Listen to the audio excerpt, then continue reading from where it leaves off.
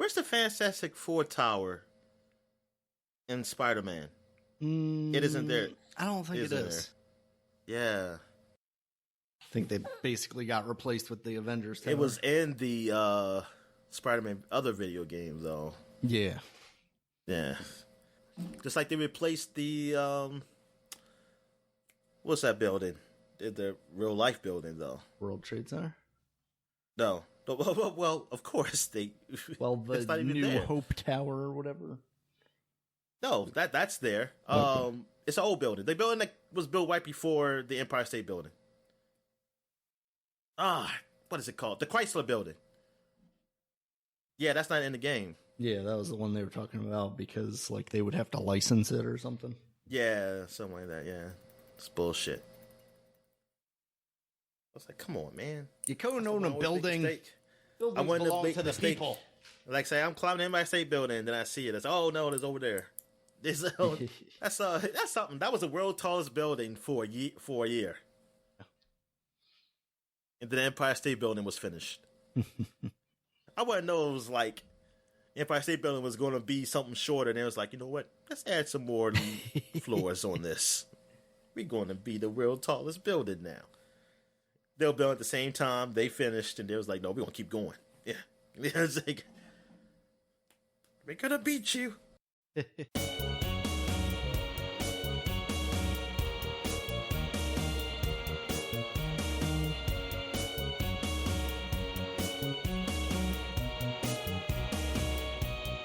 Hello, gamers, and welcome to episode 308 of the Super Ultra Podcast Arcade. I'm your host, Daniel Nicholson, and with me is my co-host, Dominic Stallworth. What's going on this week, Dominic?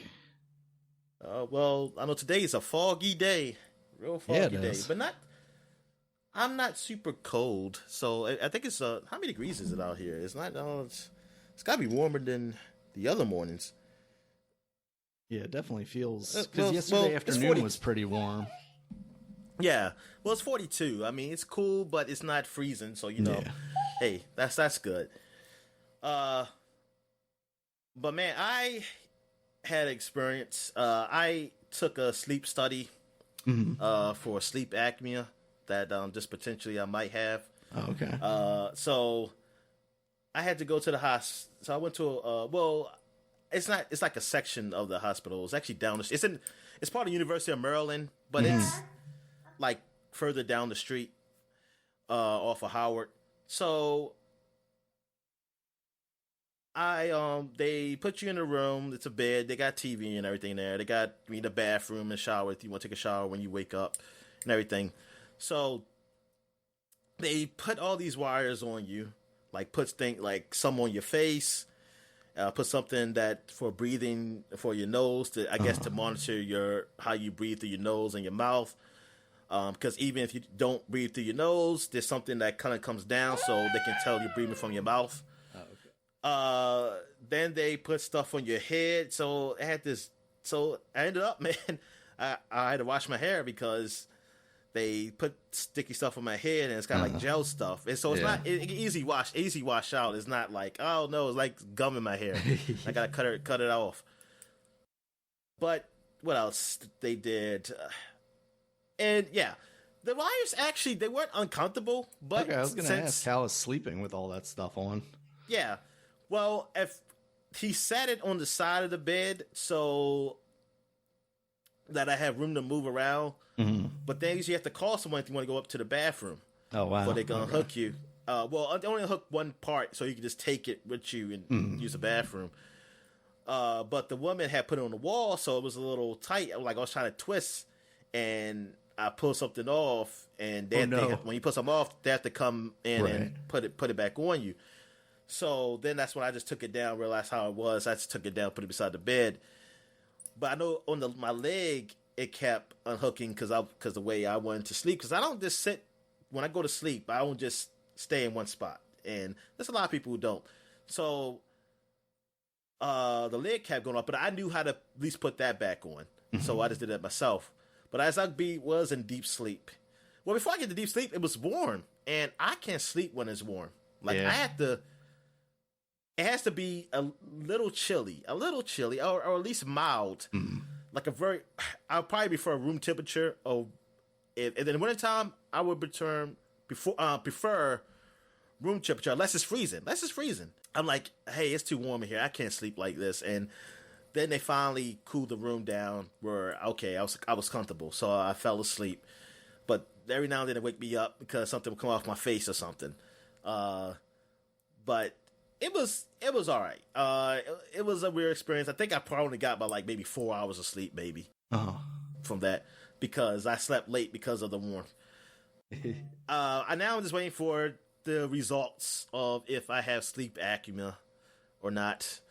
That I have to use that CPAP. I know a friend of mine uses it. Well, he says he uses it, but he says sometimes he don't because it's uncomfortable. The person I know who was initially setting me up, the guy told me that his wife uses it and that it's been really great for her because she used to wake up with headaches. And I said, yeah, that's what I do. Sometimes I will make up with migraines. Even though I haven't done that lately, though. Like, recently I haven't done it. But I have changed, I know, my eating habits a bit. So that could be helpful. But also, he said that the CPAP really works for her. And, like, she's always slept very well with it. So hopefully I have a better one than my friend where it's more comfortable. If I have to use it. Yeah. I mean, we'll see from this study. Yeah, my wife has always suggested that I look into that stuff because I always like stop breathing in my sleep. Yes, yeah.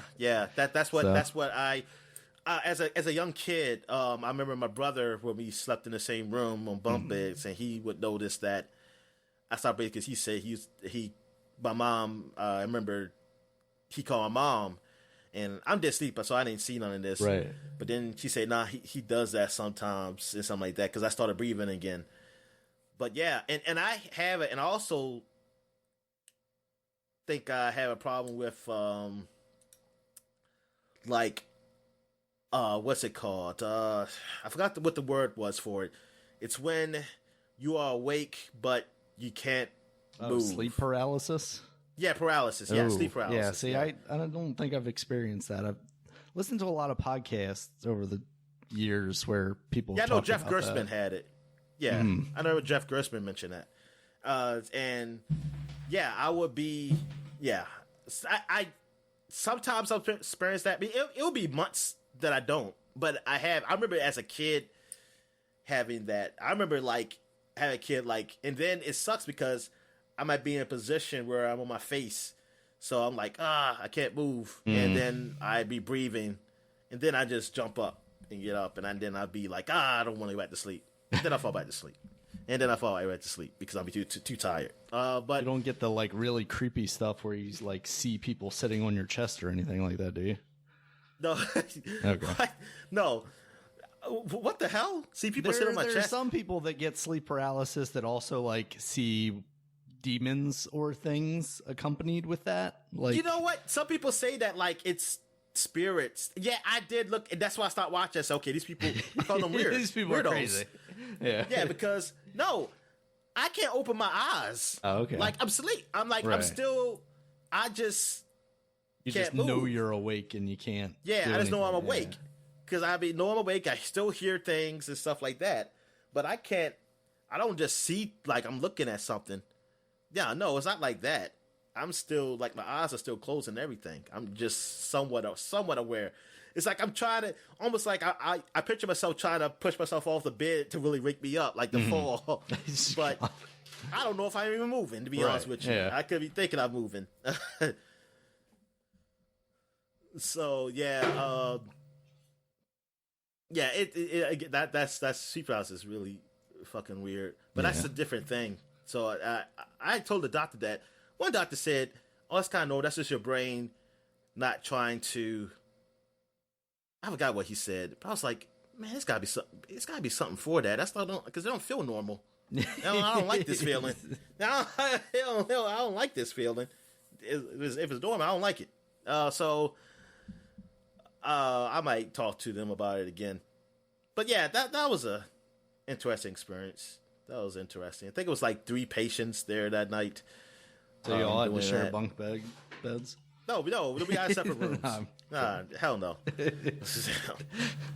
That's what I always found funny about saw... sleep studies, though, is like, since they have to put all that stuff on you, it's like, are you actually getting a real accurate, determination of the way I sleep normally?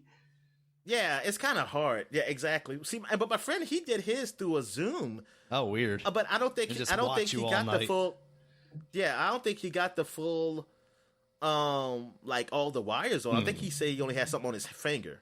Oh, okay. Which I had that blood too, oxygen thing or something, probably. Yeah, I think that's all he did. But he always had a hard time sleeping that too, because he always knows. He said subconscious, like, oh man, they're looking at me or something like that. Right. I honestly wasn't that bothered.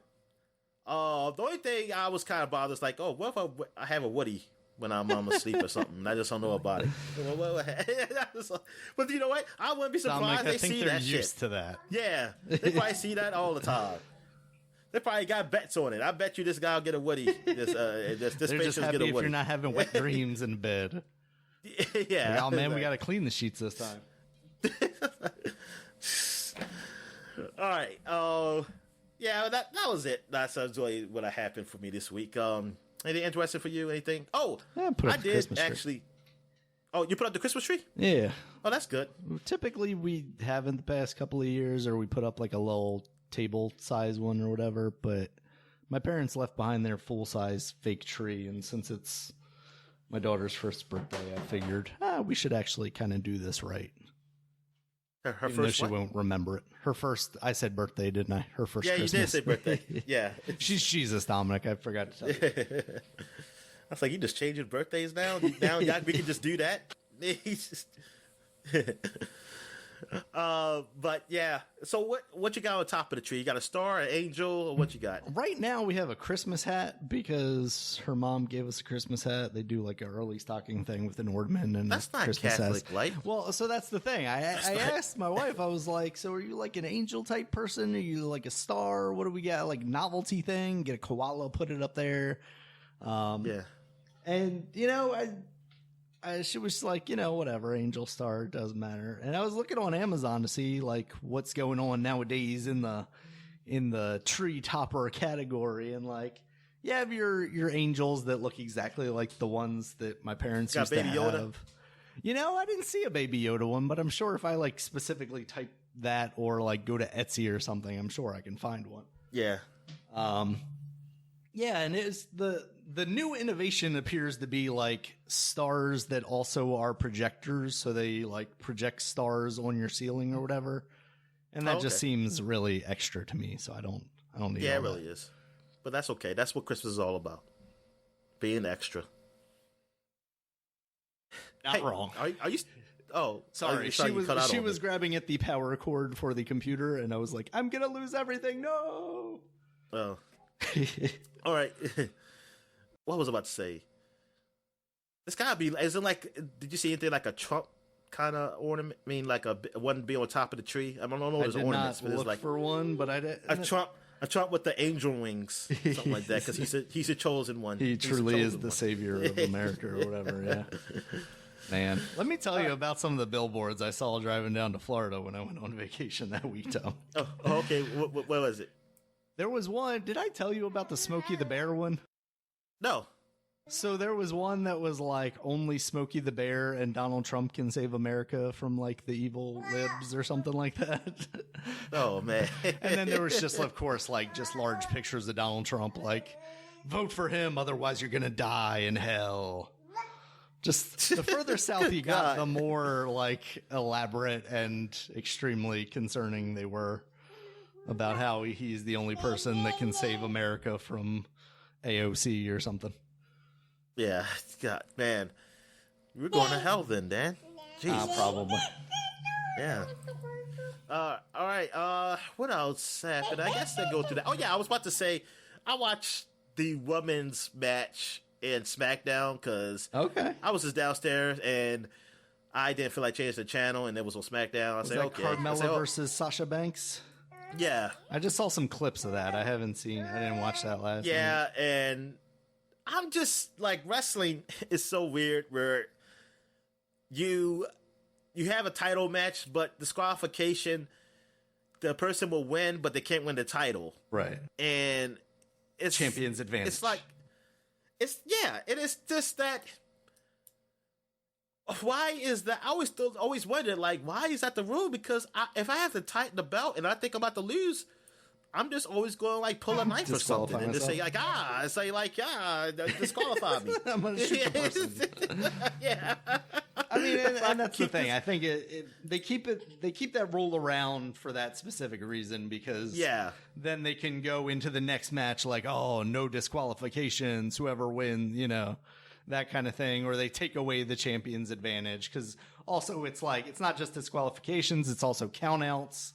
So, like maybe last night that's what happened, where like Sasha got counted out, but she doesn't lose her title, but she still loses, so Carmella gets a win. Yeah, she kept stopping her. Oh, okay. And then then Kamala, like in the corner, she kept stopping, and then they said disqualification, and like, cause Kamala's butler, I don't know who the fuck that black man is. I saw him. Like, I don't know what he was there for. Kamala's tool or something. I'll call him.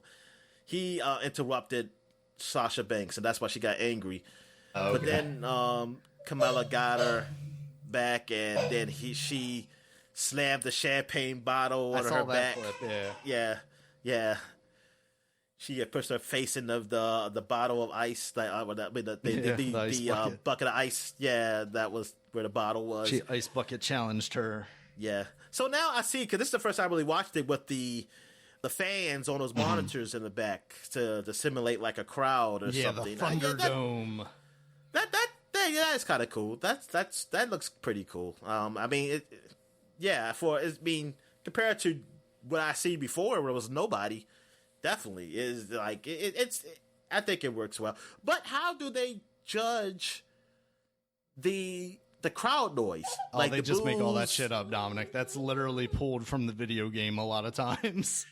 Oh, okay. So they just know like Sasha is the favorite, so they're gonna boo Kamala exactly when she does something. Yeah, whoever they wanna get over. Like, even if it was like an old Roman Reigns situation where it's like the crowd would have booed him, but they won cheers, they would have just pumped in cheers for him. Now, of course, Roman's a heel, so it actually works. So now it works, yeah. Yeah. But yeah, they just do whatever they want. They don't. Those are just people to be there. Basically, they aren't actually taking any of the audio from any of those people. Oh, okay.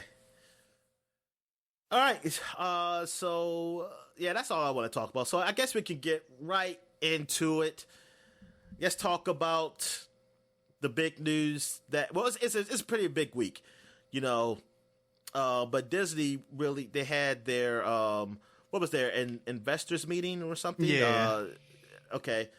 And they showed off a lot of news. So I mean, you take it away because you watched more than I probably looked at. Yeah, so there was actually like a presentation with Kevin Feige for the Marvel stuff. I didn't see anything similar for the Star Wars stuff. It was just kind of a loose set of announcements.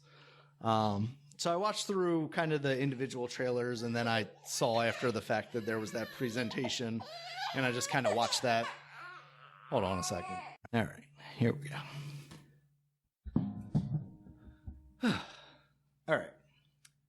So yeah, I first watched some of the trailers just kind of on their own, and then I saw that there was like an actual presentation of them, so I just went through that in like 2x speed to see if there was anything I was missing. There were a couple things that didn't actually get the trailer treatment. They just got talked about a little bit. Things that, we are very close to, like Black Widow and Eternals, we already knew were happening. The things that weren't big surprises here. They kicked it off with WandaVision. That's coming out June 15th, 2021. They had a new trailer for that with just more of showing off Wanda and Vision's relationship and how it's going to go across like different decades and a lot of how just it seems like it's all in her head. And I think we knew that based on like previous comics and stuff. Yeah. So I'm liking the look of that. I'm excited for that. That's coming out, pretty soon. We're just about a month away from that. So I'm intrigued by that. And I wonder how they're going to tie all that stuff into like Doctor Strange too, that they've talked about having Wanda in there and kind of go in the multiverse route. So we'll see how that stuff goes. So you have a lot of the supernatural stuff. So that's kind of cool. Well, it's not just supernatural, but like mystical, I guess you should say. Yeah. Like magic and things of that nature. Yeah. WandaVision is very interesting. Like I'm very curious about that show. It's something different. You know, it's not just well, from the previews it don't look like just like superhero type of show. Right. Yeah. It kind of reminds me of something along the lines of the one I watched, Doom Patrol, because that's just not a heroic type of show. It's kind of like different. It's very, I wouldn't say cerebral, but it's more about the characters, like in their personal lives, but but I mean, it has an overarching little story where there is an enemy, but it's not just, hey, a bad guy, you fight. It's like, it's something that you just don't expect to see. Like, it's something like each episode is almost something like, oh, I did not expect anything like this. It's like it keeps it interesting. And WandaVision is like the type of show I kind of feel in that way too.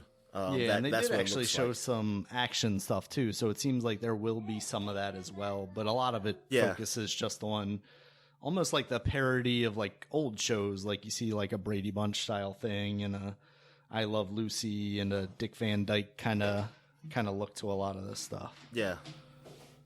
Bewitched, I guess, would be an appropriate thing too.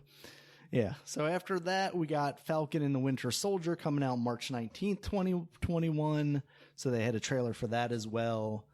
That looked a little more serious than I was maybe expecting. Like, I almost was thinking it was going to end up being like not quite a buddy cop type thing, but something similar to that. The interactions we saw between those two characters in like Civil War was very much just like, I hate you, but also we're going to clown on our buddy Steve because he's a dork that finally kissed a girl. Yeah. But the trailer was very action-packed. Sorry. Yeah, I still have not seen the trailer on this one. Okay. I mean, I want to see it, though. I mean, it sounds interesting, but I haven't looked at the trailer for this one. Yeah. It's a lot of just gunplay and action and stuff, and then at the end, they kind of cut to like a more little fun scene of them just kind of quipping back together. Yeah, I'm kind of looking at it now. Yeah, it looks, I mean, the action looks really good. Yeah. Yeah. I mean, all these things so far from what they've shown, it looks like they're going full on with it. It's not, oh, this is going to be the TV show. This is going to be the movie. So I have a lot of optimism about that, especially seeing the way they treat something like The Mandalorian, where maybe in the first season there were moments where I was like, this CG looks a little cheap. But this second season, I don't think I felt that way at all. Like, this stuff just looks incredible. Like, maybe the first season they were like, we're not so sure that this is going to land. And then now they're like, oh, Baby Yoda went over, so we're just going to pump all the fucking money in. And now you've got friggin' TIE fighters shooting down and Slave One flying around and whatnot, looking really good. So, yeah. After that, we got Black Widow. That's coming out May 7th, 2021. Finally going to release. I think we kind of know everything that we're going to know about Black Widow at this point. They didn't have a new trailer or anything. It was just, hey, Black Widow is also finally coming. So, we'll see about that, Dominic. I mean, we're still talking about a theatrical release for this movie, and May does not seem that far away. So, it's, doesn't seem that far away for like vaccine stuff, but also seems extremely far away for theaters that cannot keep people coming in and are constantly losing money. So, who knows how many theater chains we'll even have left by the time May rolls around. Yeah, exactly. I have no idea. Yeah. That is, I mean, I have a feeling it's going to be day and date, just like the WB movies. I think it's going to be that for Disney. Maybe they might charge for it, and I'll find a way to watch it. But it will be, well, I'll just wait. It won't be that long. Probably come to Disney Plus. But yeah, I don't think it's going to be what we think. I don't think next year is going to be, hey, the movies are back. I don't think that's going to happen. So all the people who just feel like, hey, I'm going to see these in the movies. I feel you. I mean, but I don't know if it's going to be your choice.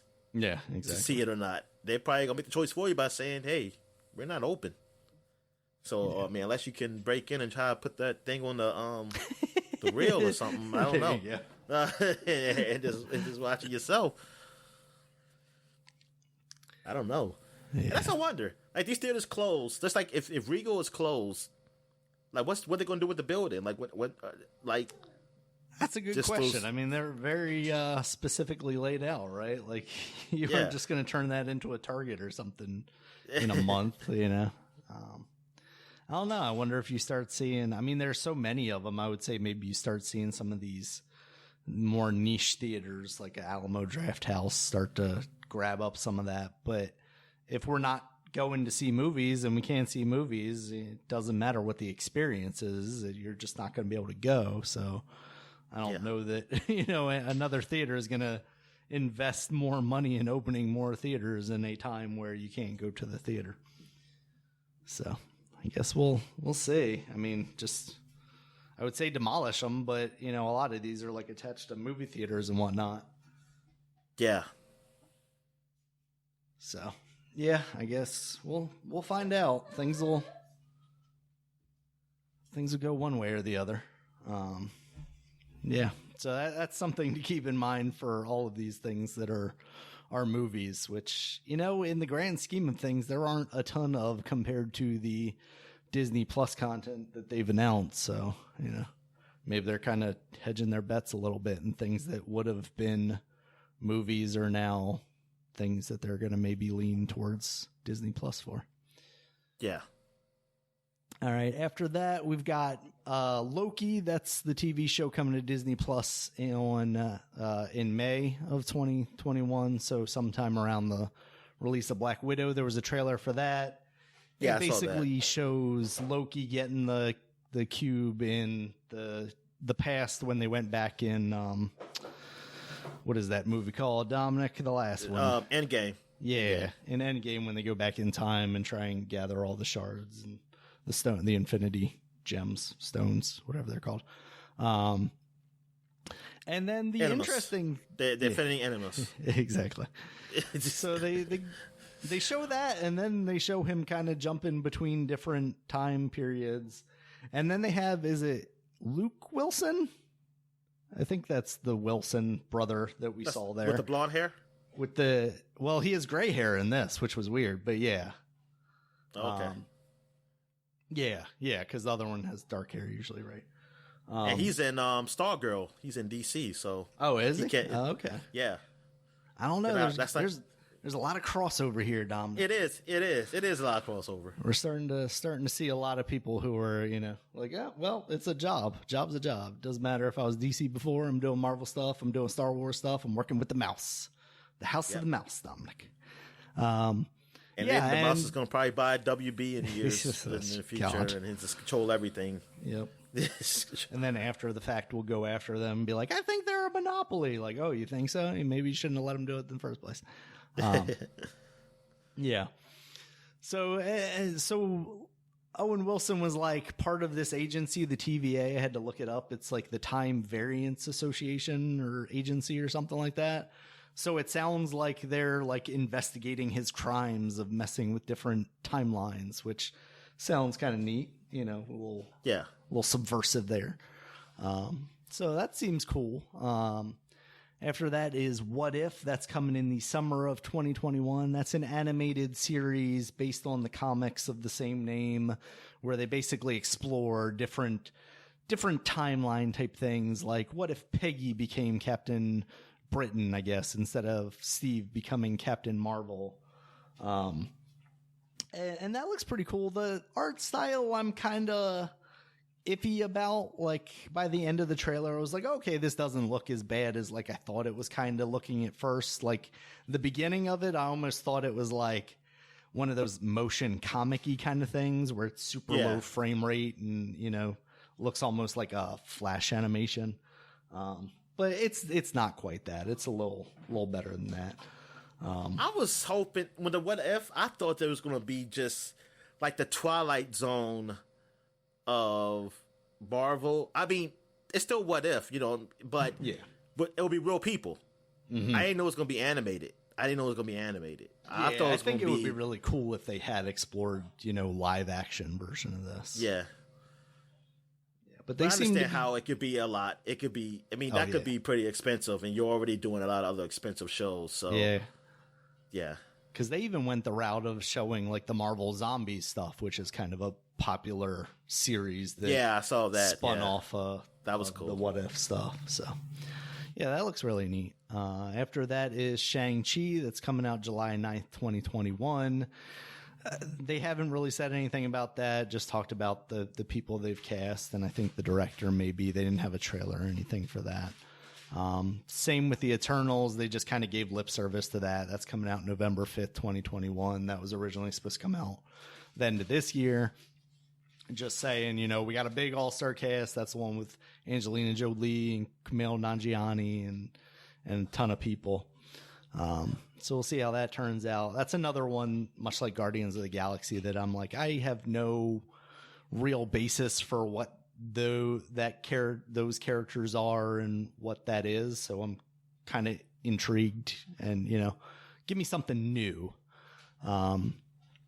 And then you're going to give me something that's not new at all. Spider-Man 3, that's coming out December 17th, 2021. Yeah. There is a lot of talk. Have you been seeing the rumors? And now I guess some of it's confirmed about what they're doing with this.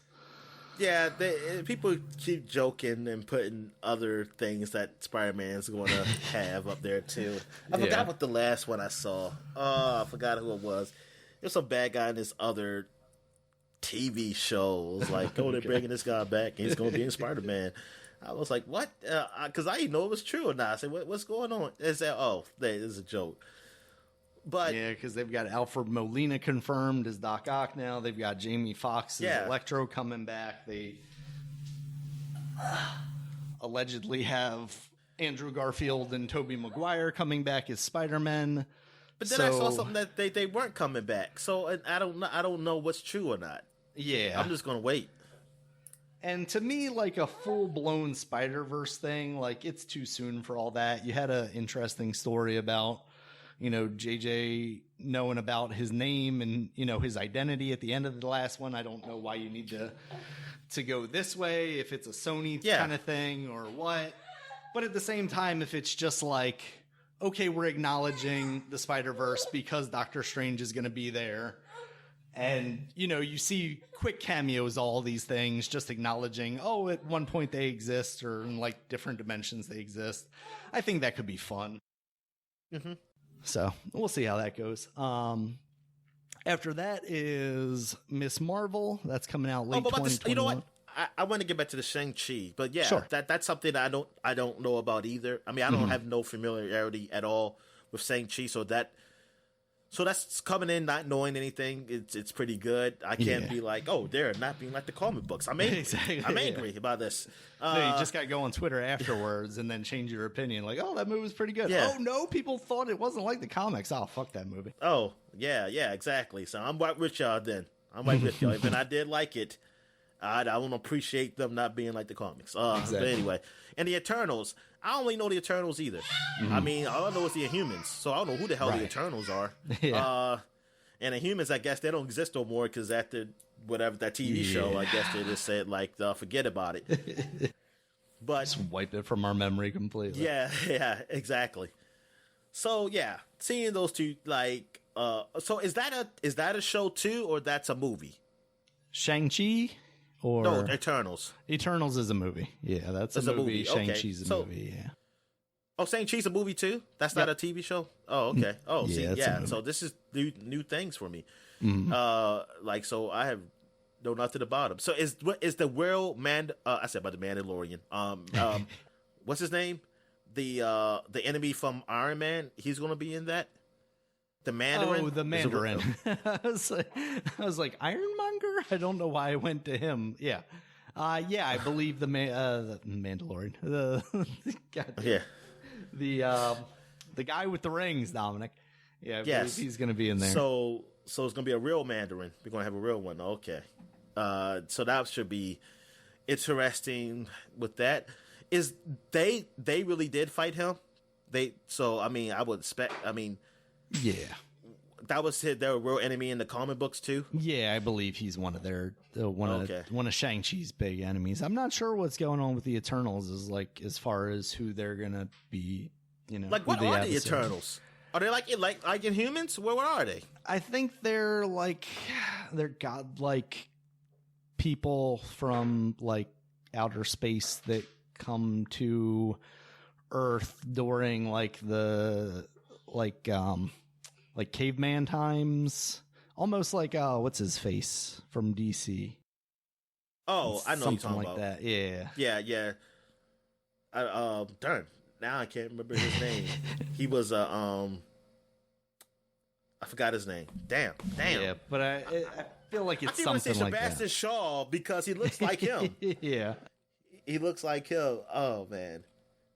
But I think that it's something like that. Yeah, so we got Miss Marvel. They're already filming that. Vandal Savage. That's what it is, yeah. Yeah. He was on Legends of Tomorrow. Yep. Yeah, so I think it's something similar to that. So we'll see. Yeah, so Miss Marvel, the young girl version of that. Yeah, the Eternals, I believe, are. Although I wouldn't be surprised if like one of them turns out to be the bad guy in the end or something, something like that. Yeah, Miss Marvel, they're doing that. We've talked a little bit about that before. I saw the trailer for that. Well, some of the trailer.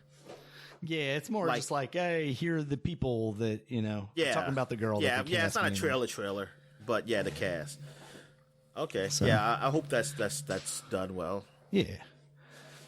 After that is Hawkeye. That's also coming out late 2021. I've seen some set shots of that. It's going to have Jeremy Renner coming back, and it's also going to have Kate Bishop, the female Hawkeye. So, wait a minute. What about his daughter? That's a good question. What happens to his family? Why is he now on the run? Did they all get murdered? Because people were saying that they were saying that his daughter was going to be the next Hawkeye. Mm-hmm. Yeah, and I don't think that's the case in this show. Because and that's why I was confused. 'Cause I was like, but her name's Kate Bishop. Did she get married? Yeah. If they changed the storyline, I was like, they changed it so that Kate is his daughter instead of. Because is that her name? Was that her name, Kate? No, I think it was like Natasha or something, wasn't it? Because the daughter was born. Well, no, it wasn't born after she was dead. That was like the oldest daughter. Was there a third child?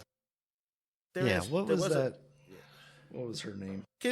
My friends are all talking about his daughter is going to be the next Hawkeye, and I'm not talking like I'm not looking at news, so I don't know. I'm just going by what they see. I was saying, okay.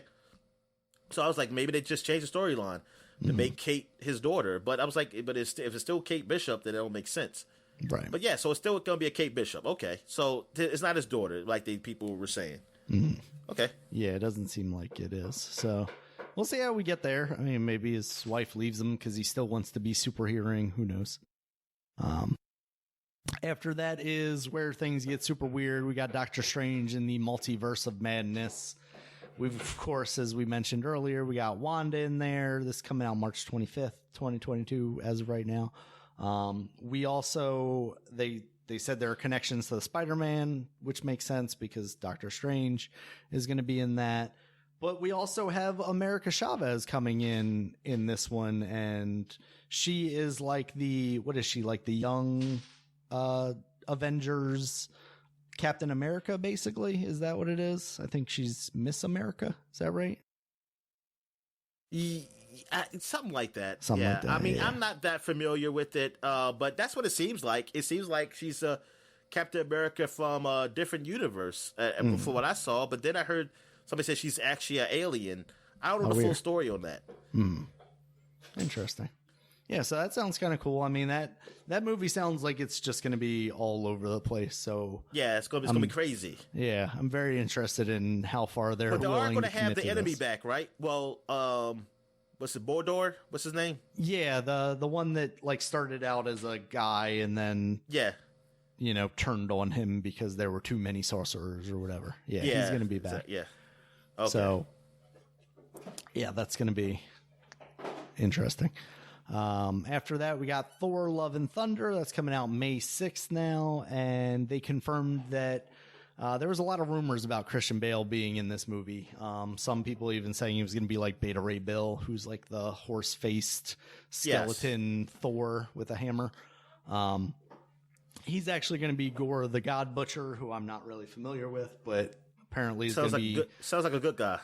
Exactly. He's going to be the villain in this. We already know that Natalie Portman is going to be back. She's going to be playing Jane Foster and going to turn into Thor at some point. So that's another one that just seems like it's going to be absolutely insane.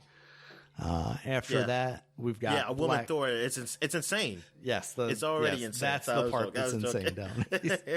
How dare you? After that, we got Black Panther 2. That's coming out July 8th, 2022. Kevin Feige confirmed they will not be recasting T'Challa. And that I think that's horrible. I think that's horrible. Because he said about honoring the memory of what's his name? Chadwick Boseman. I'm just thinking that, look, either you can recast it and just use someone else, or just make it another Black Panther. But I don't know why did you make the actor be like bigger than the part? I mean, it's sad that he's gone, but I think there still should be a Black Panther.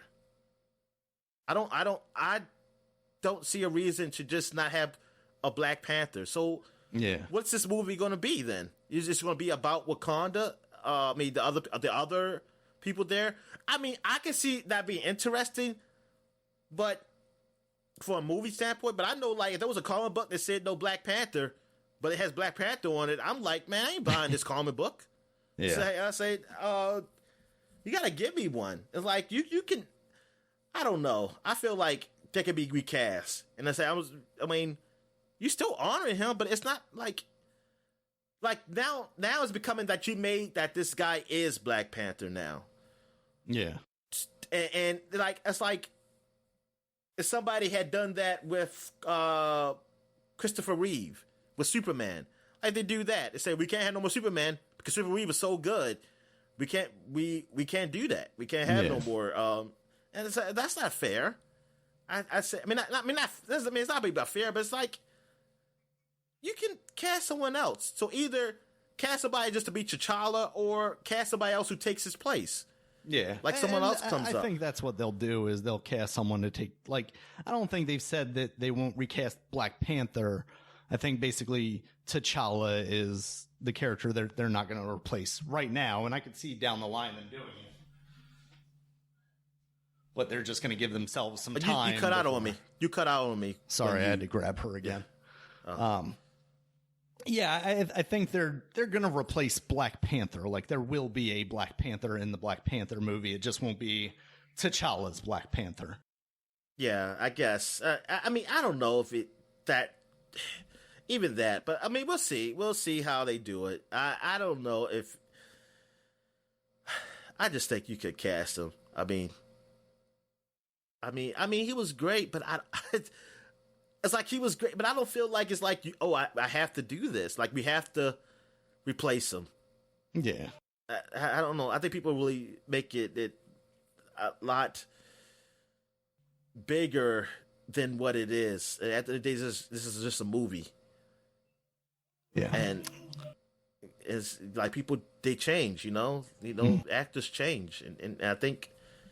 Come on, I mean, I know it's not exactly like the Rhodey situation, but come on.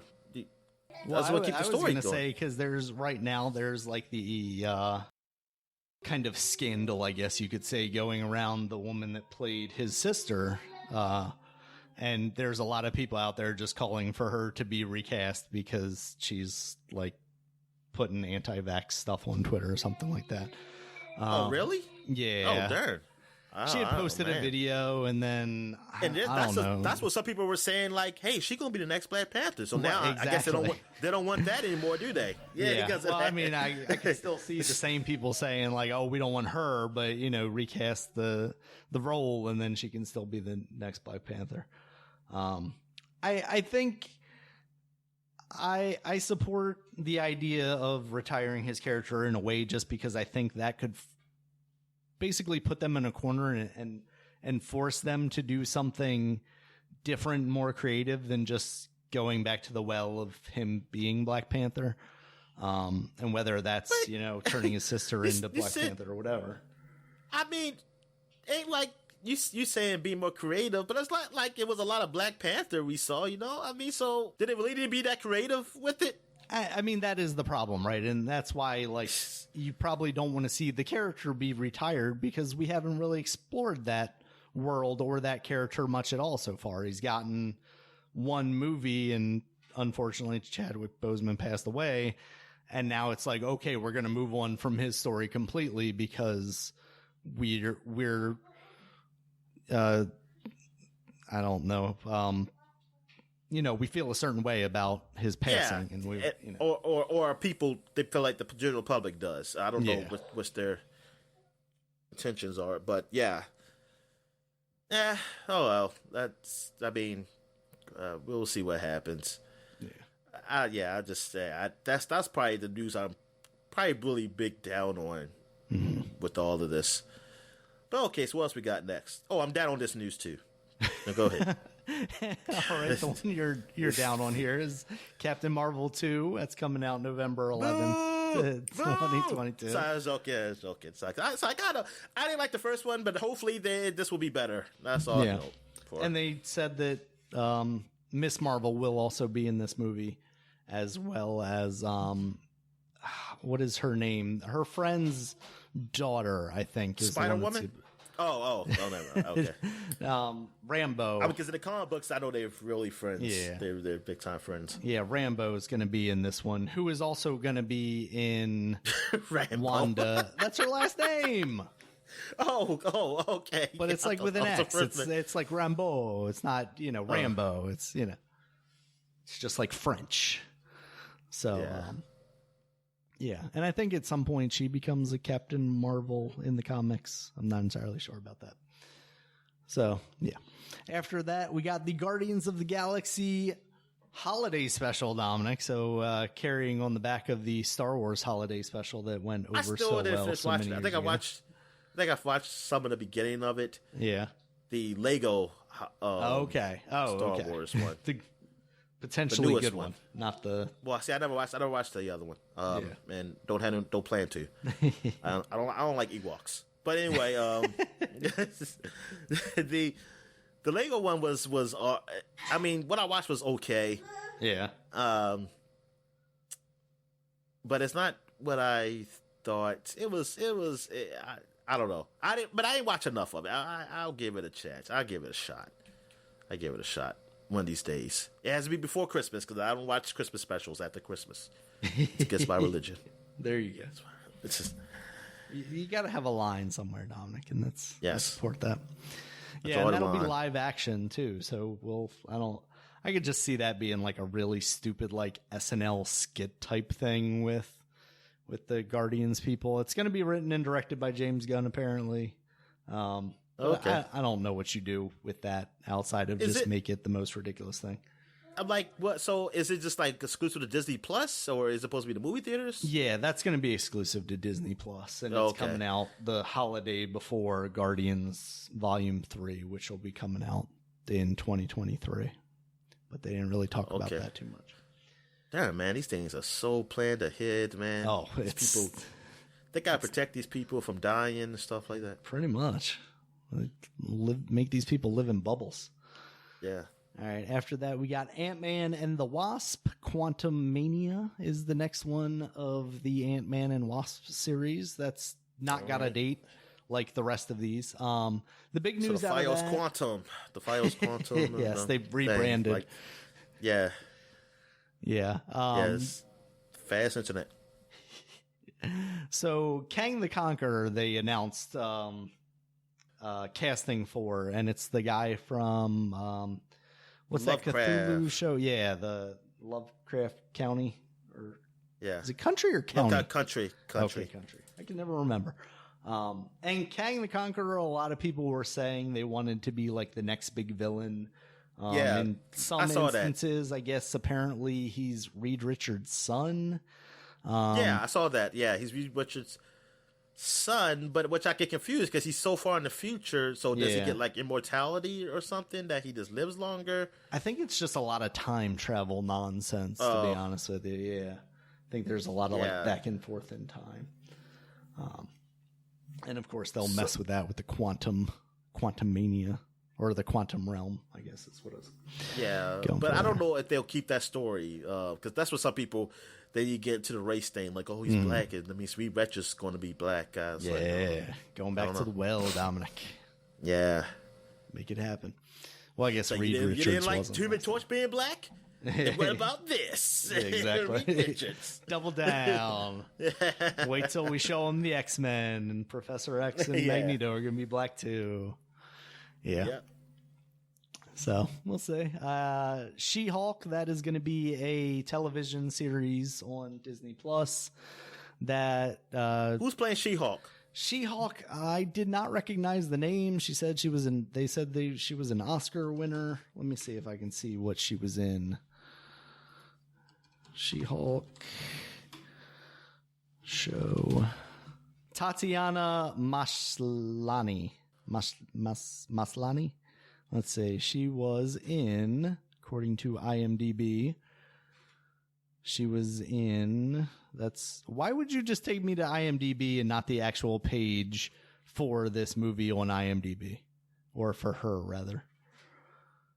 Okay, she was in Perry Mason. She was also in Orphan Black. Oh, I know her. I know her now. Okay, from Perry Mason. Yeah. I mean, I know from Orphan Black, too. I saw, like, the first episode of Orphan Black that I knew I didn't want to watch anymore. Okay. But no, she's good. I like her. So very nice. So, yeah. She's going to be She-Hulk. Okay. I always kept thinking of a tall woman. I mean, she might be. Again, I don't know. Is She-Hulk going to be CG? Yeah. But no. You know what? I wonder. I just kept making, they're going to get like, because I just know She-Hulk as a supermodel, but I mean, I'm saying this woman has a nice body. You know what? I never seen her wear, I mean, she looked like she could be. But I just kept thinking like supermodel, Yeah. But supermodel, but like super strong model. Like lifter model. Yeah. Yeah, we'll see, because, I mean, I feel like with She-Hulk, she's more She-Hulk than she is, her normal persona. So, do you spend that much time with a CG character? Yeah, she never goes back, because she never goes back to her. She stays She-Hulk. From the story I read, and unless they changed it, the stories I read of She-Hulk was that she can't change. She can't change back and forth. She's just She-Hulk.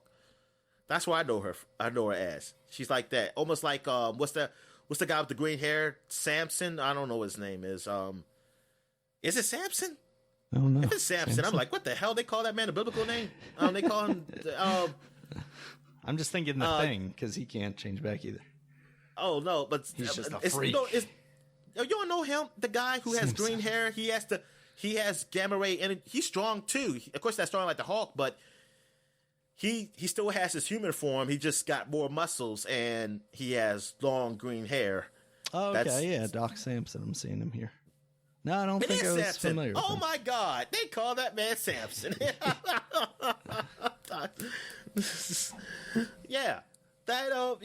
So it's kind of like him or Abomination, but Abomination is really bad because he's ugly. And he has to stay that way. And Abomination's going to be back in this show too. And he can't. He can't. Who played him in sit in the rides? Edward Norton. He can sit in rides and cars, so it kind of sucks for Abomination. Abomination. Yes, I saw that. Abomination's going to. Yeah, he is back. He will be back for that. So that's cool to see him. It sucks. I'm hoping like the Hulk can be short, but you know what? No, I don't want the Hulk. because he's they all said normal. Mark Ruffalo is going to be in there, so I don't know if that means Hulk or that's Grey Mark Hulk. Ruffalo. That's Grey Hulk, man, and I don't like Grey Hulk. I like Hulk for Endgame. I mean, it was funny, but I was like, okay, he can go die now because I don't. I like Angry Hulk. I like Angry Hulk. I mean, that's just the Hulk I like. I like Hulk smash, not Hulk. Yes, I can still type on a computer and I'll talk normal. Hulk daintily typed. And I'll share you a taco. I'll share my tacos with you. Exactly. Yeah. All right, so what else we got, man? We also got Moon Knight. Didn't have a lot of details on this. I think they might have had a director or something. That's TBA. This is also going to be a Disney Plus series. What's Moon Knight's power? What is he? Or he's just a white Batman? I think a lot of it is that he's a white Batman, but he also has like mental illness issues. Like he's got like schizophrenia or something like that. So he's got like multiple personalities. Ooh. But I think a lot of that is like he's like super good at kung fu and shit. Oh, okay. Yeah, and he's got a staff, I think. Yeah, I know that staff. Yeah. The moon staff. That's what I call it. Okay. I don't know what the hell it's called. After that, they talked about Secret Invasion. That's going to have Sam Jackson as Nick Fury and the guy from Captain Marvel as Talos, one of the Kree or Skrull, one of the Skrull. Was he? Well, he was the main Skrull, the funny Skrull. Yeah, exactly. Okay. Yeah, I think it's Ben Mendelsohn or something like that. And yeah, I mean, Secret Invasion is a extremely large event in Marvel history. So Isn't that when the Skrulls take over? Yeah, that's when we find out like half of the fucking planet is a Skrull. Was a Skrull the entire time, and yeah, and we find out like a whole bunch of superheroes were Skrulls this entire time. Yeah, so it's going to be interesting how they handle that. Because, like, that seems like almost the next event that you would get into with an Avengers-style thing. And then they make it like the Skrulls, they kind of changed it, because I think of the Skrulls as bad guys, but they did a switcheroo on us. Like, we already knew the Kree, both of them are bad. Yeah. The Kree and the Skrulls. They just hate each other, but they don't like us either. But, so, they did a switcheroo, like, oh, we saving these Skrulls. Like, the Skrulls like, oh, we've been attacked. Mm-hmm. So I want to know if they're like just a different sect of Skrulls, and then the other Skrulls are like, oh, we want to take over. Like, we have to take over because the Kree destroyed our planets. So we have to go over to other planets and take over. I don't know. I wonder how they switched that. How they change from being to like, oh, we understand their plight and we're going to help them against, like, they helped them against the Kree, to they're taking over Earth. Yeah, I want to know how that worked out. Yeah, I wonder like if, how said, they did that it's story a different like sect or something like that, and it's like, oh, sure, like Talos and his Skrulls were, you know, good guys or innocent bystanders in a way, but the rest of them are bad guys. Yeah, and, you know, here we go. So that's cool. I really wonder though, like if they're just going to be leaning real hard into the Disney Plus stuff and it's going to be treated like this huge event, or if... Wait a minute, Secret Invasion, is that a movie? That's a movie or no, Disney Plus thing? That's a Disney Plus thing. Oh, okay. Yeah, so I wonder how that's going to go. And then they also announced Ironheart, who is Riri Wilson. She is the new Iron Man. Okay. They had at least a director for that, I think. Sorry. And I hope it's a whole lot better than what the comics I read, a couple comics I read of it. Because it's, I mean, I told you that the reason she took up the mantle of Iron Man was dumb. I showed you that passage. I just trust the show to do better. And I hope it does a lot more appropriation, because there's not... like, there are black characters, but I just want to know if they'll go deeply into black American culture. Mm-hmm. And that, I mean, because Black Panther is more African culture, a mix of African cultures. Yeah. Not Black American culture. Yeah, exactly. It's more Pan-African. So I'm hoping to get that with Ironheart, like Shang-Chi is getting with the Chinese culture. Yeah. Or like even like you see in Miles Morales, like in the animated movie, you get a feel for the difference between like a Miles Morales and a Peter Parker Spider-Man in that movie. Yeah, exactly. Like you see him with his Latin culture, his Puerto Rican, I guess, side, and he got some things throughout the black side too. So I'm hoping to see more of that. I want to see that with the black side and these other ones. Like you're going to get that with Miss Marvel with her Muslim religion and the Pakistan family. Yeah. Which, when you mentioned the Latin stuff earlier, it's like what I find interesting about Miss Marvel is that they're very hard going into, this is a Pakistani family. It's not, this represents all Muslims, and while giving it a little bit of representation there, but they're making it a very specific thing. So it's like saying that here is this thing for Pakistani people, we might have something else for Iranian people. We might have something else for different segments of the culture. I say Latin because of a tweet. Because thing is, the Latin culture is very diverse itself. Yeah. That Puerto Ricans are not the same as Mexicans, and then you got South Americans, you got people in Brazilians and Argentinians, Venezuelans. You got all these countries. They got different cultures, so you can't just be like, oh, we got someone who's Latino. Nope, they represent all of them. It's like that's not fair. That's not we true. Should that's all just be like, asking for more. Basically, is like don't just say like I want a Latino face in there. I want someone that actually can empathize with me. Like it's like you were saying with Black Panther. It's like it's nice seeing black faces, but it would also be nice to see African American culture. Yeah. As opposed to like Pan-African culture. Yeah, exactly. It's like, I respect that. I mean, we really respect that. But I was like, hey, something a little close to home. Yeah. So I know that, and that's tough. And I'm not really like beating them on the head with this because I mean, you only got so much shows to do. But it could be. But I see the post is moving. They are leaning to that direction in these movies. You're seeing the representation there, and representation is good when you actually like implement, like we talked about, the culture into it more, not just faces. Like CW, it's just faces. It's just that we got all these representations, but basically you can replace them with white people. It's the same damn show. It's the same show. It's nothing different. I do like how at least Disney, Marvel are doing that. They're not just pandering. I mean, if you're going to pander, I'm like, do it right.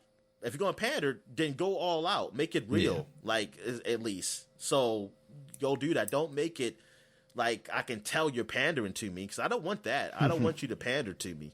Right. I just want a legit representation. And it seems like they're doing. It seems like they really did pretty well with that. Like even with the Marvel shows on Netflix, like with Luke Cage, you got Rosario Dawson with her. What is Rosario Dawson? I don't know what she. I know it's a Latino, but I don't know what it is. But she was like her mother and stuff on their side. They were, it's different from where Luke Cage is, with the Black Harlem, that side. So, and you saw that. And also with Iron Fist with the Chinese culture. I mean, he wasn't, but with the Chinese/Japanese, you saw that because that's what he dealt with. With that, they implement that stuff. And his girlfriend, what was her name? I forgot her name in Iron Fist. I can't remember. But so you do see that how they put that in there. And I do appreciate that. Like I do, like something that feels real and not pandered to. And I was like, that's how these writings should be. Like I don't believe it should be just. I mean, yes, I believe there should be representation. Like, I'm definitely for that. Like, I'm not those people who think, like, oh, nah, you just do it like the comic book, say, hey, look, we all equal and blah, blah, blah. Yeah, whatever. Yeah, we are, but don't just put a face and say, hey, that's a black person, so, hey, there you go, you got your thing. Nah, like, give it some, like, some life or something. Like, make it feel real. Make it feel real. And it seems like they're doing that. It seems like they are doing that. All right, so what? We got 3 more shows for Marvel. Yeah, we got a couple more here. We got Armor Wars, Iron Wars. Yeah, Armor Wars, which is going to star Don Cheadle. It sounds like it's basically what happens when the armor goes bad, which we've kind of already seen in ways. But is this a movie or a TV show? This is going to be another TV show. Okay, so I'm gonna have a series for him. Yeah. When the armor goes bad, that's interesting. I want to know if Ironheart's going to be in there. Ironheart is a movie or a TV show? Is a TV show. So I wonder if Ironheart's going to be in Armor Wars then. I would hope so. I mean, if it is in fact coming after, like, all these things are kind of TBA right now. Well, I guess even if it's not afterward, it could be that, she comes out of the result of, seeing this chaos from the, so that I'm definitely intrigued by that. I like Don Cheadle a lot, so yeah, we'll see how that goes. After that, we got I Am Groot. This is just going to be a group of animated shorts, it sounds like, on Disney Plus. So I'm sure that'll be fun. Some nice little. But there's been things. some I Am Groot shorts. Well, it's like Rocket and Groot or something like that. Oh, really? They have cartoons up here already. Yeah. Interesting. I haven't watched them yet. I mean, there's so much shit up there. I'm watching old Spider-Man right now. Yeah. Not the old one. Not the Spider-Man and his amazing friends or whatever. Friends, yeah. Not that one. But I am watching the Fox Kids one. Oh, okay. And I've been watching like X-Men. Heck but yeah, they got a group like, and it's because it's not a whole half an hour. I think they're like the little shorts. I don't know. They're in 15 minutes long. Okay. They probably were coming on like the Disney XD, like in between shows, or right. like they'll have like a 5-minute show or something. Because they got that where like Spider-Man and Friends, where it looks like the Super Squad version of Spider-Man. Oh, right. But and he's always with like a hero. And it's something that's supposed to teach you a lesson at the end, like, hey, you should always help old people or something. I don't know. Like I don't know. They just like something. Like, yeah. Like, you should always help your friends or something like that. You say, like, but yeah, it's something good for the kids. It's good for the kids, Daniel. It's good for me too, because I didn't know that too. Oh yeah, I should be nice to people. Yes, but of course. All right. So what's the last thing we got here, man? All right, Dominic. The last one we got here. This is the big news. There's a new Fantastic Four movie coming, and it's going to be directed by John Watts, the guy who's directed the Spider-Man movies for Marvel, Sony so far. So, okay. All Fantastic Four, Dominic. What do we do? So Where third do we iteration. go? The third iteration. Yeah. I mean, we go back to basic. I mean, you know what? I liked the first two. All right. I didn't hate them. I liked the second one. I mean, I think that was the best one out of the two. Is that the one with Silver Surfer? Yeah.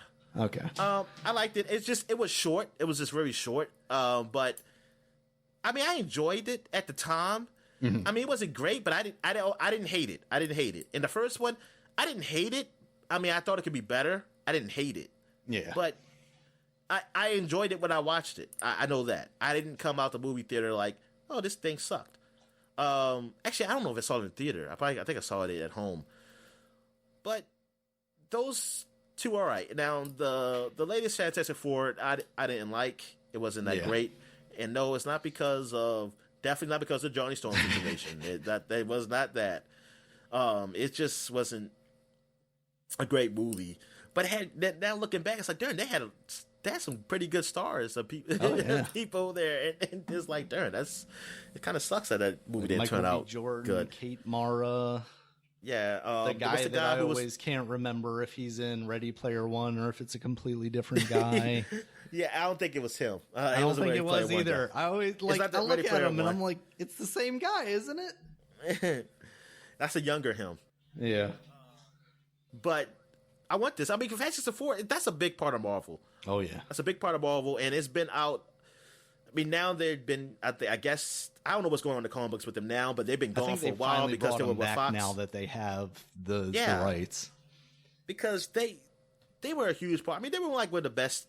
I mean, like one of the best groups in Marvel, like the cool group, because it was a family group, like a family, and I used to really enjoy that. And when they just been, I guess Fox had them, and it's like, oh man, it's like we're not gonna get a Fantastic Four in these Avengers movies. I mean, it's like, God, it's like no Reed Richards. And you know what? I'm seeing, Daniel, out of all this, there's no X-Men. Where's the X-Man? Where's the X-Man at? As I used to call Wolverine. I thought he was Mr. X-Man. But, yeah, I don't see nothing about X-Men. Darn. Yeah. I wonder if it's just they're trying to get Fantastic Four out of the way and start that, and then X-Men will be the next, like, big thing. Because you also don't see any, like, Avengers movies here. You don't see a lot of those established characters. You see them in like Disney Plus shows, which will obviously be smaller fare in a way. Like obviously it won't be nothing like we might have thought of TV shows before, but you don't see movies building up to another huge thing just yet, or it doesn't seem like there's going to be. And the way they have these things spaced out, like Shang-Chi and Black Widow, like it doesn't feel like they're necessarily going to converge at the same time. Same with like Eternals, and maybe because of like time travel stuff, or like I'm kind of okay with that though. Yeah, and that's fine. Yeah. I mean, they have their own individual movies. They're the same universe, but you know they're just doing their own thing. Like, I'm okay. I don't think it needs to be enough. I mean, not now. It don't have to be a big event for me. It don't matter. It can wait till I'm like in my 70s and they do something. I don't care. But that's what I wonder, if they're like saving that next big thing for like the X-Men, basically, is like bringing them in and matching them up with the Avengers possibly, or whomever's left of the Avengers, kind of getting to that point, trying to lay groundwork for it, basically. Like I could see that. Instead of like, oh, we see a tease for Thanos, we see teases for like different mutants coming, and then we get they're gonna X-Men movie. They're gonna set the Bex. Then when they acquire WB, the next big event is going to be Marvel versus DC. I can't wait for the Amalgam universe to return. Yeah. They're gonna have that where Superboy, Spider-Man, whatever the hell he was. Yep. And Batman with claws with Wolverine. Yep. Dark Claw. Yeah. Oh yeah, I remember all that. What was it? Dumb shit. I don't know. What was that? Beast Boy as a beast? I didn't know what the hell that was. Yeah, I was like, he looked like just a grown Beast Boy. He looked like just a big Beast Boy. Yeah. But what'd you say? What the duck? Lobo the duck. It was Lobo meets Howard the Duck. The duck. Oh my god, that's crazy. What was Superman? Was he mixed with the Hulk? No, Captain America, right? Yeah. Was it Captain America? I think it was Captain America. Yeah. What was a Hulk mixed with then? Shit. I don't know. Solomon Grundy. I don't fucking know. I'm trying to see if I can find. Let's see, Hulk. They're just not going to make this easy on me, are they? Hulk. Nope. I don't know. Bruce Banner, 9'6". Oh, so nobody can go with me. Can fuse with me. Fuse with me. The Shulk. Yeah, it was Solomon Grundy and the Hulk. Yep, you're right. I was right? Yeah. Oh my god! Oh my god! Let's pull that out my ass. All right, and that's exactly what they did. Pretty much, yeah. Super Soldier was Superman and Captain America. Dark Claw was Batman and Wolverine. Deadeye was Deadshot and Bullseye. Dr. Doomsday. What with the Deadshot? Yeah, yes. I want now. It should be Deadpool, and what's his name? Slade. Yeah, it's like Deathstroke. Deathstroke. Yeah, yeah. He has all the pockets on him. Yeah. Yeah, they had some things there, Dominic, guys. Yeah. Wonder Woman was with who? Wonder Woman was with, I just saw her. Actually, no. I don't know that there was a Wonder. With the Dark Phoenix? There has to be. Oh, okay. No. Where are we here? Because they've got Cheetah and Kraven the Hunter was lethal. Oh, nice. Wonder Woman. Oh, Storm. Oh, she was with Storm. Oh, okay. Yeah, she was Amazon Wonder Woman, apparently. That's not very creative. No, it's not. It says Wonder Woman was it Amazon, right? Yeah, it says Amazon / Wonder Woman. So was her name just Amazon, I guess? Yeah. Like, that's intriguing to me, but, like, seems like the laziest possible way to go with that. Yeah. Okay, let's get on because I know this is gonna be long. Yeah. All right. Oh yeah, we're not doing a flashback segment. Okay. All right. But so we went through all the Marvel stuff. We talked about all that. We got Star Wars stuff now, Dominic. There's not quite as much of this, and there weren't a lot of trailers, so maybe there's not as much to talk about here. Star Wars: The Bad Batch. That's the first thing coming up. That's going to be an animated series featuring the clones that are different from the other clones. That's coming out next year. It seems like it follows the same kind of visual style. Like the Bad Batch of cookies. They look horrible. But they taste delicious. I know, they still taste delicious. Yep. Yeah, that funky looking gingerbread man is... Yeah. His third leg still tastes the same, Dominic. After that, we got Star Wars Visions. This is another animated series. It's coming 2021. And it just sounds like... it's a place to celebrate like all types of different things. Like, I just want to do a thing about these people over here in Star Wars. So okay, so we're gonna see. Oh, this gotta be Gungans. This gotta Yes, be Gungans. finally. Like what the Gungans been doing ever since the Empire took over.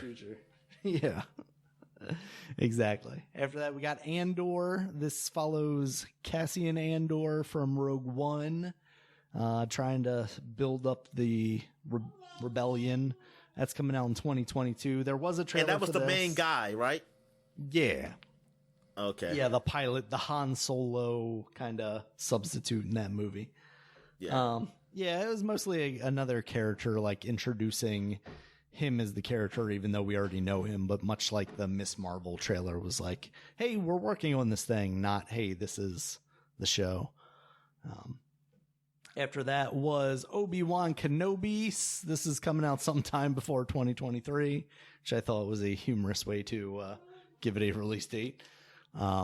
And I guess the big news, because it still don't have a trailer for this or anything. I don't know how far along in production they are.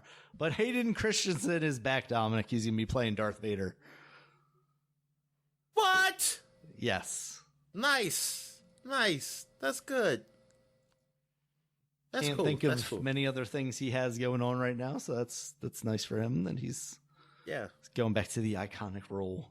Hopefully we get another no out of him. Wait a minute. This is in the Star Wars The Acolyte? No, that's the Obi-Wan Kenobi movie. Oh, I'm sorry. Or not movie, I'm sorry, television show. I'm way too ahead, man. Yeah, what the hell am I? I'm sorry. Forget I said that. Obi-Wan Kenobi movie, he's going to be there. So Obi-Wan Kenobi still going to see him? Still going to see him? Oh, okay. I just thought Obi-Wan just stayed in the hut all those years. I mean, he probably did. I imagine this is going to be like it's called Obi-Wan Kenobi. Was it a cave or a hut? I forgot. Yeah, I forgot what it was. He's got a hut. No, R2 was hiding in the cave. I forget, but. I mean, you got to figure Obi-Wan's doing something, but I just imagine him like, oh, he's just going to stand in the distance. Darth Maul with spider legs or some shit. Yeah, I wonder if we see like some of those moments from like the Rebels and the Clone Wars or whatever series, where he's like fighting Darth Maul and stuff in live action. But I feel like to have Darth Vader there is like you're telling separate stories at the same time. It doesn't necessarily mean that they're going to run into each other. You know, maybe like a parallel storyline of what's going on. After that, we got Rogue Squadron. This is coming out Christmas 2023. This is a movie, and it's going to be directed by Patty Jenkins, who is the one directing the Wonder Woman movies right now. So there's a little bit of crossover there. It's not quite Marvel, but still House of the Mouse. Rogue Squadron. Yeah. Yeah. Yeah, we get on N64 controllers. And there was a little trailer of just her talking about the movie, and her father was actually a fighter pilot. So it seems like a cool like tie in there. Like she has some experience with, you know, jet fighting and stuff like that, I guess. Yeah, this is Star Wars. Yeah. This ain't the same thing. Daniel. Sorry. How dare you? Don't disrespect the Star Wars. Oh, I'm sorry. That's joking. No, that is cool. That should be really interesting because that's what George Lucas was going for, right? Like he was caught in the first battle in the first one, like you said, like fighter pilots of World War II, something like that, or so yeah, I'm very curious. So this is going to take place when? I don't know that they said. I'm guessing Rogue Squadron is only the Empire, right? Well, I think or are they still? After the newest movies. I think that's what I saw because it was talking about like the future of the something or other. So they're still Rogue Squadrons. Yeah. They just call it Republic Squadrons or something. Well, I guess there is the Republic. I mean, I don't know what they call it now. Well, we were just, I don't know.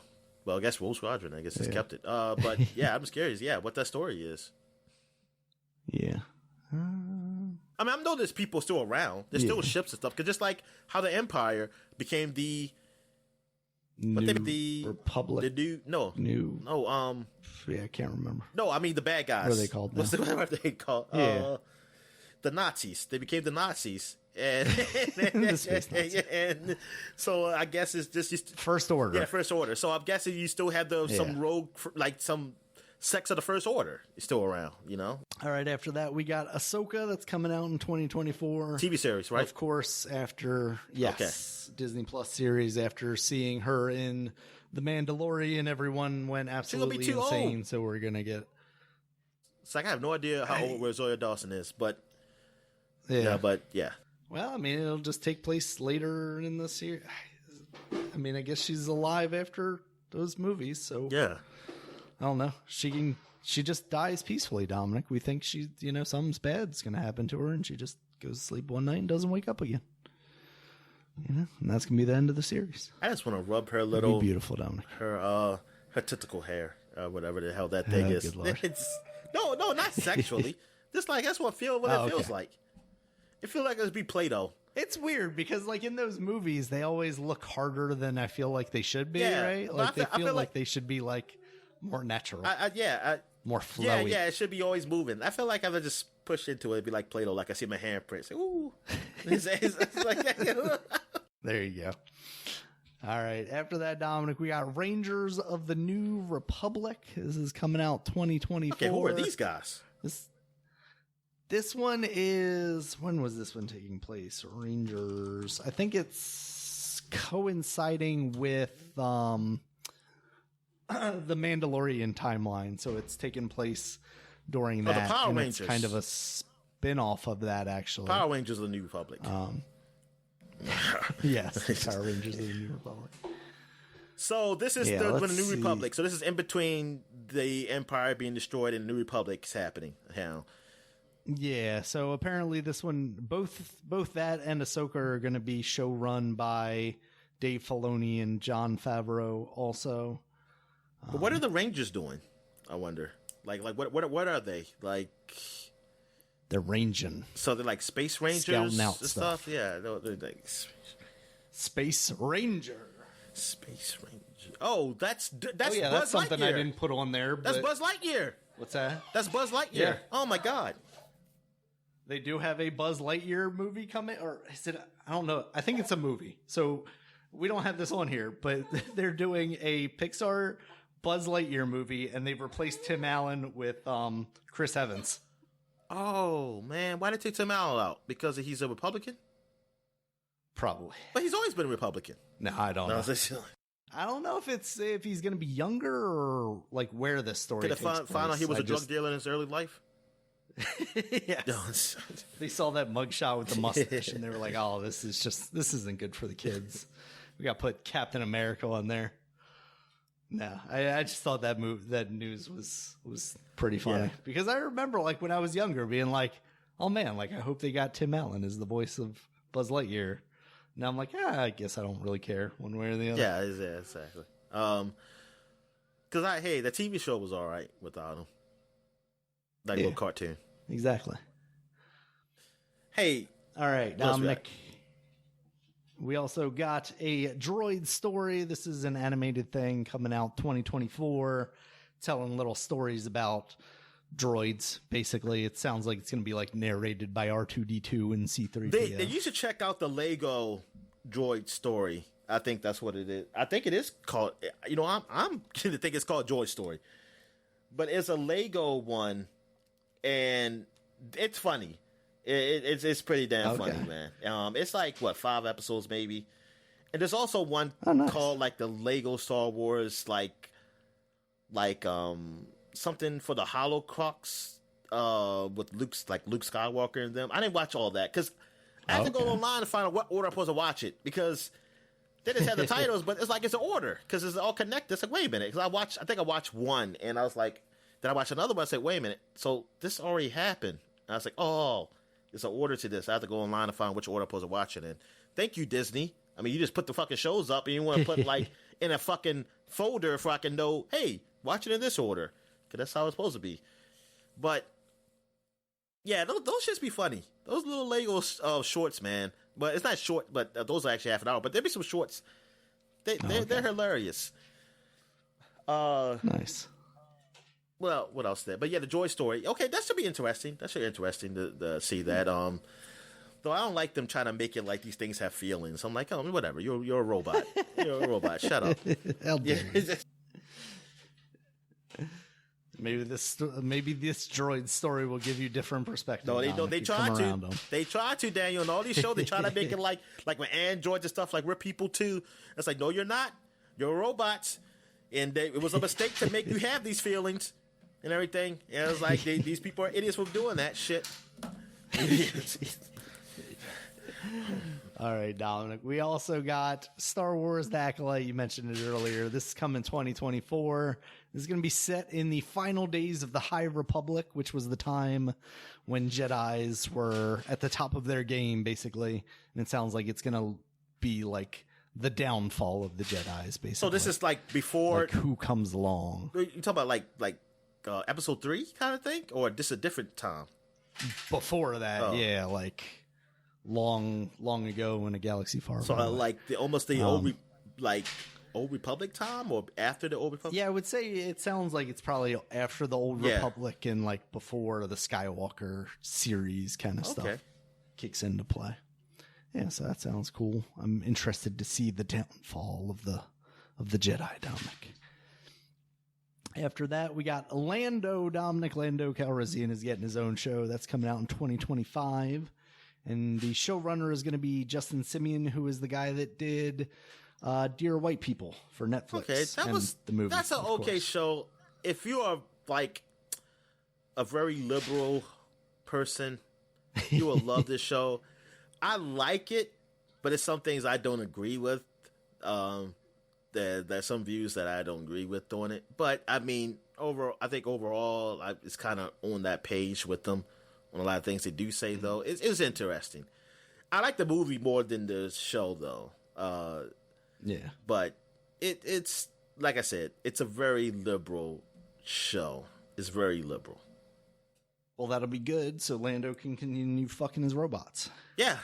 Well, I think, are they going to go full on? He loves... Oh, yeah, you just said it. He just never mind. Yeah. You just... Because it's funny, you were talking, I was listening but wasn't listening, and then I just put it in my head. Oh, you just say he's fucking robots. Yeah. Are they going to do that? Are they going to have him still, like, I got a new robot girlfriend now. Or he's fucking on the Millennium Falcon because that's what that's what she is now. Yeah, I mean, you can just have a projection like Edie come out from like Mass What was Effect, it? and then It was on Red Letter Media. He was like, because he was just talking about how, I'm surprised in these prequels they ain't just show the Millennium Falcon, like fuck that over. Say like, where would you even fucked it? And then it showed the part in the front, say right here. I done it. I done it. checks out. Yeah. It's good times, Dominic. I mean, I guess they got to recast them, right? Like, they aren't going to get, what's his name, to come back and do that, are they? I was thinking maybe.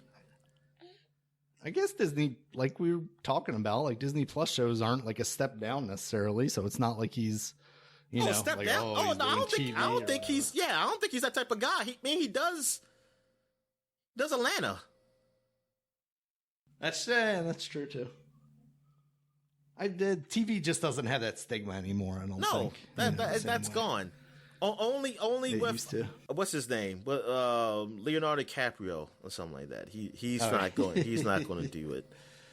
Even though I want to say, you haven't heard about his new series on Peacock, Dom? he got a new series over there. It's not to say. I was just joking. I was trying to think of the most irrelevant streaming service. And what we got here, man? All right, and I don't even know if they really talked about this a whole bunch, but the next series of Star Wars films are going to be directed by Taika Waititi, the guy who's directing Thor now. Wait a minute. It's not going to be the Game of Thrones guys? No. Whatchamacallit? The guy who did Rian Johnson. Yeah, Rian Johnson. Yeah, I mean, he's doing his own series too. So I don't know like how the release dates are going to fall on this stuff. They didn't have anything. Like the Patty Jenkins movie is really the only movie they talked about as far as like next Star Wars thing. So I can't help but wonder, like, are they going to fill them in a little more as we figure out what's going on in the world? Or if it's just like, yeah, we're not really going to see another Star Wars movie until 2023. And then after that, we'll kick back off Rian Johnson's thing or Taika Waititi's thing. Yeah, that should be interesting. People just said, I hate Rian Johnson. He knows that he do it. And then they said they kicked him out. Exactly. Like they did with the Game of Thrones guys. Yeah. That's basically what they did. Say, we hate the last season. Get the fucker out of here. Yeah. All right. So that is it from the long Disney. Good God. That was a lot of shit. Yeah. It's an investors meeting. Yes. A lot of shit. Yes.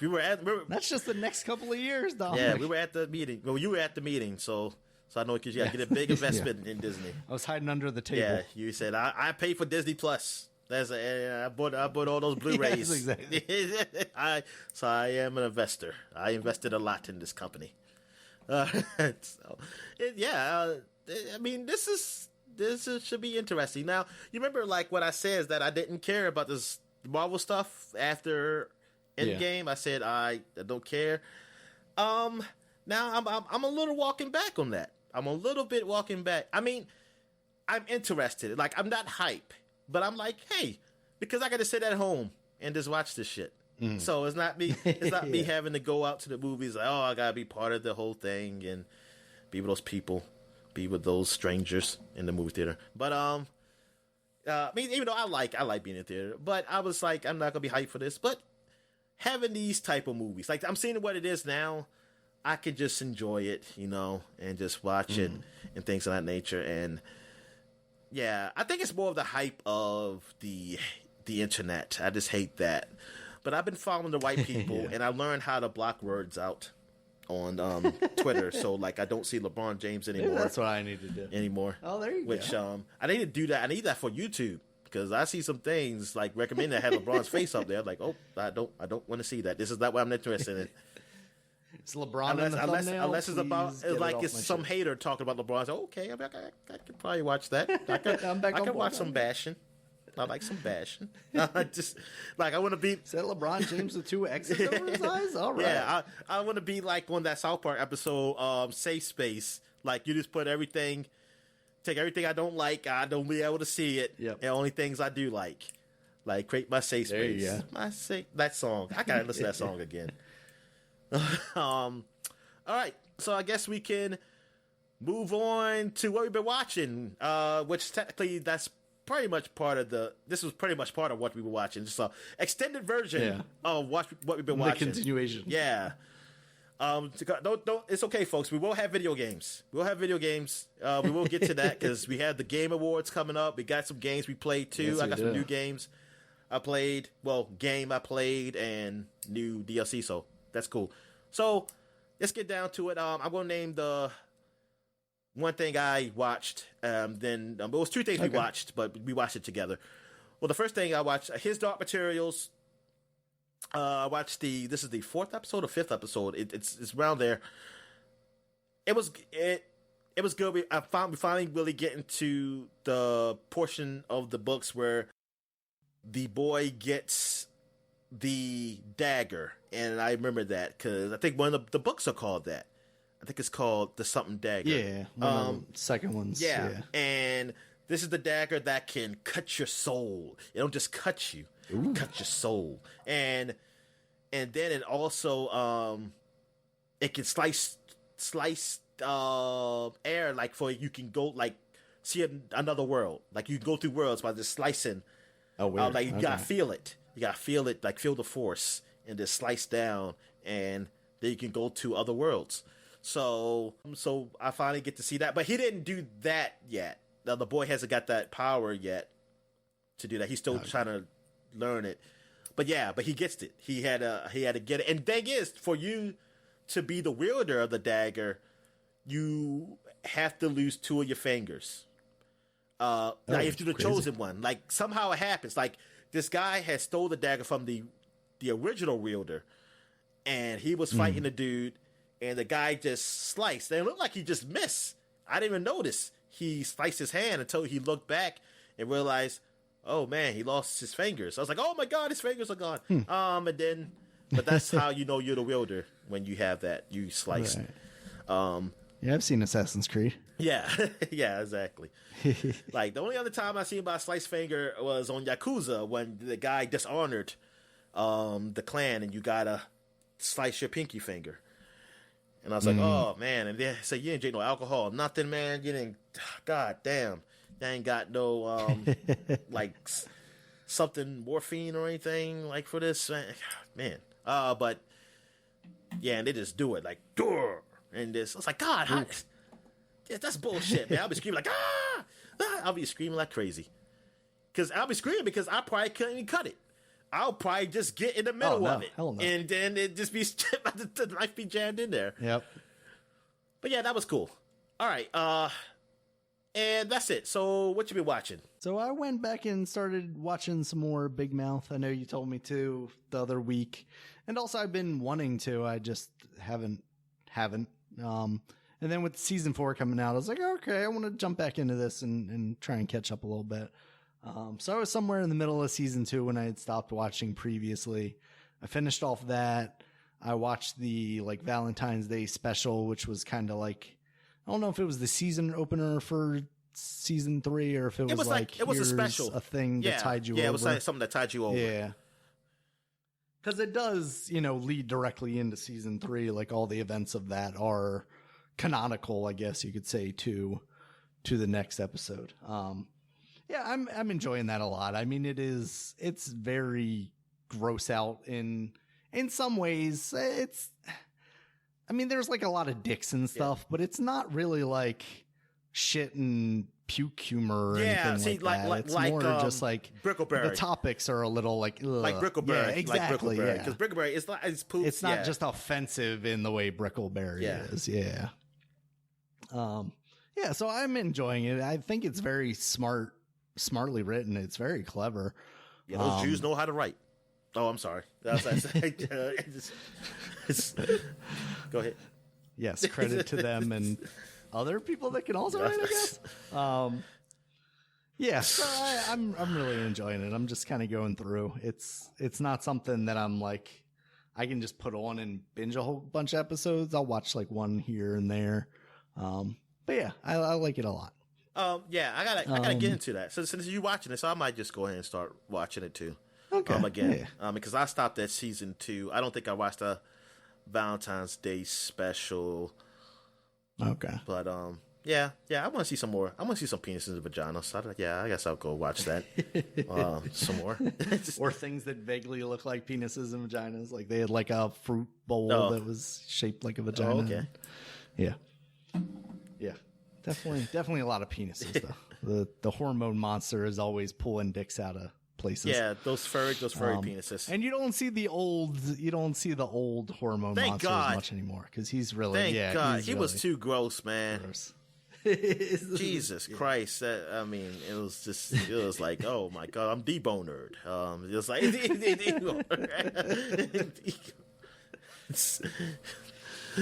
yeah. All right, so what else we watch? All right. So I also watched the first episode of Queen's Gambit. Okay. People have been talking about that. Yeah, a lot of people have been talking about that. Very good. So, and I enjoyed the first episode of it quite a bit. It's about this woman who I guess seems like a chess prodigy, basically. She, at the very beginning of the episode, she's like running out of this hotel room with it seemingly a person that she slept with, down in little hotel bottles of alcohol, trying to race to this chess competition. And then it immediately cuts back to her upbringing and how she found herself to be very good at chess. And it's very interesting. I wonder how long they stick on the younger years of her before they get into it. Seems like she's maybe like early to mid 20s at the beginning of the episode. So I wonder how long they stick with her as a child. Or if maybe they even find like an in-between where she's getting older and follow like through her entire life. But yeah, the character is very interesting. She basically finds herself at an orphanage, and sees the janitor playing chess in the basement when she's down there, like clapping erasers or whatever. Okay. And at first he's apprehensive about teaching her chess because chess is not for women. And then she like starts playing it in her head, basically, like she's, a savant in that way. And then she's basically telling him like, cause he's playing by himself. He's like moving both sides of the pieces. And he's like, well, you could have did this move and this move. And I would have beat you in like 3 moves or whatever. And he's like, all right, you can play a game with me. And then she turns out to be very good as he teaches her more things and more things. So yeah, it's definitely interesting. It's very well written so far. So continue watching that. Yeah, I think it's only like 7 or 10 episodes long. Yeah, I think I might check it out. Because I've been hearing some good things about it too. I'm curious because I didn't know it was a show that I would like, but yeah, some of these feel good stories, like The Crown. Are you interested in The Crown? Oh fuck no! I mean, I think I already talked about this on the podcast. Yeah, The Crown was. I watched the first episode of that, and I was like, nah, I'm not into that. Forget that family. Yeah, fuck them. So, but yeah, because I as a show, I was into the Queen's Gambit. I didn't think it was that type of show that I would like, but I do like some of those feel good competition type of movies. So I maybe this would be something I can enjoy seeing. So far, I will tell you, it doesn't necessarily feel like a feel good competition type of movie. It feels a lot darker than that. It's dark. Oh, okay. Well, then I'm really more interested in it then. Yeah. Exactly. Okay. So it's not just like an empowerment movie, a show or something like that? Okay. No, it doesn't seem like that so far at all. It seems like she has like kind of a very twisted, dark backstory in a way. Like she reminds me of a praying mantis. So she's kind of scary. I mean, she's like praying mantises do live hard lives. Yeah, they do. Especially the men. Especially when they come in my house. But yeah. See, but no, I'll be like no, she's a beautiful woman, but she looks like she is I wouldn't even be because at first I thought it was like a murder thing. So she kills people. I was like, she kills it, but when I found about chess and things of that nature, and that she has, I did see something like about her, personal life is really like some difficult stuff. So okay, I'd definitely check it out. So I guess we could talk about Mandalorian, the newest episode. So you can go talk about it. I'll just co-sign on what you're saying. I thought it was another good episode, a nice mix of kind of story development stuff and action. I guess kind of just get right into the spoilery stuff. Spoilers. Like the lack of Baby Yoda in this episode, Dominic. Like, what the hell? Oh, come on, man. I'm good with that. A single second. Really? Yeah, why? Oh, man. Why? I don't know. I thought your mad emoji meant you were mad that you didn't see any Baby Yoda. Which time? No, when did I put the mad emoji, but I thought it was right at the end of the episode. Oh, that was because seeing the guy, seeing the seeing the bad guy, whatever. What's his name? Yeah, I figured that's what it really was. Giancarlo. Yeah, what's Darth his name? Giancarlo. Darth Carlos. Fuck, man. Why am I just blanking on him right now? Grand Admiral Thrawn. No. Darth Afro Latino. Man. Why am I Mos Doss? Yeah, what's his name? Maz. Fuck it, Dominic. Okay, yeah. I mean, it doesn't matter. It's a weird Star Wars name. Weird Star Wars. Moff Tarkin. Okay. No, not Tarkin. Fuck. Yeah, that's the other guy. Yeah. But yes, come on. Gideon. Moff Gideon. Moff Gideon. Okay. Wow. Fucking, yeah. Pulled that out of my Darth Moff ass. Gideon. Yeah. So, seeing him, I'm sure. Now, I'm actually fine with not seeing Baby Yoda too. There was plenty of character development in this away from Baby Yoda in relation to Baby Yoda. Yeah, exactly. It felt like it could have been a filler episode, but it really wasn't. There was a lot of interesting elements, and I thought Bill Burr was great in it. He was funny. And they even developed his character. He went from being this guy that, we thought was just like, trash, a prisoner guy, doing crimes. I didn't think that. Oh, I just think he's just a man, like he said. He's just trying to survive. It's misunderstood. He's just trying to survive, man. He ain't trash. Look. And he was. Yeah, and that's what he said. He's a criminal, Dominic. Oh, okay. Yep. He was a criminal. All right. You go ahead. Yep. Throw them all in jail. Go and judge that man. Super predators or something. Yeah. No, but they do. They kind of go into his backstory a little bit without not going too far, but they touch on what issues he ran into in his past life and gave him some catharsis in that. And I thought that was really cool.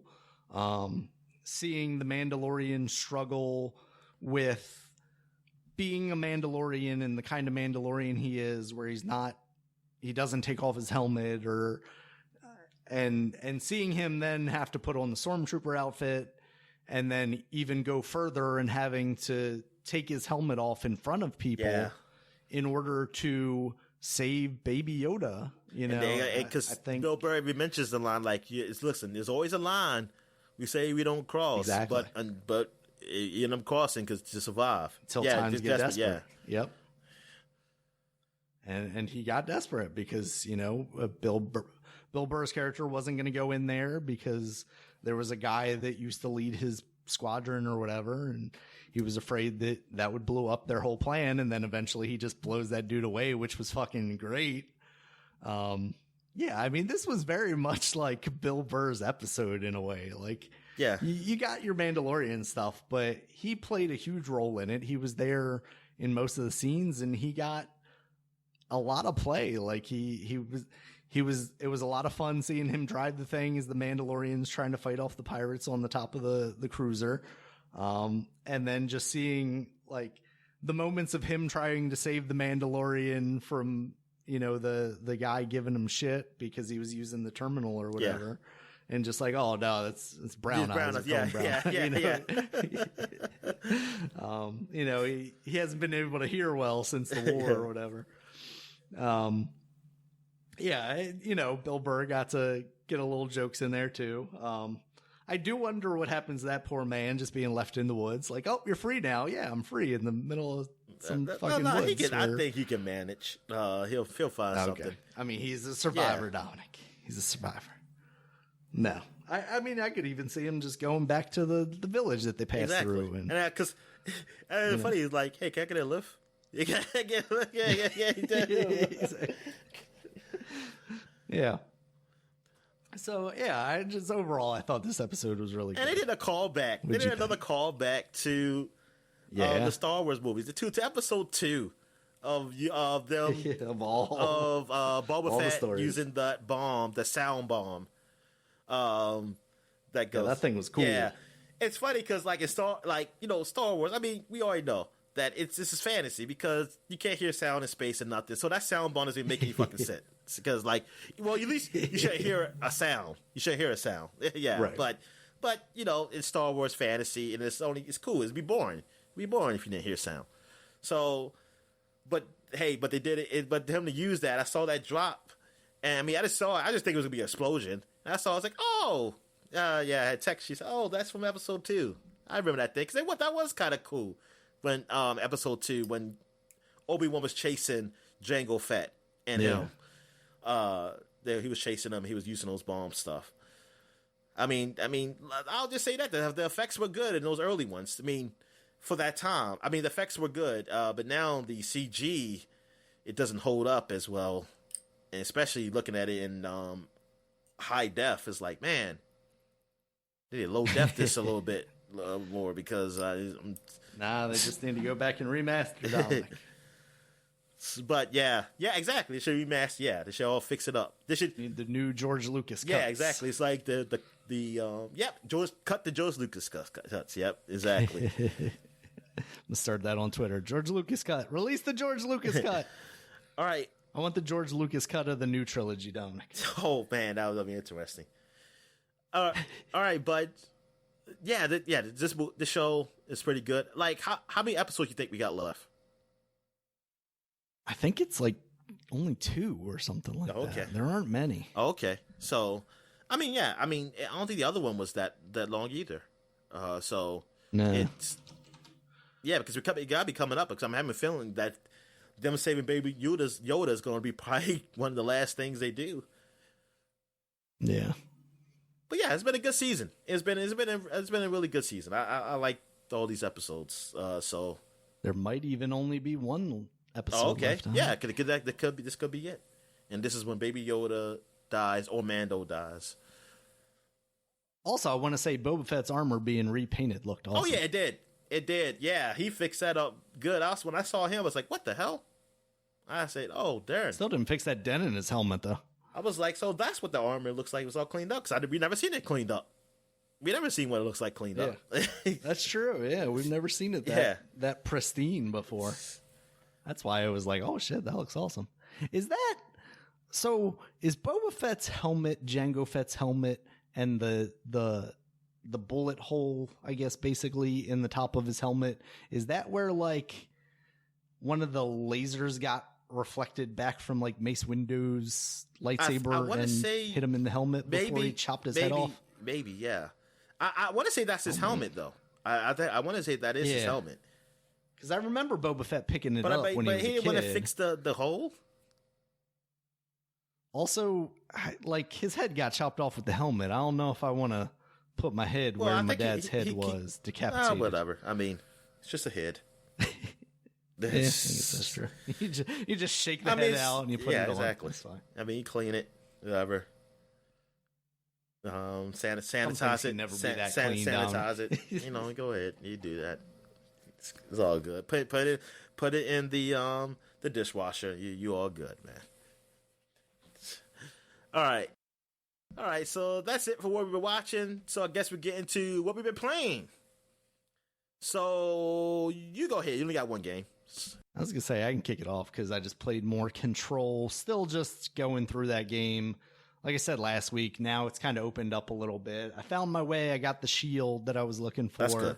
I talked about last episode. That is extremely helpful. Yes, it is. I also fought...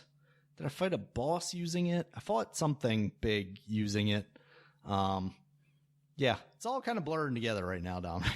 Yeah. There's an office building, and then I get powers, and some weird shit happens, and I fight creatures. I just went. But yeah, I'm still having a good time. I with hope that with the game. story because I don't know. I mean, I think it's supposed to be this way. Like you just don't know what's still going on probably for a while until maybe later on in the game things start I connecting. figured I was gonna have to go back at some point and like start reading all the things I keep picking I up to played, kind like, of piece things together a little more. Very little of it on Xbox because it's on Xbox Game Pass, and I say, hey, and plus I didn't know about the accessibility.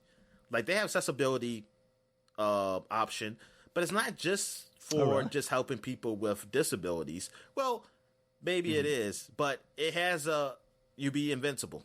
You be really? You could turn it off. You could be invincible where you don't take damage. Like you still get hit, but you won't take damage. And I was like, oh, let me go look. It doesn't say anything about me not getting achievements. So I looked online to see does that work. And it said, oh yeah, you still get achievements for it. And I was like, oh, there you go. I was like, praise Jesus. Praise Jesus. Time to beat that lawyer down. Now, I'm just saying, I need all games to have this in there. Like, you don't take damage. And, like, I need to say, hey, because I got a disability that I don't like playing games normally. Like I want to play games easier. And that's my disability. It's like, I need to play games on easy, and I don't want to die. So put that in and still get achievements. And still get achievements. So I can feel like I'm a winner. Like, no. But that's pretty cool that they got in there. I'm just surprised that they actually have it so that you still get achievements, though. I was like, wow, they really just let you just still get achievements with this? Okay. So I turned that shit on. I turned that shit. I played a little bit of it, though. I didn't get far. I think I got to the first control point in that. Okay. But I was reading some of the stuff I picked up because I didn't read it last time. Last time I was like, I ain't reading these words. But I was like, okay, let me read some stuff. I mean, the stuff I picked up is just nice little stories or files to read, but it's nothing to really tell me what the fuck is going on. that's still. Yeah, it seems like there's a lot of stuff that gives you context, but not a lot of like deep lore necessarily. Exactly. Yet. But I know enough that if you do see the building, they do refer you out if you just like came by mistake, because usually you're not supposed to see it. So if you do see it and going, it's a reason why you know about it and see it. All right. So I can go into mines, or you got some more to say on Control? Yep. Okay. Nah. All right. So I played some more Yakuza Kiwami 2. I'm gone back to what they call it, Sotenbury. I forget what it's called. It's another city. But now I can go back and forth between both cities, so I can do stuff in both. I did some side quests. I'm trying to think of the craziest side quests I did. Yeah. What have I done? I don't know, but I did go back to the cabaret, and I've been doing some of those missions, and oh boy, I got some more girls, and now I'm just trying to win this contest, because there's different contests you play until you get to the big contests. So I think I won the first one, and you have to get a certain amount of money, make a certain amount of money in it. So, and they take off the cost of your girls, so it takes off, so it's your bottom line. So take out the cost of how much you pay your girls. So you gotta make sure, like, so because first I was just picking all the best girls, but my bottom line don't be as high as I wanted to be because I'm paying all these high priced girls. So then I got some cheapies. I got some cheapy girls, and I just use less girls. I don't use all the 8 spots you can use. I might use 5 of them, and then I'll just do that and just hope that it works out, because each girl has their own personality that they're strong at, their strong suits. So some people want somebody just to talk to, so you can have a person who could talk. So I got a person who was like this woman who worked at an orphanage, and I helped the orphanage out because I came from an orphanage. Then she said, hey, I'll work for you. I was like, you gonna work at a cabaret? Like, this looks like a nun-like lady. Not a nun, but she looks like, I would say, okay, but she's good at talking. So they're different over there, Dominic. This isn't a strip club. Yeah. So she's good at talking, though. So I go that. And then you got ones that's like sexy, more just sexy, and ones who are party, are more good at partying and having fun. So you gotta, and then because you have your clientele will has to have that, like, hey, I prefer this person. Sometimes I don't have that. I have to go somebody who's closest to it, and sometimes they might not like them, or I just won't get as high, so I might give them a gift where they'll like it more. But giving a gift is also spending money, so I don't want to do that all the time. But yeah, it's a cool mini game. It's a very fun mini game. I really like it. So that's what I've really been doing in Yakuza. I can't remember. Oh, I did one. It was a movie side quest where I was talking with the director. He's doing a sequel, well, the fourth movie of the series called Yakuza something. It was it Yakuza Holiday or Yakuza Island? I forget what it was called. But it's a Yakuza movie. And he did the third one. He didn't do the first two, but people did not like the third one. And so he feels bad, and he's like, I gotta do this fourth one. I don't know what to do. So he had dropped his script, so that I had found him to give his script. I looked at the script, I read it, and I was like, I didn't read the script. My fault. I didn't read the script. I told him I didn't read the script, but I watched the third movie because I had to go to the video store and watch the movie. And I was saying like how the movie was actually a good movie. Like, it was really personal. It was a better story than the first two Yakuza movies, but the action wasn't there. And then I was looking for him to talk about his movie, but I couldn't find him. And then I saw this old guy came to me and say, hey, are you the movie buff or something like that? I said, I just watched this movie. Then we were talking about the movies. He was talking about how he liked those like Yakuza movies. He said he thought the third one was all right. It just that it wasn't the fighting, the action wasn't that good, or didn't feel real. It didn't feel realistic. But the story element was really good, that he does really like that. So then I told him that, what that guy said and everything. And also, I think eventually he says the name of the guy who did the original one. Then I realized, I was talking to the original director the whole time. And so, from the first two movies. So, I helped him with his movies. I helped the guy with his movies, to get the real feel of Yakuza, because he has the story down. So, he just needs to know what the realism of Yakuzas, since I was in the Yakuza. And technically, I'm sort of in, but not in. It's crazy how that is. But, yeah, so I'm showing him all this Yakuza stuff, and I'm doing these things. And you have to answer these questions right. And then, of course, some people come in and say, hey, y'all in our office space. It's like, this is where we hang out at. And then, because he said he wants to see fighting, so I say, you can see a fight now, because, of course, and always with these side stories, Dan, it has to be some fighting in here. So I end up fighting these guys, so that's how he really gets to know how Yakuzas fight. And that's how I helped him in this movie. So that was a cool, crazy side quest. It's interesting. It was interesting. Like, this game is fun. And now it just came out with the news that all the Yakuzas are coming out on Xbox, on Game Pass. Yeah. So, yeah, it's like good. I can go right into 3 when it comes out, man. And it's good that I can be able to play these games. Now, I don't have to go get a PS4 I got PS4. I don't have to go buy it now. I can just get it on Game Pass. Yeah, that's awesome. So, yeah, this is a good series. Another game I played was Avengers. I finally played the Avengers, the DLC, Kate Bishop. So I played with her a bit. They really recycled still the levels in this too. You're not getting different levels.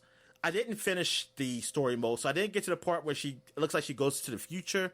I did see the dimension though of them like talking to like Monica, who's the big bad in this, who's the big bad in the original story too. She is talking to her future self through this portal, so I do see that. And I'm not gonna go too much in the story, but playing with this character, Kate Bishop, it feels good. I like it. She kind of warps. She's has some kind of warp technology where she can teleport places. Shooting the arrows is pretty good. I like it. She kind of reminds me of Black Widow somewhat. Like it kind of has that kind of feel. because just like Black Widow used guns, she used arrows, but Yeah. she has some arrow abilities. I didn't change. I keep forgetting to change her ability because like you can use different type of arrows. I didn't use the other type of arrow yet, so next time I play it, I'll do that. But she feels all right. But it's just that in the story element to it, it's actually pretty good. But it's just that they recycle a lot of the environments that they already have. They recycle a lot of the material that they have already. I mean material, but you know, the resources. It seems like it's just the same levels designs. Like I was going to place, I was like, this looks like the same place I've been to like 50 different times in Avengers already. Because I know where to shoot how to open this door. You gotta shoot these points. Yeah, you gotta shoot them and the door opens. And it's like the same things I've done before. And it's like, this is, what the hell, man? It's like, why is this game was so cheaply done? Like to be that long, to have this bigger property, and this, like you said, the studio that did Tomb Raider, why is this game so cheaply done? It doesn't make any sense why this game would be cheaply done. It's like, man, this was wasted. Like this license was definitely wasted, man. I really had some decent expectations, you know? I mean, especially from Tomb Raider. I had some expectations on this, and like they really fell short. All right, and last but not least, there's a demo out for Echo Generation. Echo Generation is that are you still there, Dan? Yeah. Oh, okay.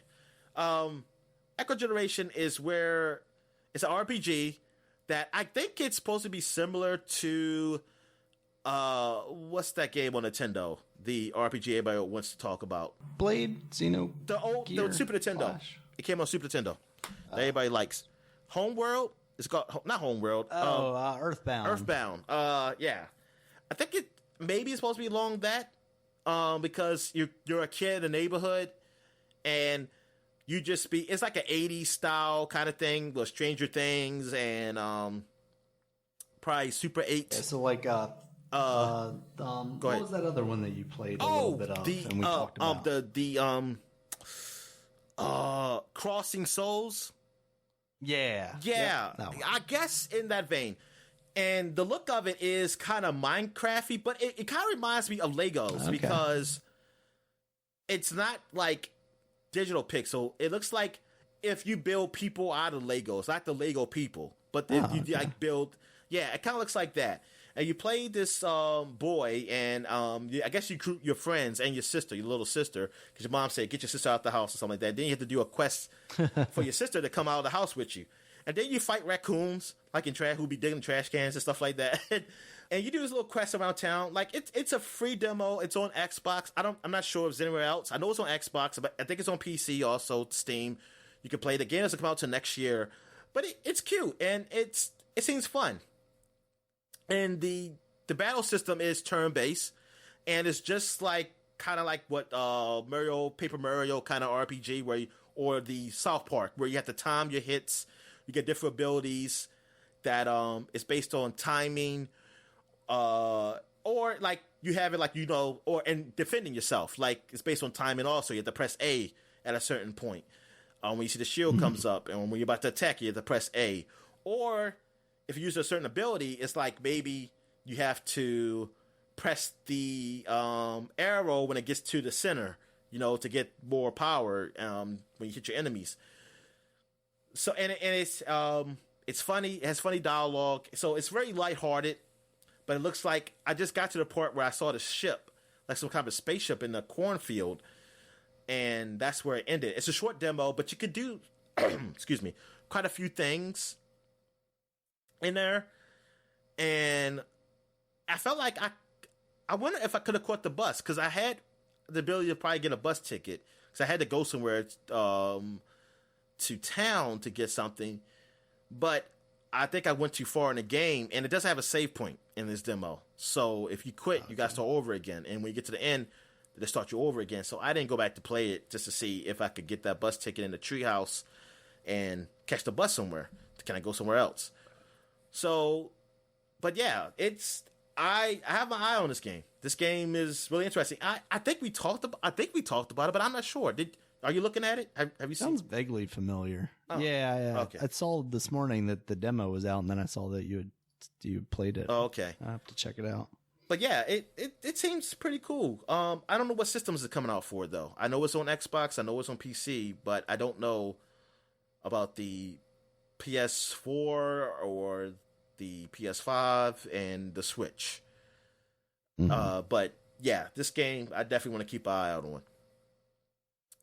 And that is it for what I played. So, all right. So we're not going to do a flashback segment today because we had a long one with this Disney news, and then we got the Game Awards stuff. So we got the trailers for that to talk about. So, but we are going to take a quick break. So when we get back, we're going to get right into the gaming news. All right. And we're back. So let's get into the gaming news. So what we got, Dan? All right, Dominic. So we talked about it, I think, a couple of weeks ago now, that there were rumors that Sony was going to be buying the anime streaming service Crunchyroll, and they've now made it official. Sony is now the home of anime, Dominic. What do you think? Oh, okay. Is that a good pickup for them? Are people into anime nowadays?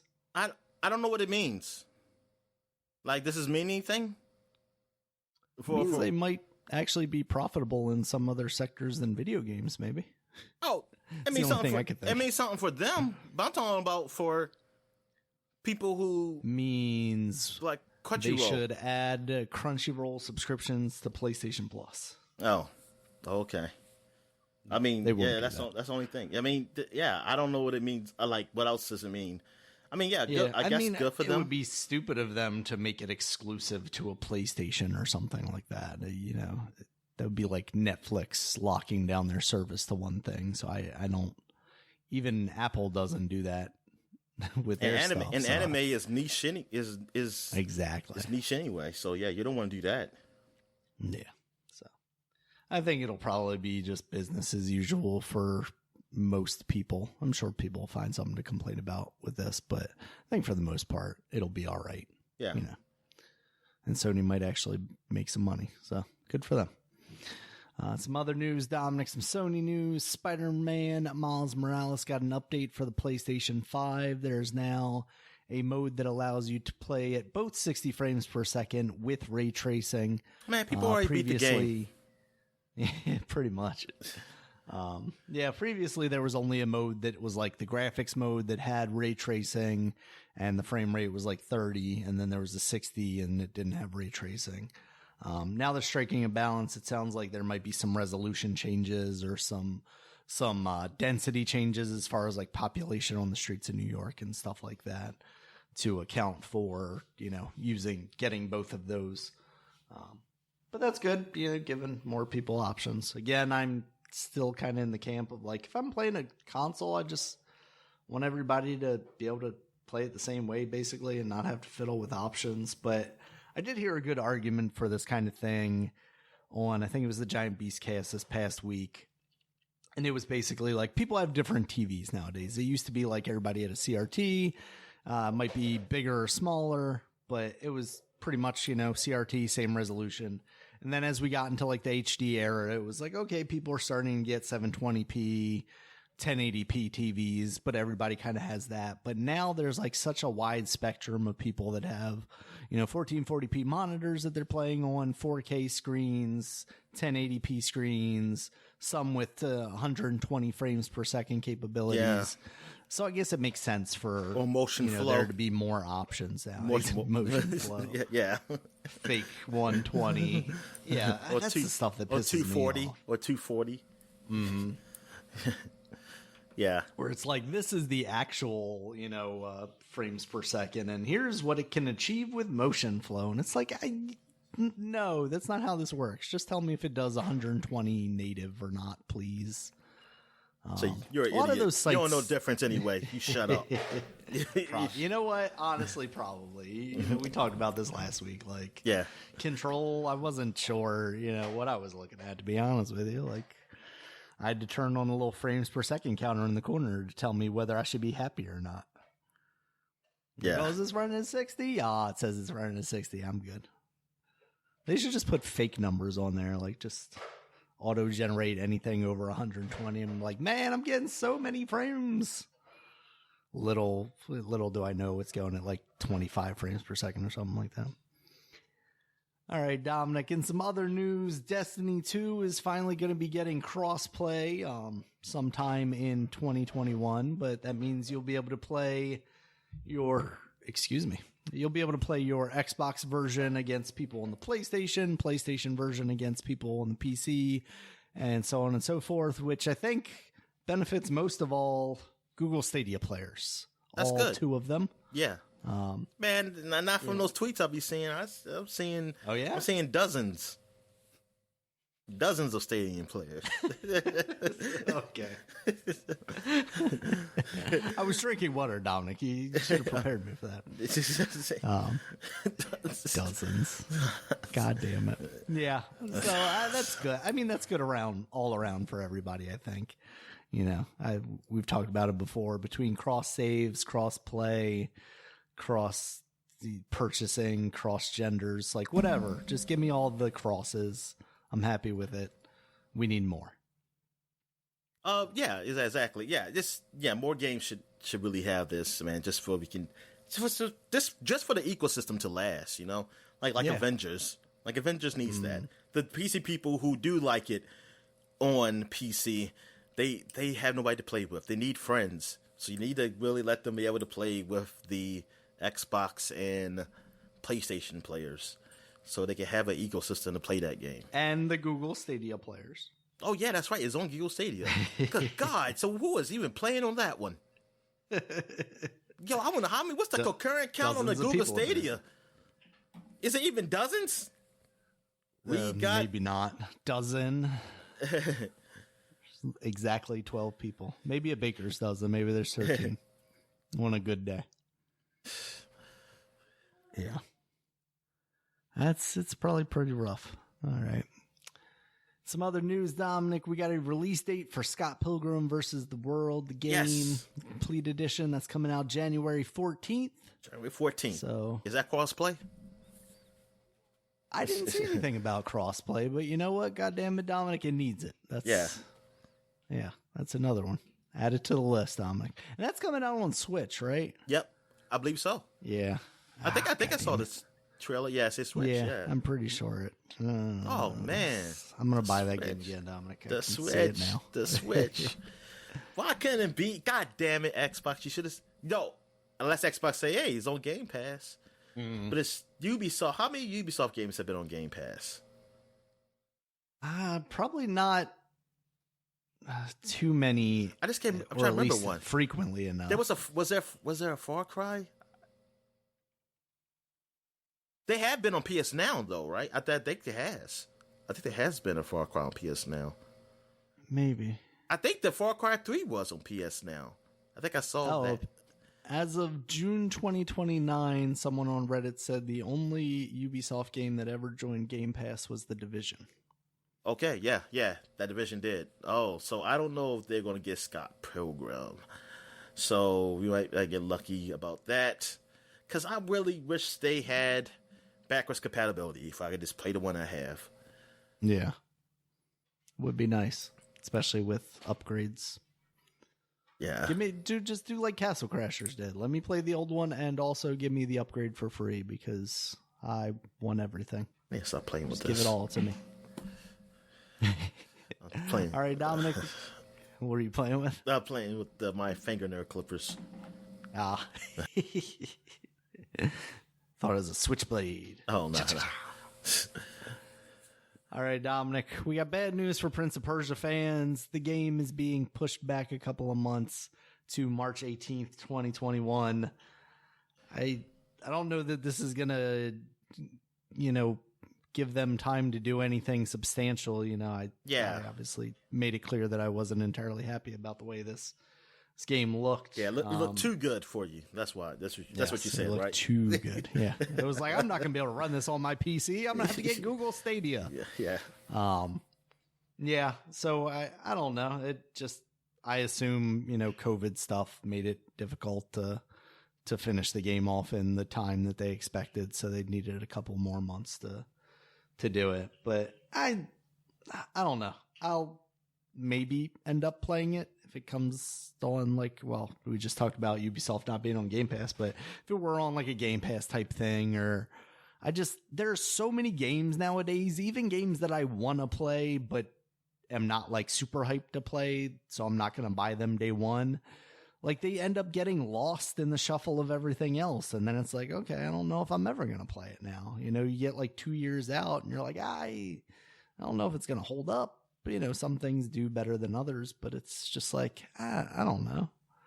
By the time I get around to playing this game, another actual Prince of Persia new game will have come out or something. Yeah. Yeah. That's what I want. I want a new game. I mean, I'm not a big, it's not like I'm a big fan of it, but I mean, I wouldn't mind playing the game, you know? So it's been so long for me, like playing this again, I feel like would probably be basically the same as playing a new game in a lot of ways for me. That's true. But like you said, the look of it just didn't really impress me either. So I just want the brand spanking new one with the next gen graphics. I mean, ever since we're at this point. But I mean, I don't know what else you can do with it. I mean, I just hope it turns out to be okay. I mean, it'll be okay. I mean, like I say, graphically, it doesn't look impressive, but hopefully it turns out okay. All right, so what else? Oh, you got? Oh no, let me mention something before we get to this. Sure. Because I did play Cyberpunk on my PC. I played some. Okay. And it ran well. I mean, I didn't get to the city yet.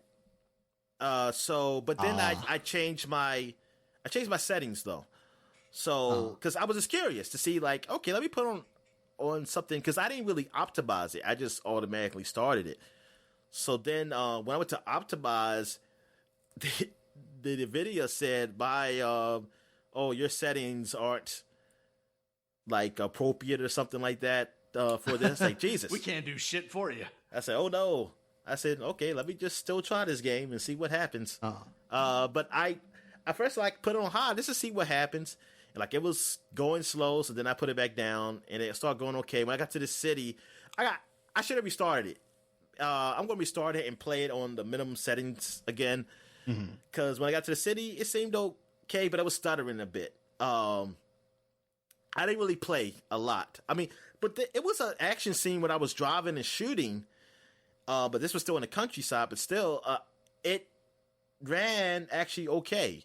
So I think I had to put it on the low settings, probably medium. I think it was like medium and low in some spaces for texturing. I know I'm not going to get the greatest of all graphics on this damn thing, but I want to play it. And this seems like this is what I got right now. And from what I heard, man, is that the base consoles are pretty horrible. Like the city was, when I saw the video, it was a joke. Like it was showing what the game looked like back in 2018 when it showed gameplay for the current. Like it had the Jurassic Park music. Did you send me that one, or did I just see it too? I don't know. Maybe if I sent it to you, I don't remember. But it had the Jurassic Park game song. Saw this one too. And then it showed the current console one. And it had like Jurassic Park played horribly on like a recorder, I guess. On a kazoo or something. Yeah. And like you see the city is so sparse, like it's not as many people, and then the textures would take time to load up on the people. And you see the same person like immediately, like the same model just standing right in front of you. I was like, oh my God, this is real? I said, those people were just joking how it would look on consoles like months ago. But I'm thinking because when they announced this game, it was before the new next gen was out. Even? Oh, okay. Before the next gen was out. So you would think that, they would have built it for these consoles. Yeah, exactly. That's what these people said. It's like, because you got assholes who don't know shit and just saying like, well, it's a next gen game. I don't know why you expect it to run on these consoles. It's not though. That's what people said, but it's not. Technically, people aren't even playing the next gen version on their new Xboxes and PS5s. So what are you talking about? It's like when they announced this, we didn't have it, and like when they probably start working the game, I don't think they had the dev kits yet. So yeah, it wasn't a next gen game. Or if you was going to make it for a high-power PC or something, you should have just left it at that. Like, oh, it's just on PC. Because for it to look this shitty, and you heard that this is why they had to delay it again to get the consoles working, and people were mad about that. But it's like, that's what it was going to be coming on anyway back in April or whatever it's supposed to come out. Like, before the delays, well, that was just the second delay, I think, or whatever. They will be out on these systems, right? So you telling me this is what the game would have looked like if this would have came out a year ago? Oh, well, little less than a year. Well, the original date, whatever the original date was, probably around beginning of this year, right? Yeah, beginning of this year. Was that the original date, or was there another date before that one? Now I'm thinking, I could have sworn there was another delay. End of last year. Yeah. So, are you telling me that was this game going to look like this on these consoles? Because that would definitely change the score. I don't think people are like, holy shit, this game is horrible. Yeah. Or did some people think that maybe they saw next gen coming, they got it, and then they started doing new things that made it not be able to really run well in the old ones? I don't know how game development works, but I'm just saying, if you were the intended times for this to come out was before these next gen consoles come out. So for it to look that bad on the base one, because from what I heard, it doesn't look that super great on the Pros and the Xbox One X either, but it looks better than that, but it's not that much better.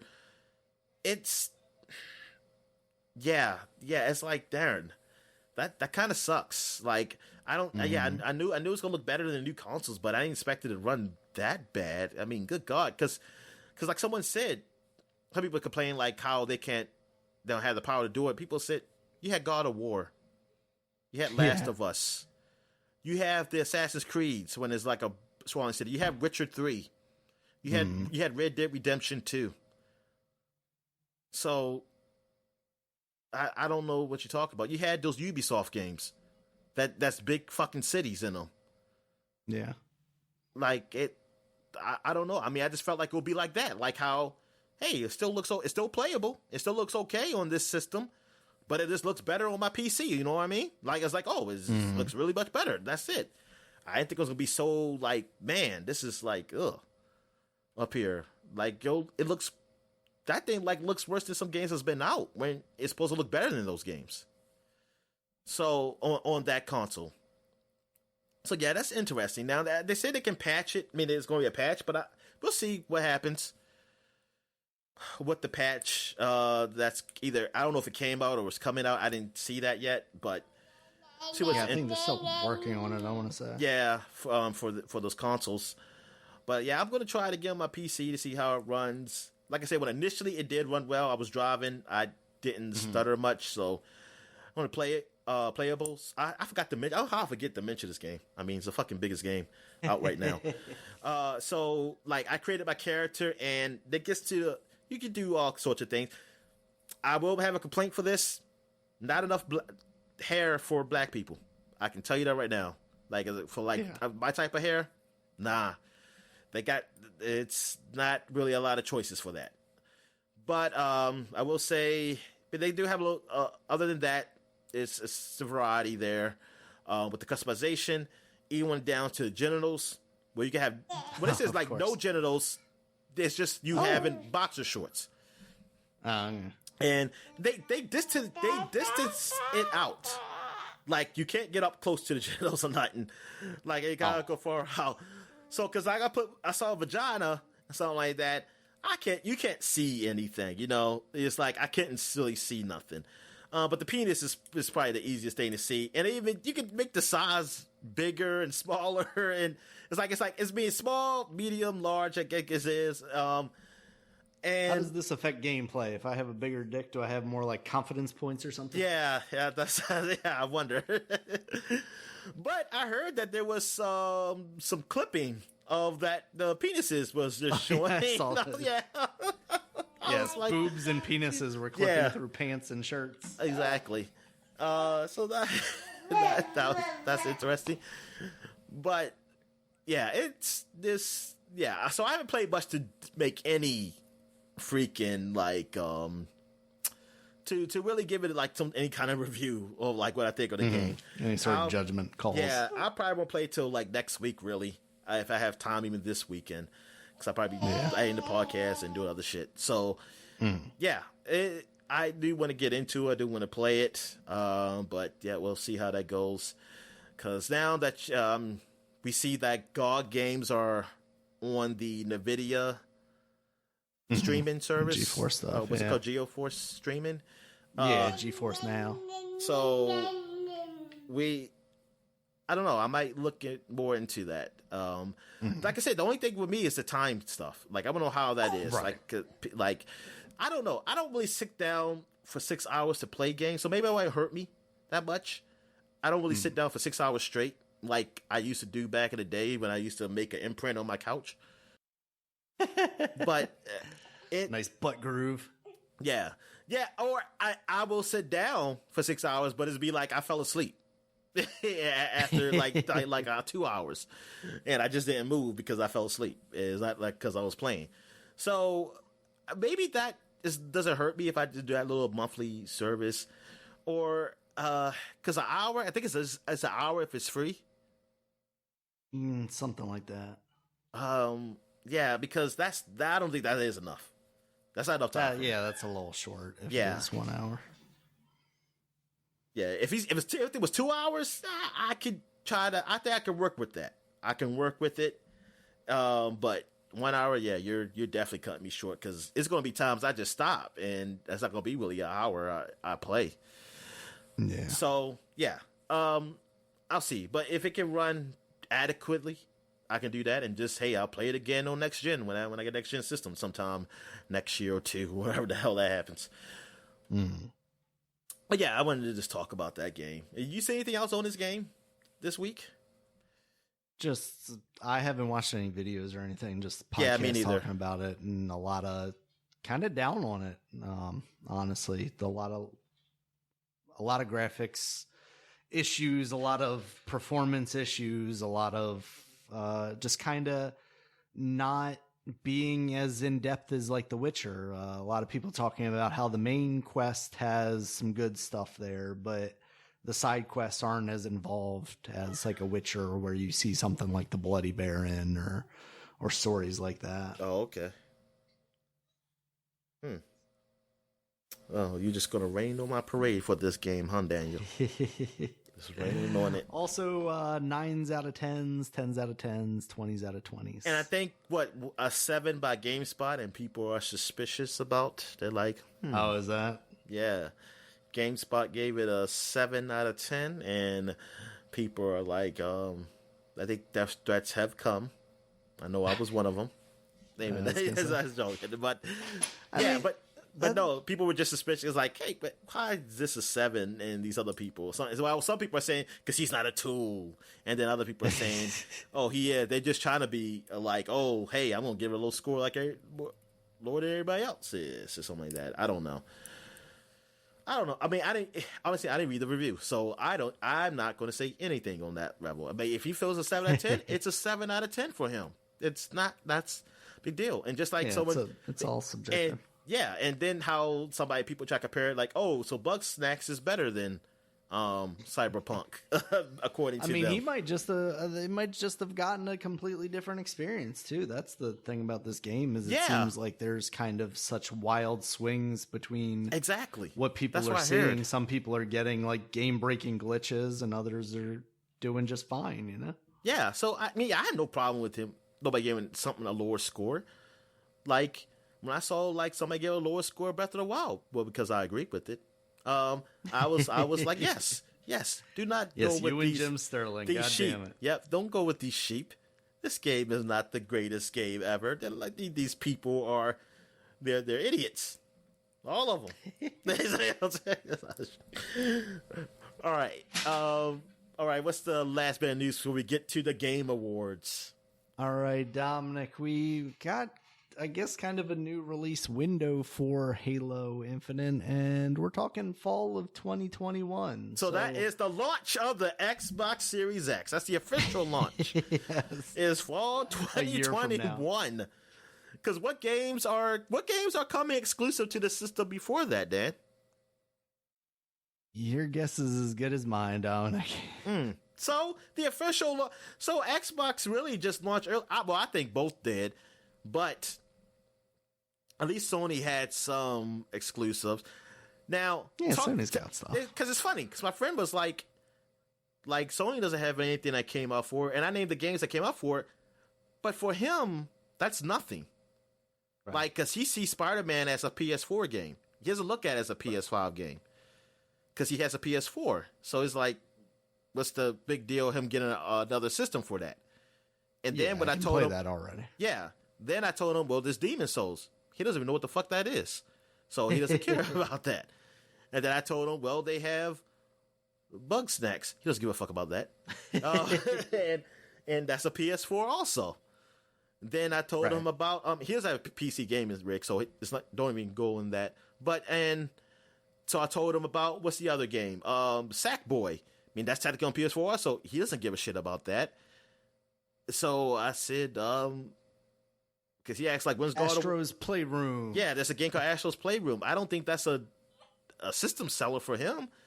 Like, he's looking at God of War, you know? He's looking at the big games, the Sony big exclusives. I mean, Spider-Man is a big exclusive, but he can play it if he wants to. If he wants to get that game, he can just get it. He has a PS4. So, like, looking at his point of view, I'm thinking, you know what? I can see that. I can see that, like, neither of these consoles have it, but he will get an Xbox because of Game Pass. And this is what he plays mostly anyway, because, honestly, he has PS4, but he probably played it. He probably can count on his hand how many times he played it. But yeah, so I can see from his perspective why that is. And my other friend just plays sports games, so he's just going to stay on Xbox regardless, because that's just the ecosystem he's just been a part of since the original Xbox. And he always says America first. And I said, you're right. America first. I'm sorry, joke. He don't say that. He don't say that. Nah, I just say that. But anyway, I can see that. But Sony does have exclusives coming out 2021, quite a few, like before the fall. I mean, as of right now, unless something gets pushed back. We got some things coming next spring, right? That's exclusive to the Sony platform anyway. So it's, I can say, like, this, Sony's getting that early start with these exclusive games. I mean, regardless if it's for you or not, but they got something for certain people. Like, they have something. They have Demon Souls. They want to see Spider-Man play it the best way possible. You have that. I mean, if you like Sax, you got Sackboy. I love Sax. Yeah. And so, and then you have these games coming out next year. I can't remember top of my head what they were. I mean, you got the Deathloop, because I mean, it probably eventually come on Xbox, but it's a timetable on that. So we don't know when. There's another game that's exclusive. I think it's one of the Sony RPGs said they're going to be exclusive for at least 2 years or something. It was something like a original RPG that I saw. Oh yeah.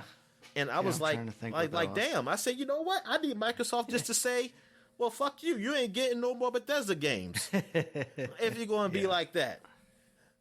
We gotta make this fair then. You ain't getting nothing. I was just joking. But anyway, yeah. So yeah, it feels like the Xbox really came out early. I mean, but they probably had to, because Sony brought their system out too.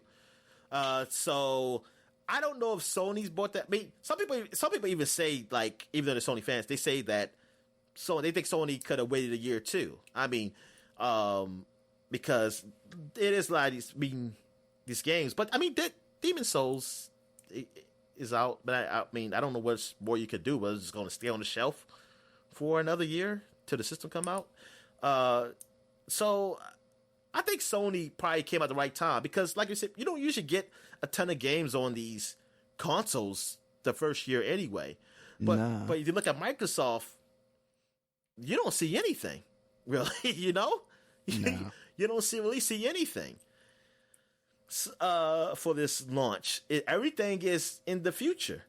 But that's what I said about Sony back in 2013. I said Sony shouldn't have came. PS4 shouldn't have came out. They only came out because, I mean, Microsoft was coming out with their system. Because Sony at that time didn't have any games. They ain't have games until the next year, and not even much then. They had it's okay. I mean, they just sold well because it wasn't really until Infamous came out that but even Infamous really good. Killzone wasn't great. Even Infamous, Infamous was good, but what was it right after that? I don't know the Nothing. game. Yeah, it was a while because that's what I was like, I'm deciding between these two systems. I'm not seeing anything for Sony right now. Yeah. So it seems like Microsoft is in that position. It's just that it'll be a little worse because Sony still sold systems even when it didn't have much because it was $400 to a $500 system. Mm-hmm. So I'm curious how this works with Microsoft. I mean, I guess they really have to go to push that, which they are doing, the Game Pass situation. That's really what selling for that console, being part of that ecosystem, is Game Pass. So yeah, maybe it is. I mean, I think people have a valid point by saying Microsoft systems is it was early and.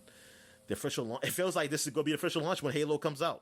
It kind of feels that way. Yeah. All right. So, I mean, what you want to say about that? I mean, I've been talking for a while, Dan. You have something to say? Just, I think it's crazy to think now that we were mere weeks away from this game launching when they first announced that it was being delayed. Yeah. And now here we are basically saying it's getting pushed out an entire year. 9 months. I think. Yeah. Yeah, I think we got the impression when they first delayed it that, they just had some hard times and they'll be able to get it back together. They're going to fix the monkey face. That's all they were going to do. Fix the monkey face. Give it some depth. Yeah. And then, here we are like, oh no, it's getting a full year. And maybe that's good because, otherwise they wouldn't need to crunch or do whatever. But, and again, just maybe the game needed it. And, I'd rather see that game get the time that it needs and come out good, because that's another thing. Microsoft needs it to be good. They can't release this game half-baked and shitty. No. That would tarnish the brand. It can't afford to be what Cyberpunk is doing right now. Exactly. It can't afford to be like that. And maybe for CD Projekt Red, they've got enough, kind of goodwill cashed away that they'll be all right. And eventually they'll get everything together. I mean, you see it with The Witcher and stuff. It seems like they support these games long enough to get them where they kind of need to be. I mean, even the original Witcher, didn't they come back eventually and redo the entire control scheme or something like that? Yeah, they fixed that game up big time. And because I didn't put the update on mine because I was playing because I wanted to use cheats and I was afraid that something will happen wrong. And because I know why, because I had the old cheats. I didn't have an updated. It didn't work for the newer version. Mm-hmm. And then when I finally had a newer version that I could use those cheats for, I updated. It looked like a totally different game. I said, "Holy shit!" I said, "This is what the fuck I've been missing." I said, "Goodness gracious!" Yeah, it was. Yeah, they done a lot. I was like, "Oh my god, I've been playing this game horribly. What the hell?" I said, "That was my fault for being a cheater. That was my fault." Yeah, and hopefully that's what we see with Cyberpunk. I think the thing where a lot of the criticism comes from is we're talking about Witcher 3 CD Projekt Red. We're not talking about Witcher 1 CD Projekt Red, and this feels like a game that maybe came out of a Witcher 1 CD Projekt Red. You know what I mean? It's the first iteration of a thing. And maybe that's just because it's a new world and, but also in addition to current situation of our actual world and whatnot.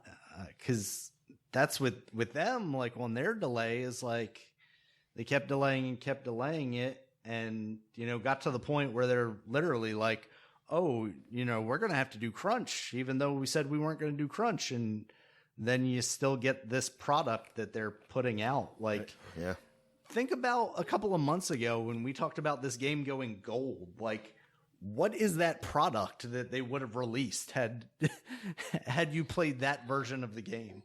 I have no idea what that'd been. Like, it actually makes me wonder, because if that went gold and they pressed discs when that game went gold, if you don't connect that game to the internet, does that mean you're playing what that game was back then? It was better then. I mean, that was the interesting thing, is I think it was Giant Beastcast again. I think Vinny was talking about, basically he put the settings on ultra or something, and the game ran pretty decently, and then he went through like optimization or something after a patch, and then put it on like medium settings, and it was running worse than it had been or something like that. And it's like, oh, that's not great. I mean, maybe it's bringing it more in line with expectations, because I think that's what he's saying. Like, I didn't expect it to run as well as it was, so there's something off here. But yeah, I don't know. We'll see. Part of me wants to get my hands on that game and try it out, like you said, on like GeForce Now or Stadia, and just see how those versions of the game compare. I heard people saying Stadia version runs pretty good. Even Stadia tweet has that. It says, of course they do, Dom. Yeah. It's like, you get them, Stadia. You get them. Exactly. Take your one victory, Stadia, and go. Yeah. Yeah.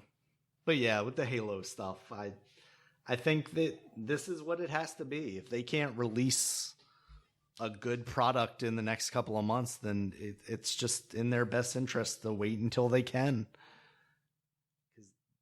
The Halo brand is not what the Halo brand used to be, and to tarnish that anymore, I think you're doing yourself a great disservice, especially when it's kind of one of the only top tier exclusive games that you have on your console coming out of your company.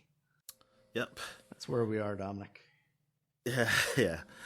All right. I guess that's it. I'm trying to see if there's any other gaming news to talk about before we get to the Game Awards. I don't want to talk too much, but I don't want to miss something either. Yeah. What we got? What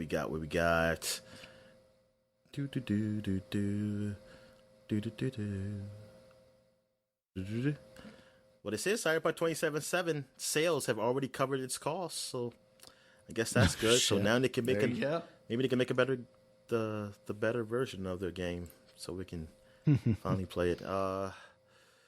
Okay, it looks like this is gaming news. All right, it's Game Awards. So yeah, let's get right into it. The Game Awards. All right, Dominic. I'm just gonna start with the big thing that kicked off the show. There were a couple of pre-show announcement type things.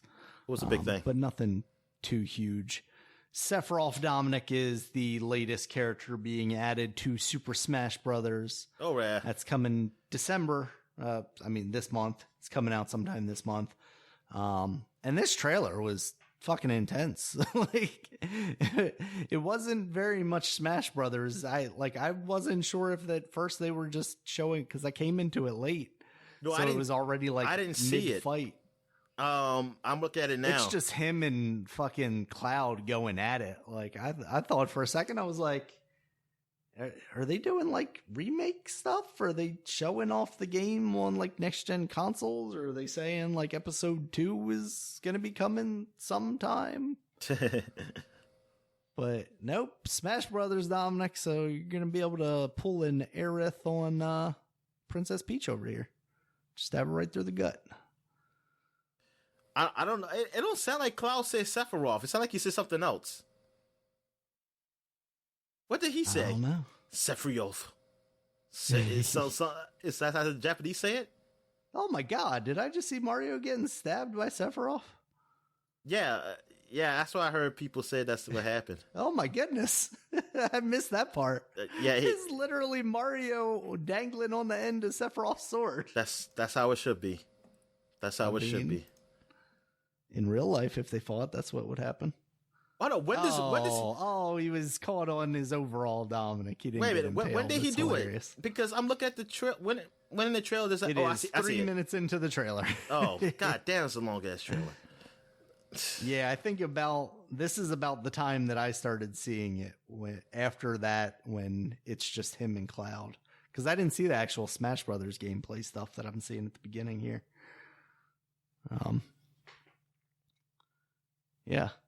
So what do you think, Dominic? Is Sephiroth a character that you would consider picking up in this? Well, I probably won't, but I mean, I like it. Yeah, I like it. Saw a lot of people saying Sora they wanted to see, but oh fuck it, I don't want no Keyblade. I'm done. So I wanted that years ago, maybe. Yeah. So Sephiroth's a better option than that. Yeah. Was he a trophy or anything in this game? I don't recall. Because I want to say if he was, I was like, we can get Waluigi. Still waiting, Dominic. Still waiting on Waluigi. What's with the disrespect, man? Yeah, exactly. But yeah, I mean, no, this is a good announcement. I mean, I like this. I find it funny when I saw somebody was like, "Oh, these Game Awards suck. There was no good trailers." And somebody said, "What about Sephiroth in Smash?" He said, "Oh, I don't play Smash, but I don't really know who that is." And I was like, is he like a Final Fantasy character or something? And it's like, and then I'm like, okay, he knows who he is. I mean, come on. And then the guy said he's the most famous villain out of the Final Fantasy, something like that. He said, I don't know. And then the guy said, yeah, I'm right there with you. I don't know him too. I said, yeah, these are probably kids. It's the same account. Yeah, maybe it is. Is that either he's just lying or he's just so young that he just doesn't know or Final so Fantasy? Old. He might be on the other so end. Old, yeah. Or so old where he just doesn't know. He doesn't care about it. But it's like, I mean, then again, my friend doesn't really know who he is. I mean, he's seen him before, though. But he's seen him before. Like, seeing him, he knows that it's something. But, yeah, I think that's a good pickup.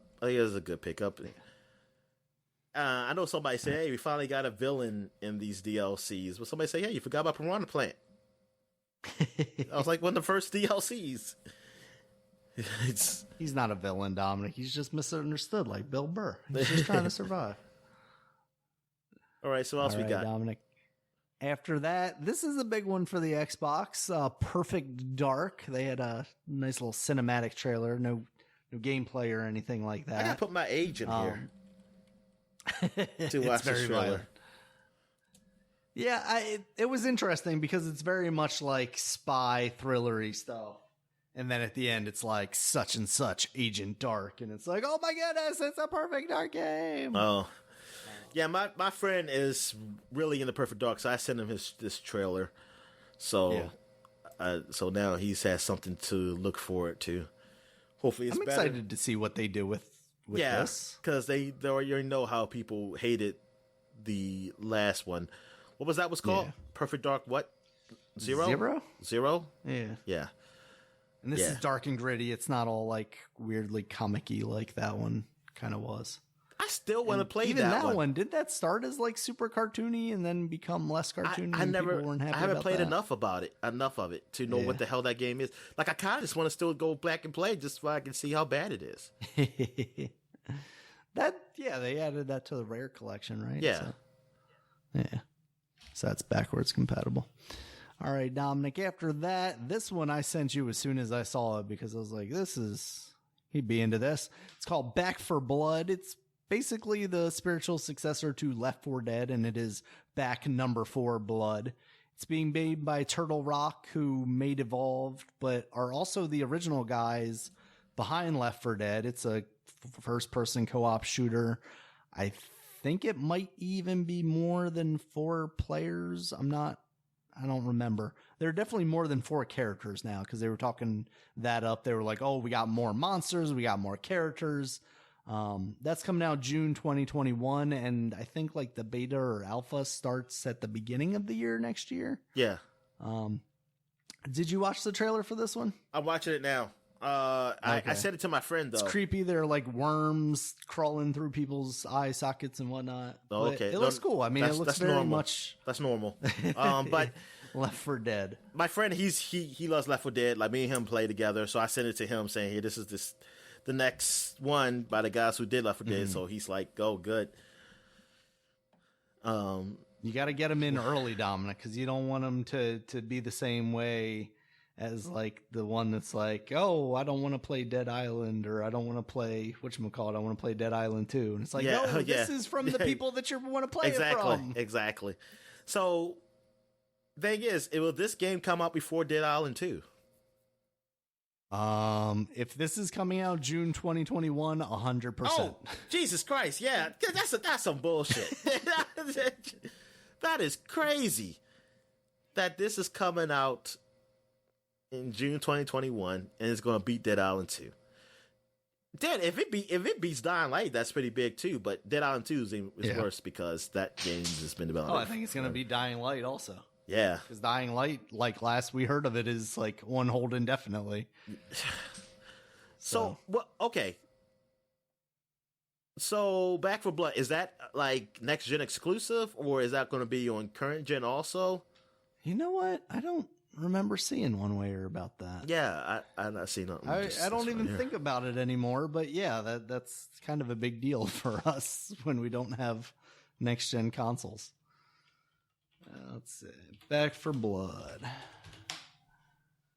Every time I hear that title, I think Google about Rambo. Says it's on PS4 and Xbox One and PlayStation or PC. It's not even saying next gen stuff. Oh, let's see what Turtle Rock's website says. Dun, dun, dun. Yeah, because there was also a gameplay. Okay, they're saying everything. They're saying Xbox Series, Xbox One, PlayStation 4, 5. Oh, the Switch and too. PC. Not the Switch. Sorry, not everything. Not the new Switch. How about the new Switch? Only, I was going to say only the Switch Pro, Dominic. Yeah. But Back 4 Blood. And there was also gameplay in addition to the cinematic trailer that they had too. Is it in this trailer I'm looking at here? I don't think so. I think it was separate. Yeah. I was about to say. Damn, I forgot what I was about to say. Oh, Back 4 Blood. It sounds like a Rambo title. Yeah. I always think because First Blood. I mean, that's what I was thinking when you said Back 4 Blood. I was like, oh, Rambo. So for some reason I thought Rambo. Game? Yeah. I added the gameplay trailer to the notes if you want to watch that at some point. Oh, okay. Yeah, so that looks really cool, especially, being so into Left 4 Dead. Like, yeah. Go back to it. And it's like you said, I'm glad to see Turtle Rock is still around doing stuff because, after Evolve, we didn't really hear much from them. Wow, 60 frames per second because Left 4 Dead was, well, that's on PC, but yeah. Yeah, playing that on Xbox 360. Good God. Darn, look at this game, man. Yeah, I want to play this. It's everything I want it to be. Yes. It's beautiful. All right. Next up, Dominic, we got the release date for Hood, Outlaws, and Legends. That's the Robin Hood, what is it, asynchronous? I thought it was Assassin's Creed DLC. And I did too at first. And you're going to England to fight Robin Hood. I was like, oh shit, Robin Hood is a bad guy. Yeah, that's what I thought that shit was. Yeah. But yeah, I forgot this was a thing. Because the last time we saw it, it feels like was the last Game Awards. I don't remember this. I don't remember it. Yeah. Yeah, I think it's like a multiplayer looting thing. Like you're trying to beat the other player to the loot, but you can kill them and stuff. And, oh, okay. And kind of capture the flag thing almost. But yeah, that's coming out May 10th, and then if you pre-order it, you get early access on May 7th. Because you got that guy with the cloak. He looks like an Assassin's Creed. Yeah. Absolutely. I'm right there with you, Dominic. I was like, what is this game? Oh, yeah, that Robin Hood thing. I forgot that was even a game. After that, we saw Scavengers, and they announced that the beta was coming in 5, 4, 3, 2, 1. And then they were like, oh, the beta's live now. They were talking about it like it was a game that we have heard of before, and I'm sure we have and probably even talked about, but I don't recall it at all. Scavengers. Free-to-play action shooter. Like, oh, it's like an open world just shooting game? Is it a free-for-all game? Is it like Fortnite? Yeah, I think it's kind of like a Fortnite type thing, but not quite. Yeah, it has monsters, it has other monsters you can shoot at, and while you try to win. Almost like a Titanfall kind of thing. Okay. Except third person instead of first, where you have grunts or whatever they're called. What, Apex Legends? Oh yeah, they do have them in there, don't they? Grunts and what? Yeah. In Apex? No. They don't? Nah, there's no. I mean, unless that's a new mode. Nah, there's no grunts. Oh, okay. It's been too long since I played that like one game with you, Dominic.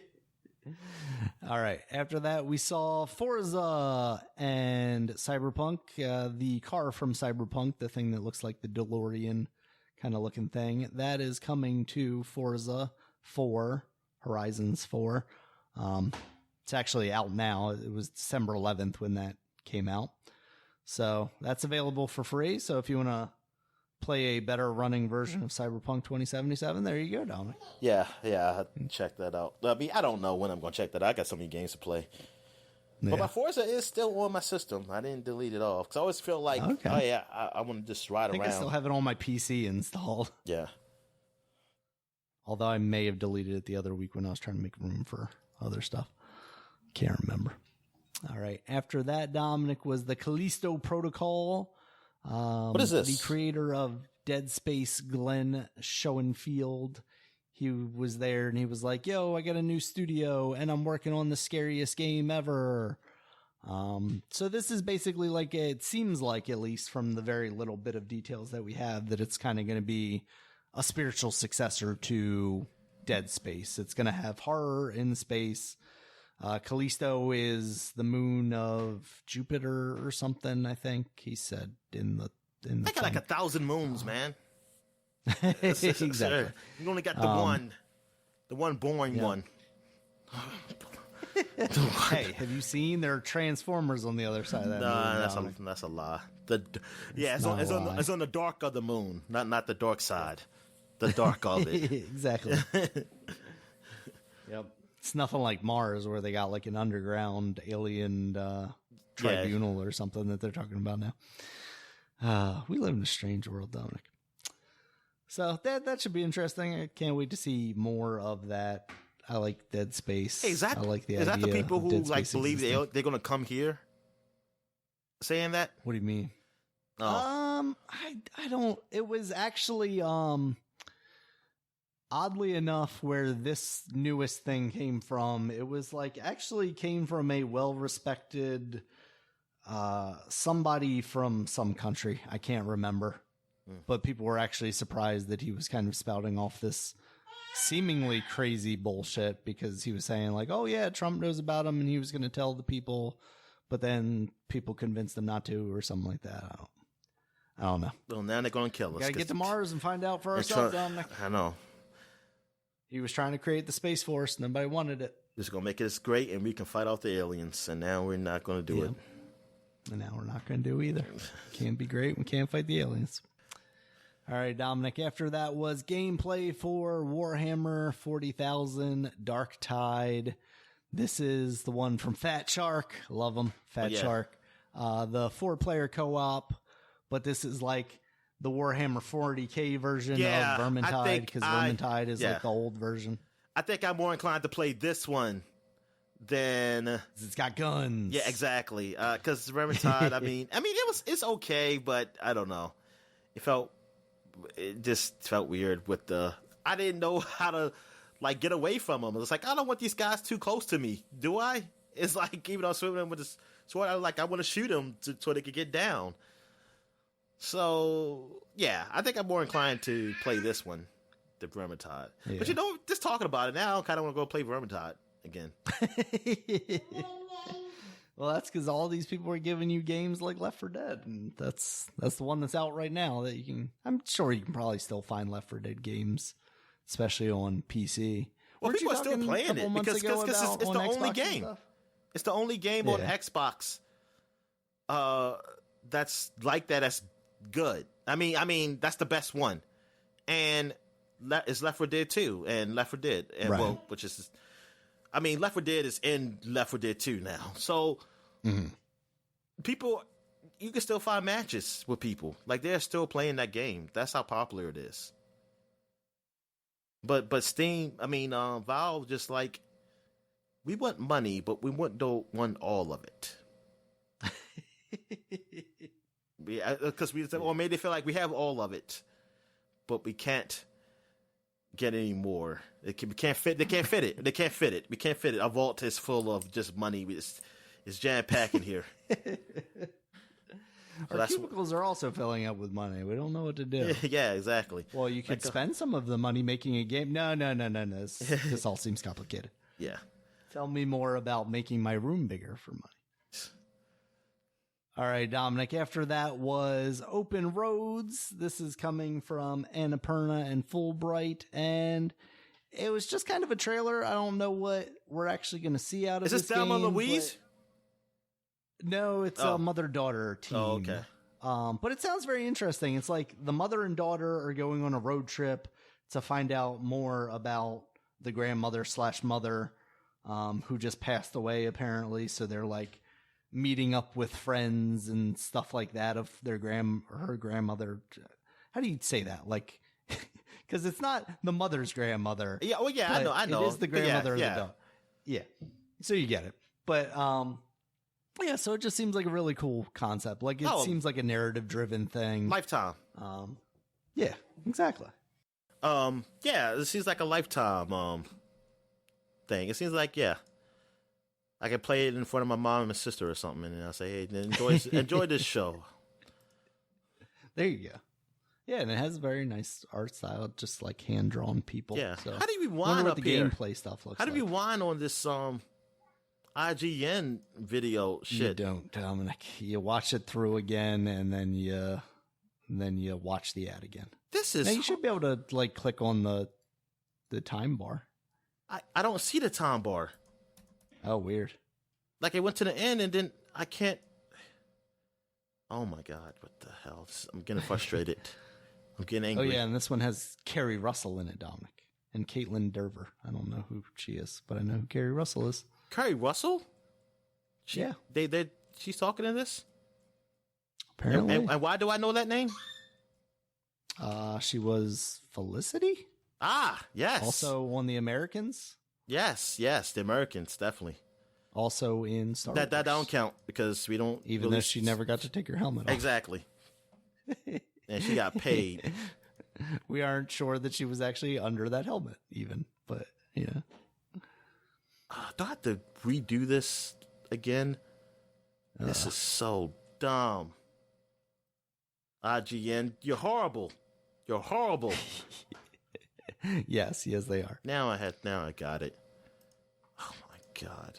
All right, Dominic. The next one up is Disco Elysium, the final cut. So the cool thing about this is they are going to be adding full voiceovers for every single line in the game.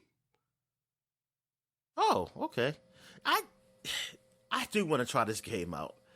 I was going to say, it seems like something right up your alley, and especially with voice. But it seemed very complicated when I first started it that one time. And I was like, oh, my God. Whoa.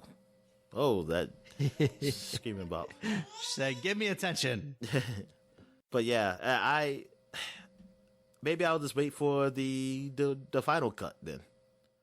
Yeah. Yeah. You say, oh, they doing new voiceovers?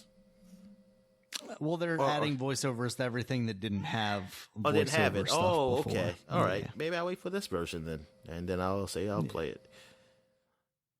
Yeah, it seems cool. After that, we had Dragon Age 4, Dominic. There was a little teaser for this. Oh, okay. I know nothing about Dragon Age. Well, you so can learn. There are books. The character There guide. And there's a Dragon Age-pedia, so you can go look up there. Oh, there you go. So I know that this character that's talking is a character that was in like a previous trailer, and apparently is a character that everybody knows. He's what's in the last game. I didn't see him in the other two games. Okay. He was in the last game, and he was your partner and friend, but then he turned bad. But I forgot. I want to play this game again. And I can play it again because it's on EA Play, but they don't have the DLC. So it's not the Ultimate Edition. It's just the base edition, and I want to play it with the new DLC, but I don't want to pay for it because I'm a cheapskate. And so, I mean, it's like, hey, you got this free game, just give me the whole DLC and shit. I don't want to pay for like DLC for. Well, I do have it, but actually I went on PC. So when EA Play comes on PC, then because I don't think it's called. Are they going to still call it Origins? I don't think they will. But if they do call it Origins, whatever. Yeah. I'm hoping. I mean, I know it's not.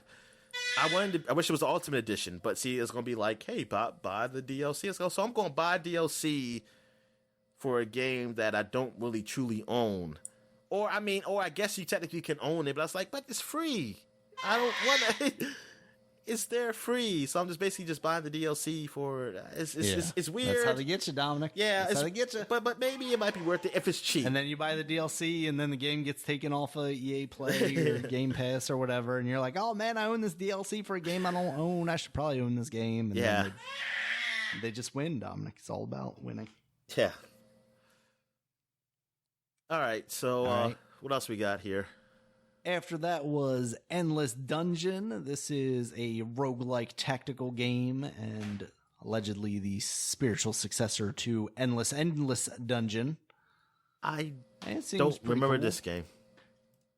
I don't remember Endless Dungeon either. But it's kind of like an isometric. I don't know if it's a dual joystick kind of thing. Yeah, I'm seeing it. It looks neat. I mean, I like the cartoon animation. Mm-hmm. Like with they the shadows. Did the Sega Eye logo thing at the end. So. Like the shadows up there. Yeah, that looks cool. Endless Dungeon. All right, what else we got? We also got Crimson Desert. Oh, Crimson Skies. Sequel. No. Yes, you go from a plane to camel. What do you use to cross deserts, Dominic? Camel. Snow speeder. What's the thing? In Star Wars called? Hidalgo. There you go. Yeah, so this reminds me a lot of like The Witcher. It's like an open world adventure game, third person. It's coming out next year. Very much like Witcher meets like Assassin's Creed kind of thing. Yeah, it looks good. It looks cool. Yeah. Yeah, I see somebody riding a horse. Mm-hmm. And looks like a lot of hack and slashy combat too. Yeah. Huh. It does look like that. And who makes this game? Who does make this game? I forget. Let's see. Crimson Desert is Pearl Abyss, which is, I think this is the one that's like a South Korean company. Yeah, South Korea. Yeah, because what's his name? Jeff? Is it Jeff? What's the guy's name? Yeah, Jeff Keighley. Oh, Jeff Keighley. Was like, this is a game coming from South Korea. Oh, and then they showed this off. And this is what they make. Nice. Yeah. I mean, it looks good, but I'm like, you're South Korean. Give me some South Korean culture, not some like. Well, I'm just finding it interesting that you go for. I mean, you go where the money is. Go where the money is. Yeah, but damn, that's a shame. People love The Witcher. I mean, you can still like the fantasy, but I'm just saying. Okay, you can go put this culture in it, but you know what? If I'm in South Korea, I'm like, well, I'm going to put some South Korean guys in here. I mean, we're just going to be Who cares? This is a fantasy story anyway. Maybe those are South Korean dragons, Dominic. I don't know. I don't know the difference between a South Korean dragon and not South Korean. That is interesting. I mean, that's interesting. I mean, I find that interesting. I've seen Japanese people do it because they do it with like, the Knights of the Round. I was like, they're showing Asian knights there. Even though they're pixelated. So I don't know. Maybe if they didn't make it. I mean, technically, in the newer now, see, I give Final Fantasy that because their later games, you really can see that they're Asians in those games. And I said, yeah. And then Cloud, because now you see Cloud, he's Asian. You can tell from the eyes. And so I say that makes sense. It makes sense for that world. I mean, not for that world. I mean, it's for them because they're Japanese. Of course, you're gonna make it. You're gonna make it who you are. Cater to the people who make it. Yeah, exactly. And people still going to buy it anyway on the Western side. Then they don't. Yeah, they don't have really a problem with that. I just find it funny that Koreans, this game, I've never seen a game made with this high production value. But it's kind of more catering to Western people, white people. Still, it's still white people in here. So it's interesting. I mean, it is interesting. I'm not saying anything bad. It's interesting. Oh, but I was watching the trailer, but I see people move their mouths, but I guess they don't want you hear no dialogue. Maybe they don't have the voice actors yet. I don't know. Yeah. I'm just saying, am I looking at the wrong trailer here? Or did they talk? I didn't have the sound on. Oh, okay. Oh, you were like me then. And now mine's doing the same thing as you, where I can't rewind back now that I've played through the entire video. Yeah, I don't remember from actually watching it that night. Okay, yeah, because I don't talking. Yeah, I don't think they talk. I do hear sounds like I hear growling and ha ha ha. I see that. Yeah. It looks good though. It looks good. So good for them. You said North Korea been working on this. So that's yes, North Korea. Yeah, there we go. Kim Jong-un's passion project. No, he made it by himself. Nobody nice. helped One him. man studio. Yeah, he was like, I did this by myself. It's like, that's the nice. God Emperor. You got developer like vids on it? Say no, or they will have it. You'll just see him like act like he doing something. Oh, there.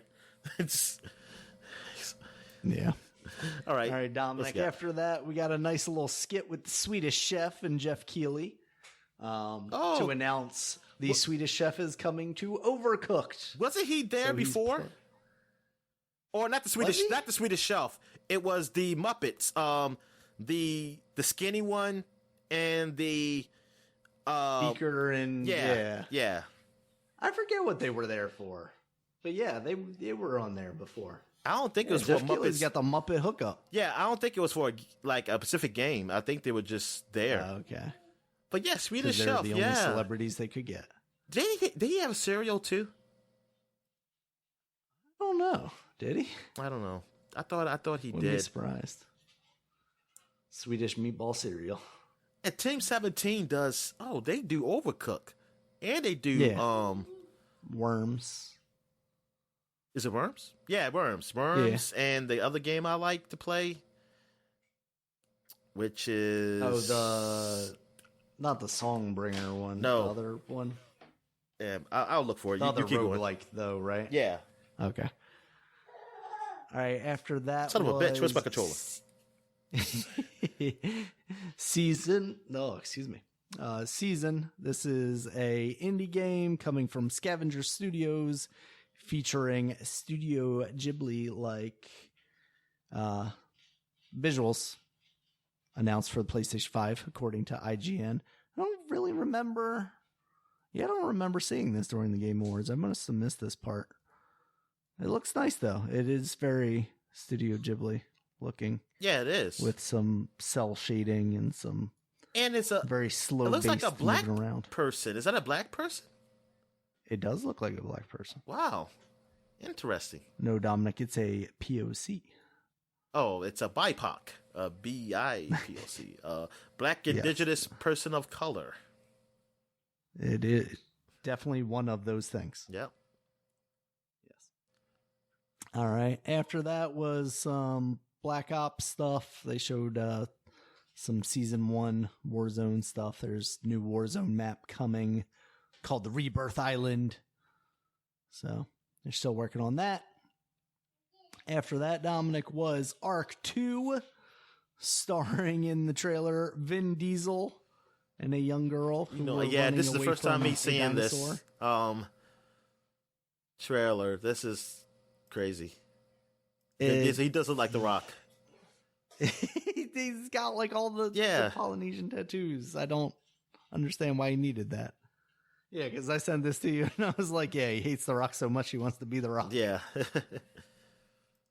Once I found out it was Arc 2, I became less interested, even more so than I was by the end of the trailer. Well, why is that? Part of it is just like how goofy there's a weird juxtaposition between like how realistic the character models look versus like the over the top blood. Oh, okay. And it wasn't so much that it was over the top, but it just looked cartoony, like almost I've seen it. Yeah, blood. yeah. And I didn't understand what was going on there. I like dinosaurs. Arc. Part of it is that I don't really like the Arc gameplay, like the survival stuff. Yeah, I don't really like that either. That's what kind of I didn't get into it. It is intriguing if they are adding Vin Diesel to make like a more story-driven campaign out of Arc 2, or making that an aspect of Arc 2. That could be interesting. You cut out on me. By the time that game comes out, can you hear me now? Yeah. Oh yeah, I hear you. But okay. I was just saying, like, you cut out a bit and then you came back. Gotcha. All right. Yeah, but by the time like this game comes out, like I could see Horizon coming out, and that kind of scratches the same itch that I would want out of this game. But basically, I don't have Vin Diesel. I don't have Vin Diesel though, man. I mean, you don't know that, Dominic. You don't know that it doesn't have Vin Diesel just yet. It might have Vin Diesel. We might get Vin Diesel in Horizon. So we'll see. They also showed off a trailer for the Arc animated series, which it seems wild, but Arc is a very popular game, so I guess there's an animated series. Along with that comes a TV show. Yeah, they're coming out with that, and it's gonna have like a ton of stars too. Like not just Vin Diesel, but there's like a whole list of named names that you would know in this thing, and I was like, okay, why? But sure. Did they have a trailer for that? Why not? Yeah, and it looks very nice. It's like American anime style kind of thing. Oh, okay. And when's that coming out? 2022 is what they're saying. Beyond Abyss, that's what the game was called. There it is, yeah. Beyond Abyss. Yeah, let's see. They've got... There's the list of names.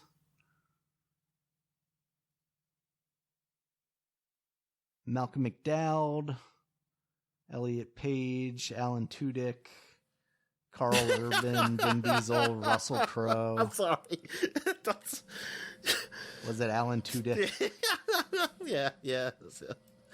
It's always Alan Tudyk. Jeffrey Wright. Yeah, so they've got David Tennant. We got a whole bunch of people in there. But yeah, that actually looks really good. I would be interested to see. I don't know that they announced what that's coming out on, or if it's like a Netflix or a Hulu or whatever exclusive, but it does look nice. I will say that. After that was Fall Guys. They showed off some stuff for season 3. No, I ain't playing enough for season 1. Oh, okay, go ahead. Season 1. You and me both. I didn't play any of season 2. Yeah, and it's going to be winter themed stuff. There's a lot of like penguin outfits and whatnot that are adorable. What about some Hanukkah? You know what? Or Chanukah. I don't see Christmas trees. Chanukah is like what I call it. So this is sacrilegious all around, Dominic. No, what? It's got a C in front of it. That's how No, not you. I'm Oh. saying Fall Guys is. Oh, yeah, Because yeah. it doesn't have Christmas trees or any of that. Oh It's my just God! What the hell, winter man? animals. It's like At least walruses and Overwatch. polar At least bears. Overwatch. Go ahead. They put all this stuff in there. We don't need that, Dominic. Keep your religion out of my bean-shaped Yeah, human they game. need to have like a Jesus Fall Guy like in there, like the Jesus beard. Like, hey,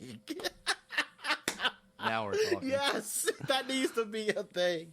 Or like the Wiseman, Actually, the can Wiseman you- costume, and something like that. I was hoping you would give me just like the full collection. Give me like a Jesus, give me a Buddha, give me all of them. Yeah, exactly. Give me an Allah, and then What the South Park called, like happen. the super friends, like the religious super friends. I forgot what it's called. I Exactly, forgot what yeah. it was called. Like, oh man, but you can't Exactly, do give me Muhammad. that. You can't do Muhammad. no. Or you just have like a black bar or something blocking him. You can't see who he is, what he looks like. Exactly. Yeah. All right, Dominic. After that, we got an Outriders trailer, a new trailer for that. That's the Square Enix and People Can Fly game. That's kind of like a Destiny type thing, but meets Gears of War because they're big dudes shooting things. Yeah. Also alien type stuff. That is coming out February 2nd, 2021. So that's like On that's another Left 4 most of Dead the like game. things. So you got this. I mean, Left 4 Dead, I would say it's more closer to whatchamacallit. Destiny. Destiny. Oh, okay. Oh, really? Yeah. This is like an Yeah, RPG. like a looter shooter. This is a looter. Oh, it's a looter shooter. Gotcha. Yeah, looter. I hope it's more like Borderlands then. Yeah. I say I hope it is, but I mean, is there a story to this? Yeah, there's some story aspect to it. It's not.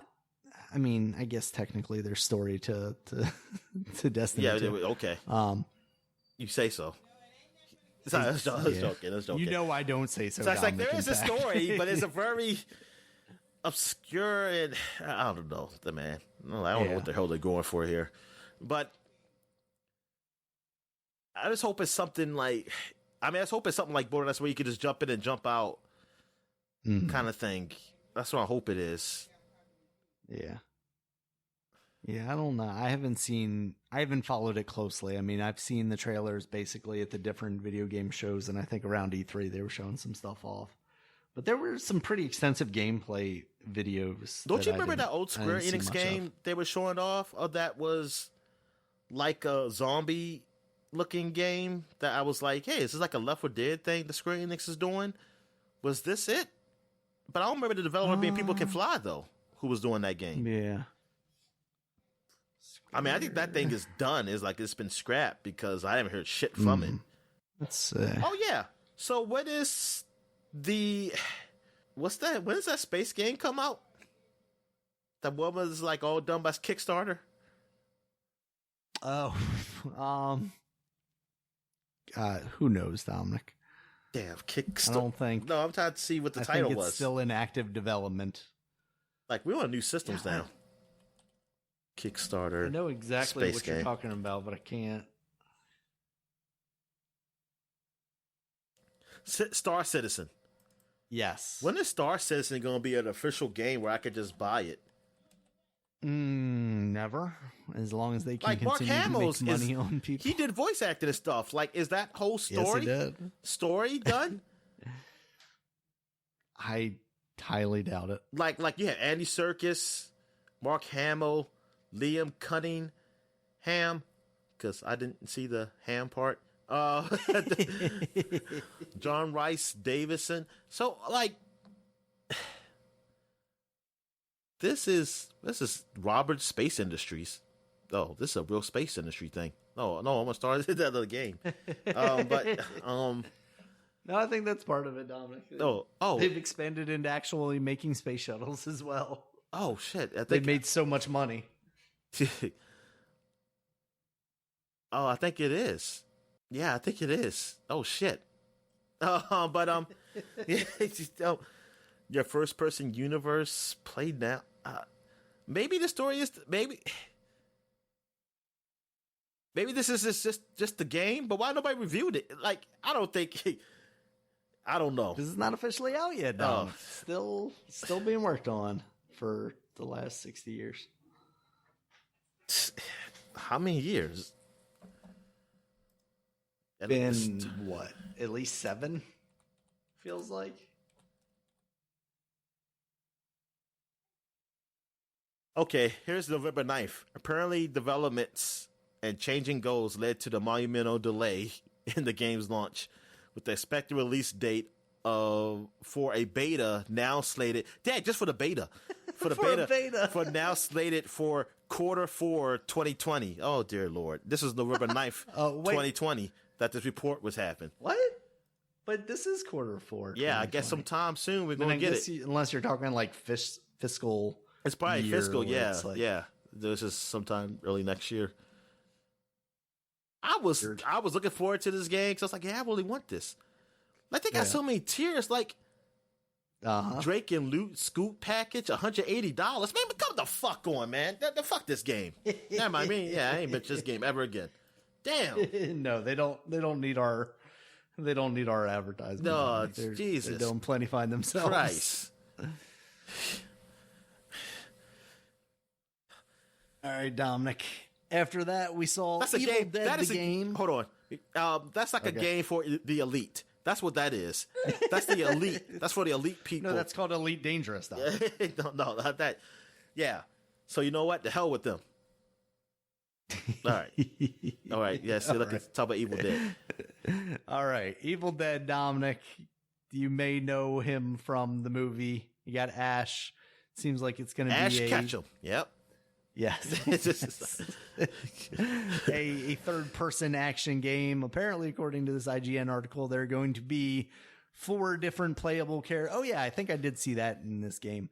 Actually, I wasn't sure what this game was. It seemed like almost it could just be a Friday the 13th game.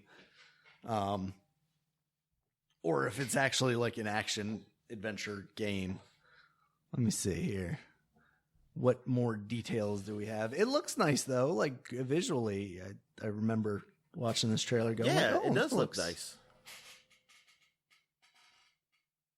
It's cool. Yeah, got the boomstick. Yep. This is why he couldn't be in Mortal Kombat. Or did he end up coming to Mortal Kombat? He still hasn't come to Mortal Kombat yet, right? No, he hasn't. No. What's his name was like, oh yeah, I totally recorded voice work for that. Maybe he was just confused. Maybe he was actually doing voice work for this. See, I don't know what the hell I'm doing. I'm drunk half the time. It's being developed by an American studio called Cranky Pants Games. No, this is no, that's the 2005 game. The 2005 game was developed by Cranky Pants. Oh, I'm going to say they're not around anymore. So it is apparently a co-op PvP title where you fend off hordes of the undead. Okay. Matches what we saw from the trailer. There were definitely undead that I was fighting off. So it's like a co-op kind of game. Yeah, because I see the other characters. Mm. All right. So another thing that's almost in the same vein of Left 4 Dead. They're giving them all to you now, Dominic. All of them. Now they're giving to us too much. They're giving us too much. So somebody's going to have to die. Good. Yo, how's that Predator game? Did that Predator game come out? I believe it did, and I believe it went away just as quickly as it came out. Darn, that's like faster than Friday the 13th. A lot faster. Because that was a PlayStation exclusive, right? That's right, it was. Did it? Yeah, Predator Hunting Grounds. Well, that's their mistake. Well, or not. Maybe PlayStation paid them so much money that they were like, hey, if this game fails, man, we are good. It was on Epic Store as well. Yeah, I think that went.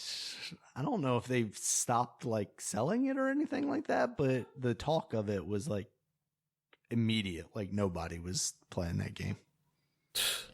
I'm gonna become the top Twitch streamer for Predator Hunting Grounds. Top esports player. That is crazy. That game it came out April 24th, 2020. It's even crazier. It came out this year. It was so long ago. And you can pick it up at Walmart for $10. But oh, sweet. Yeah, it's published by Sony. Oh, yeah, that makes sense. But you can play it. Do they own the film rights to that? Maybe it is on the. It's like Alien's PC. owned by Disney now, so I don't know. I don't know if those were ever owned by the same player people. Or account. like Paramount, maybe. Player account. What? This is right. I don't know how this worked on GameStat. It got total player count at. Is that? Oh, that's just told me people that concurrent. This is how many people played it. People who have touched it over the lifespan. Of 620,000 people have touched it. To this date, close to this date, which I mean, so not even 1 million. That doesn't seem great. All right, you can go ahead. I will do my research on this. Cut to next week. I played Predator Hunting Ground. It's incredible, and I'm gonna continue playing it for the rest of my life. All right, Dominic, we got Ghosts and Goblin Resurrection. That's coming to the Nintendo Switch on February 25th. That is the Ghosts and Goblins, the guy that's in the little pseudo armor and he loses everything, and basically like pre-Maximo. Yeah, I was about to say it's Maximo, right? Is his name Maximo in this too? I don't know about that. I don't. Yeah, because Maximo looked younger, right? Or at least you don't have a beard. Yeah. He's shaved. I'd say he's clean shaved. I think he's like Sir Knights and Goblins or something. But yeah, but that's maybe it is like Sir Maximus or something. That's all I know. Like, because if I saw Maximo, I always see about Ghosts and Goblins. So is that like the same people worked on them, or like the spiritual successor? They were Capcom. They're both Capcom. Yes. Yeah, but I don't know about like actual people working on them. But yeah, this is like a remake of the old games, like the Super Nintendo, NES games. So it's a side-scrolling thing, but it has updated graphics. It looks all right. It doesn't look like. It's kind of weird because I think it is like hand-drawn style, but it doesn't quite look hand-drawn. Like it looks a little closer to like flashy artwork. Yeah, so it looks kind of like meh. Yeah, I see what you mean. It looks all right though. Those games were always too hard for me, but I always thought they were cool. And they also announced along with this that Capcom is doing like an arcade thing on the Switch. So you can play like the original one as well as like a couple other arcade games. Oh, okay. So that's coming, I think, early next year. So instead of just adding to the Nintendo Online, whatever, they're going to do their own thing because, of course, Nintendo can't get their shit together and just get people on board with this stuff. It's ridiculous. All right, Dominic. After that was Returnal. I watched the trailer for this. It looks all right. Returnal? Yeah. Yeah, I was thinking this was the one for the Xbox that's like the lady crossing between dimensions and stuff. And then I'm seeing, oh no, it's not that. This is a PlayStation thing. And I remember us talking about it previously, but it wasn't showing much. It didn't show much the first time. Okay. This looks all right. Yeah. And Returnal. Maybe not the best name. Yeah. That's interesting. But look at that's a PlayStation exclusive that's coming out next year, March 19th. Mm-hmm. So that's relatively soon. Yeah. For another exclusive from them. So yeah, I mean they're definitely beating up a little bit on. And that's PS5. It doesn't say like PS4. We'll see. Yeah, because they believe in generations, Dominic. I mean, we'll see. At the last second, we'll see if they say something. Everything was coming. Exactly. Well, like they'll tell us a week before. Yeah. All right. After that, Dominic, was some gameplay from It Takes Two. This is It Takes the Two, game baby. Developers. Oh. Exactly. They use that song. Okay. It's from the developers that did A Way Out? Yes. It's the crazy guy that's up on there and was like, fuck movies and whatnot. And we had previously seen like a story trailer about it. I think it's like two parents are divorcing and then they get turned into dolls. Did they do two brothers too? They have to work together. Did they do Brothers Two Tail? I said two. I don't remember. I said two brothers. Oh, brothers. I don't think they did. Brothers, Tale of Two Sons. That was done. Oh no, it was him. Okay. Joseph Fares. Yeah, so that makes sense. Yeah, because like all his games are kind of like cooperative, working together type things. Also, apparently he's done movies. He's a Lebanese Swedish film director as well. He can't say fuck Hollywood, Dominic. He's part of the liberal elite. He's trying to come in our world of video games and take over under the guise of hating Hollywood. How dare him? He does those Swedish indie movies that I probably don't understand. Probably. All right, after that, they showed off Super Meat Boy Forever. That's coming out on the Epic Store on December 23rd, 2020. Oh, so Super Meat Boy Forever. I think that's the like Ultimate Runner one or whatever they're called, like the Auto Runner one. Oh, where you're just constantly moving to the right, and then you still have to do all your jumping and stuff. I want to say that's already out on Super phones. Meat Girl. Yeah, she's the pink meat. She's not cooked yet. Exactly. After that, they showed off Oddworld Soulstorm. That's coming out spring 2021. I think that got delayed until then. And that's coming out on PS4, PS5, and the Epic Store. Yeah, no Xbox, so that's another Sony exclusive, console exclusive. Yeah. So that looks all right. I've never been huge on Oddworld, to be honest with you. Yeah. I think we've talked about that we previously. talked about it. After like you that a hater. was the Elder Scrolls. Yep. Hater. I'm a lover and I'm a hater. Oh, Oblivion. In this case, I'm a hater. Oblivion remastered. Yay. Not quite, Dominic. We got Gates of Oblivion, an expansion for the Elder Scrolls Online. That's coming out January 21st, 2021. Has any of this Elder Scrolls Online stuff ever interested you? I know like you went into the Old Republic for a while because they had story stuff in there. It does, but then when I see like the gameplay, when I look online and watch people play it, it's still very MMORPG. It's not, like I said, that's not the space I want. It's like gotcha. So just gonna wait till they do Elder Scrolls 6 and wait for that one. I gotcha. All right, after that, Dominic, they showed off Monster Hunter Rise. That is the one for the Nintendo Switch, and that is getting a limited time demo in January of next year. So if you want to get your Monster Hunter on the go, you can try that out there. After that was Among Us. That's getting a new map, Dominic, one of the biggest games of this year in early 2021. Oh, yeah. You're going to get apparently it is an ode to the Top Hat Clan airship from Inner Sloth's Henry Stickmin game, which I guess that's the developer behind Among Us. I guess so. And also, Dominic, there is a Jeff Keighley mask in the game. What? Yep. What does that even look like? I don't know. I didn't see it when they were talking about it on the show. Let's see. Jeff Keighley. I'm just going to always assume that he did it. Kill him. Get him the hell out of here. Even if he didn't do it. Just to get him out of there. So get this man out of here. Jeff Keighley is sus.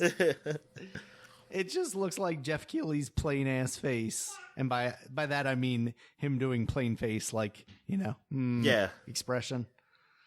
Just literally a picture of him, not cartoonized or anything. Just Jeff Keighley. God. Amazing. I need to play that now just so I can play as Jeff Keighley. And it's supposed to be coming to the Xbox, right? Yeah, I think I sent you a tweet that the Xbox. Yeah. It's coming to Game Pass, yeah. Okay, when? Yeah. When is it coming to Game Pass? Coming when Jeff Keighley's thing come out? I think that's available now, actually. Among Us Game Pass. Oh, the Jeff Keighley thing is available now. Oh, okay. Yeah, the Jeff Keighley thing, not the Game Pass. Let's see. Among Us, it's on the list of stuff that's coming soon, because Skyrim's coming next week. Game will be available. Among Us will be available on Xbox and PC Game Pass on December 17th. Okay. Well, that's what's up. So, yeah, man, I'll be playing Among Us.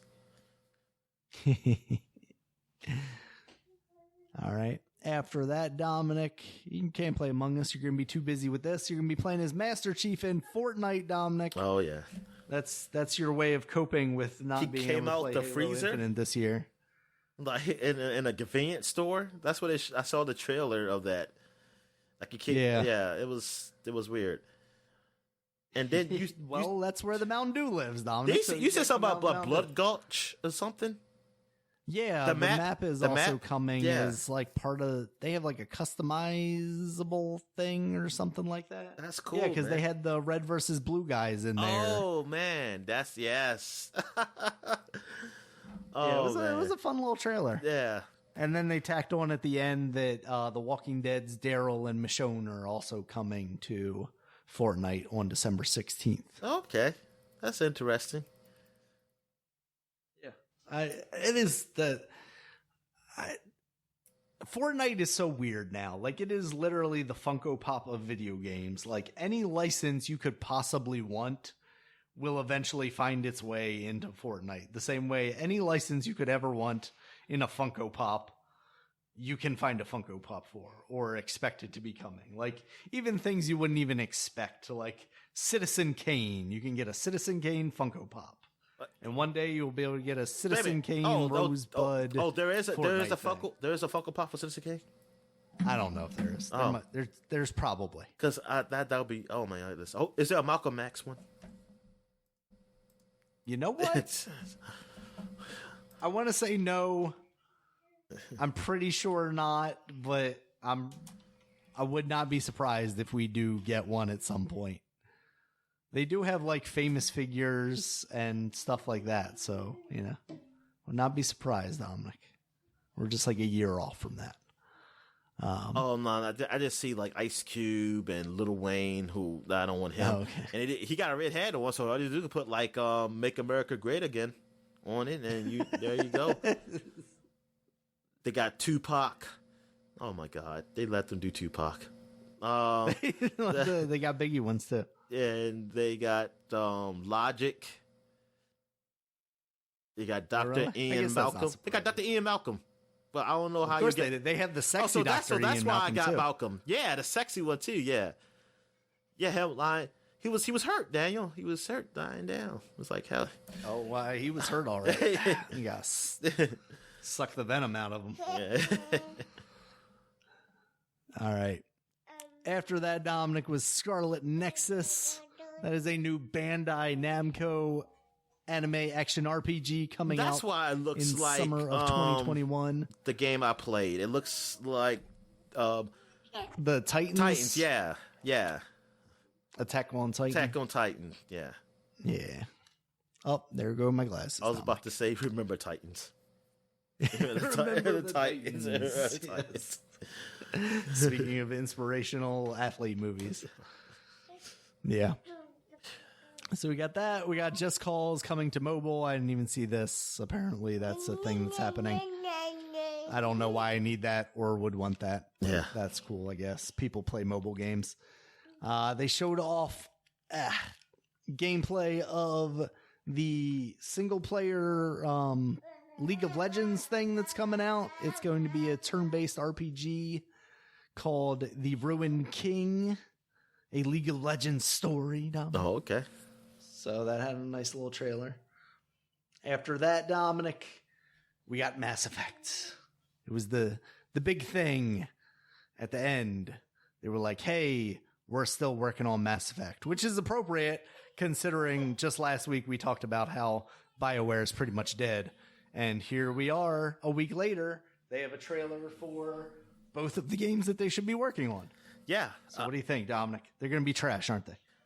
I hope not, man. I hope it's something decent. And I'm just curious because she was picking up the N7 armor, Liara, at the end of it. And what does that mean? Like, well, a piece of the armor, I should say. Is he? Yeah. That means he got up, or she got up, or whoever you are, and like, well, like you're still alive. Is it like another situation like in 2 where you're Shepard's back down? Yeah, and like they rebuild his body. I'm curious what this is. I mean, it's like I'm excited, but then I was excited for Andromeda. I was excited for Andromeda too, and they sold me in that. They fooled you. That theater, like, oh my god, this is gonna be so awesome. Yeah, so awesome. They sat you down at PAX East and they said this is gonna be an amazing game. And a couple weeks later, I thought I was looking at some great people up there. Now I'm looking back. So I was looking at They're looking all at failures. liars. They're all failures. The phonies. So I was joking. Oh no. Was Casey Hudson there? No, he wasn't that. Yeah, he wasn't there. That one. No, he wasn't part. You remember he wasn't there yet. I was gonna say I don't know if he was with BioWare at that time. Nah, yeah, he came in later for Anthem. So Anthem, because we had promise for Anthem, like, oh, Anthem's maybe it's gonna be pretty good because Casey Hudson's back, and it didn't turn out to be that way. So no Anthem news, man. Like, hey, we got the Anthem update too. What are we doing with that game? Isn't there enough, Dominic? You got 2 games from BioWare. Yeah. I didn't expect excuse me. I didn't expect a new Mass Effect, but Mass Effect's so big, like you expect them to do something with it. Yeah. But it's like, I feel like it doesn't have to be RPG. I mean, I feel like they could have been, I want RPG now because y'all fucked up the last one. But I felt like that universe could have been bigger than just what y'all make it to be. Like, you could have done so much shit with that license. Like, that's a huge license. Because it could be a Star Wars. It could be a Star Wars, and that in the sense of video games, it could be a Star Wars. Right. Like, I want to see some Normandy racing or something like Normandy bobblehead racing. Yeah, like a big bobblehead. I get to choose the Leviathan. That's a thing. Yeah, and you would just race around like coursing, some crazy courses in the sky to each mass relay or something. So who's get to this mass relay pit stop, faster? You have to stop and mine the ore. Man. All right. Yeah, it was. I mean, for the I didn't watch the show. So I don't know who. I know who won the awards, though. I mean, it was what I predicted. It was that it was going to be Last of Us because there was in the most goddamn categories, and I was like, well, yes, they were. So yeah, it's going to be them. They're going to win. And they won Game of the Year, Best Action Adventure Game. I think Best Writing. The best performance came out of that. Yeah, they were definitely the big winner of that. Yeah, so they won everything. The people's choice of it was Ghost of Tsushima won. Yeah, I was a little surprised by that. Yeah, but some people are saying that they believe it was hack because people hated Last of Us because of political stuff, like because of woman and strong woman. It seems like that's a weird one to have won out, I guess. I know. I don't know. I mean, I don't know. It just feels like nobody was Sony. Like really behind. It's Sony. That's all it is. That's why I say this was a cheat for Sony, and like they ruined it. They hacked the system. The Japanese hacked it. They hacked the votes. It's like, I was joking. Nah. I mean, maybe it deserved it. It probably did. I only played one of those games. That was Doom Eternal. So I had really nothing in the fight. I mean, it's not really a big deal to me anyway. Who won? But no, congratulations, Last of Us, Naughty Dog, continue to making great games that people like. Yeah. So there you go. And for the other nominees out there, and Microsoft needs to step the game up. They get some games up there, man. Yeah, they really weren't. Like, it feels like the biggest game that they had on any of these lists was Ori and the Will of the Wisp, and that's not to take anything away from Ori, because I think those games are very good, but still, like, that's not their top tier games. All right. So what else we got? Is that it? That's it. Unless you want to run down more of these winners at all. I think so. Very good. Like I said, the big winner was Last of Us. So there we go. Yep. All right. We got new releases then, Dominic. We got Drawn to Life 2 Realms now out on the PC, Switch, and phones. So this is Drawn to Life with mixed with 2 worlds, right? And they just smash them together and they made the game. Exactly. God, bringing up 2 worlds, Dominic. Remember when that was the Oblivion killer? Yeah, it still is. Wait a minute. Yep. Take 2 worlds. It was a 2 worlds too, right? I believe so. Yeah. And it's called 2 worlds too. Damn. It should be called 2 worlds deuces. Yes. Yeah. All right, we got Call of the Sea, which I'm not sure what that is. I just copied and pasted this list. Just the sea. And now I don't remember what Call of the Wild was. So I don't. That's the dog sledding thing. Oh, yes. Yeah, they just it's probably like sea lions.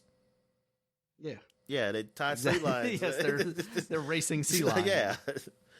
Or manatees. I feel like manatees are probably too slow. Dolphins, maybe. Yeah, they're the cows of the sea. That's what they call them. They call them sea cows. Those fat All right, bastards. Dominic. How dare you? We got the PS5 and Xbox updates for Destiny 2. So now that is officially sort of a next-gen game. All right. We also got Doom Eternal for the Nintendo Switch, which is only available digitally. Yeah. I wonder how that runs. We got Puyo Puyo Tetris 2. That's now on Nintendo Switch, PS4, PS5, Xbox One, and Series X. Wow, this is a sequel. Okay. Yeah. The long-awaited sequel to the Puyo Puyo Tetris matchup. I remember the first one. I played the demo. It was a demo, right? I liked it. Yeah, it was good. Yeah. It was good. We got Ghost Runner for the Nintendo Switch. That's one we've talked about previously for PC and stuff. Also, Orwell's Animal Farm. I saw this on the Epic Store the other day when I went there to see what free games they had available this week. I thought it was weird that there's an Animal Farm game. It looks like it's like an adventure game, not an. Maybe this is based off the book, text-based kind of thing. Yes. Yeah. Okay. Yeah, it is. Oh yeah. Orwell. I was wondering, like that sounds like the author. It's. Wait a minute. Yep. Okay. So are you the pigs and you're taking over? What's going on? I never read the book. I couldn't figure it out. It was like one of those text-based games, like a Dream Daddy type thing. My sister told me about the book. Except I don't think you're like falling in love with the animals or anything. Yeah, my sister. I think she read the book and she was telling me about it. I remember. I think she had read it for Sweden for school, and I remember as a kid she telling me about the book. And there was a movie of it. Like I think it was like a made-for-TV movie, which I think I probably had to look up just to watch that. And because I'm curious, because I want to know what happens at the end. Do the pigs take over? But don't tell me. Don't tell me. I'm going to assume. I will not. Also, I don't remember. Oh, okay. Yeah, but yeah, because I was like, oh no, I don't want the bacon to take over. Fascism happens. Yeah, I know. Yeah, it has some underlying tale talk. Yeah, about that stuff, which I didn't understand as a kid. I didn't understand that stuff. And I still don't. I don't know what the hell it is. But Orwell's, you will by the time you finish the book. Now. So you say it's like what is it? Like an adventure game? Is it on the? Just I don't know if it's Everything that I saw of the gameplay was like the 2 character portraits and then talking. Oh, okay. You know how like a Dream Daddy is? Yeah. Yeah. Maybe you gotta make choices, and you make the wrong choice, you like become bacon. You become bacon. Exactly. Yeah, that's available on PC and Android right now. I saw it on the Epic Store. I'm not sure how much it is. Panzer Dragoon Remake is now out on the Xbox One. And the remake? Collection I didn't. Yeah, remember that came out a couple months ago, a year ago? I can't remember now. Yeah, so why is it coming out again? I think it was on, what was it before? I want to say it was like PlayStation exclusive or something, maybe. Was it a Switch? Maybe it was I feel like it came out on Switch later. Let's see. Nintendo Switch, PS4, Steam. Give me like the... Yeah. It was an arcade game, apparently. Really? That must be in just like Japan or something. Yeah. Where they actually have arcades.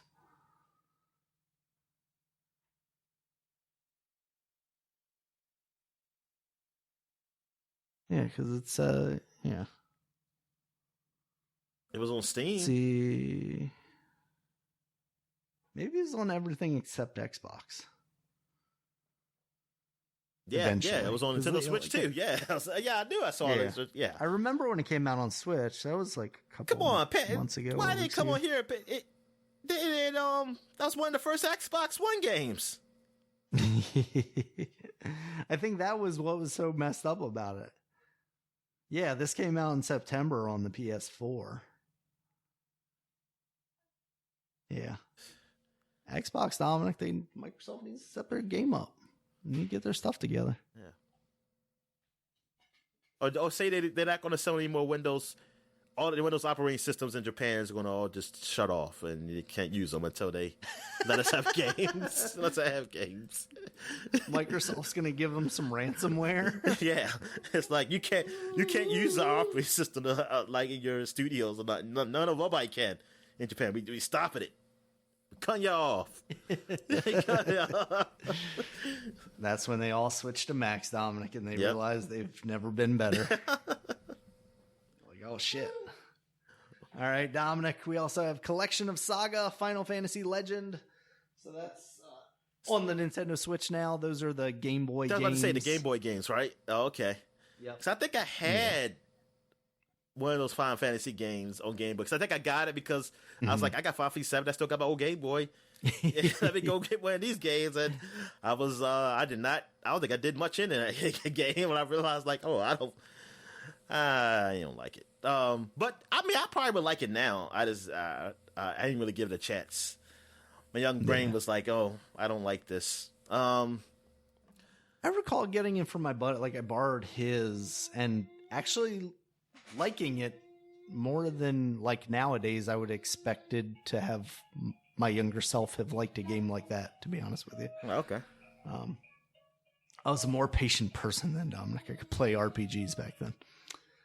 All right, Dominic, we also have Medal of Honor Above and Beyond. That is the VR game that Respawn was working on. How was people... They announced on the Game Awards that was releasing and coming out. And how's it reviewing, you were asking? Oh, well, I guess it just came out, but the people got review copies though, right? Let's see what people are saying about that. Above and Beyond. It has a 3 out of 5-ish on Steam right now. That's not great. You said 3 out of 5? I'm gonna be really disappointed. You said that's not great. It's only 3 out of 5. That's okay. It's a little less than 3 out of 5. What do you say? It's not a full filled in star. Oh, okay. It's got a 6 on IGN. That's pretty disappointing. Yeah, I want to know, can you like pick up your friend's dog tags in VR? Like, oh man, my friend that I've been with all this time, and then you can kneel down and cry. Blue. Yes. And then take his dog tags out, and then or like he'll grab your hand and say, "Tell my wife, take care of my girl at home." And I will. He said, you go home, and then you. Yeah. We married. I married her. I mean, but you say, take care of my family. Tell him I love her. I like it. What was it, Futurama, when they was in that war against those balls that look like testicles or whatever? But and that like Bender, that the guy was like, "Hey, please tell my son, give this to my son." It was like a watch. So, oh great, wait.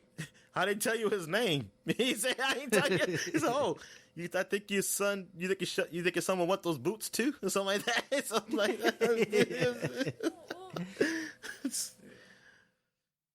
All right, and there's one other game you didn't say up here. Yep, Cyberpunk 2077, Dominic. You already told me this game was trash, and then I told you it was trash. Well, so it's just trash. They just need to do some patchwork on this. Like it came out a little too early. Even with all these delays, it's not ready. I'm waiting for that Jim Sterling Need some video. time in the oven. I'm waiting for that Jim Sterling video for this. I know he's just loving it. Oh yeah, absolutely. Yeah.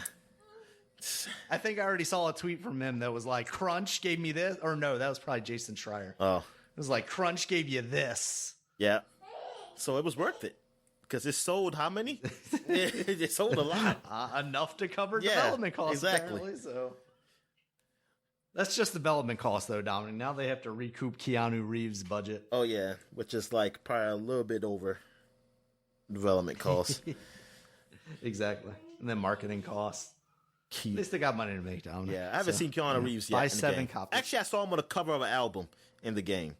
Okay. Yeah, I saw that. So that's the only thing I saw. Popular musician Johnny Silver. Yeah.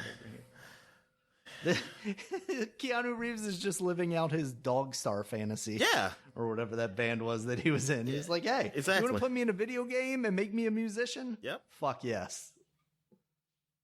Much respect to him. Getting to live his dream, Dominic. Yeah. You got anything else for the week, Dominic? Nope. I think I'm good, man. All right. Thank you guys as always for listening. Check us out on Twitter. Dominic is at DStalworth5. I'm at RegulusMB. Podcast is at SupaPod. I hope you can hear that baby song in the background. Yeah, I hear that. I was wondering what was going on back That's her there. little toy. Okay. Yeah. She got a little koala that plays sounds when she chews on its ear. Is it one of those koalas? If you buy one, you save a koala, and if you don't buy one, they kill it. Oh. Does that exist?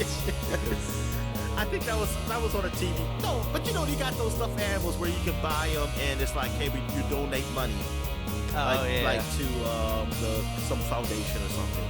WWF. Yeah, and so there was I forgot what show it was. Oh, I think it was Simpsons. It said if you buy this, we'll save this animal, but if you don't, we'll kill it. It's they said this guy's playing hardball. It's like,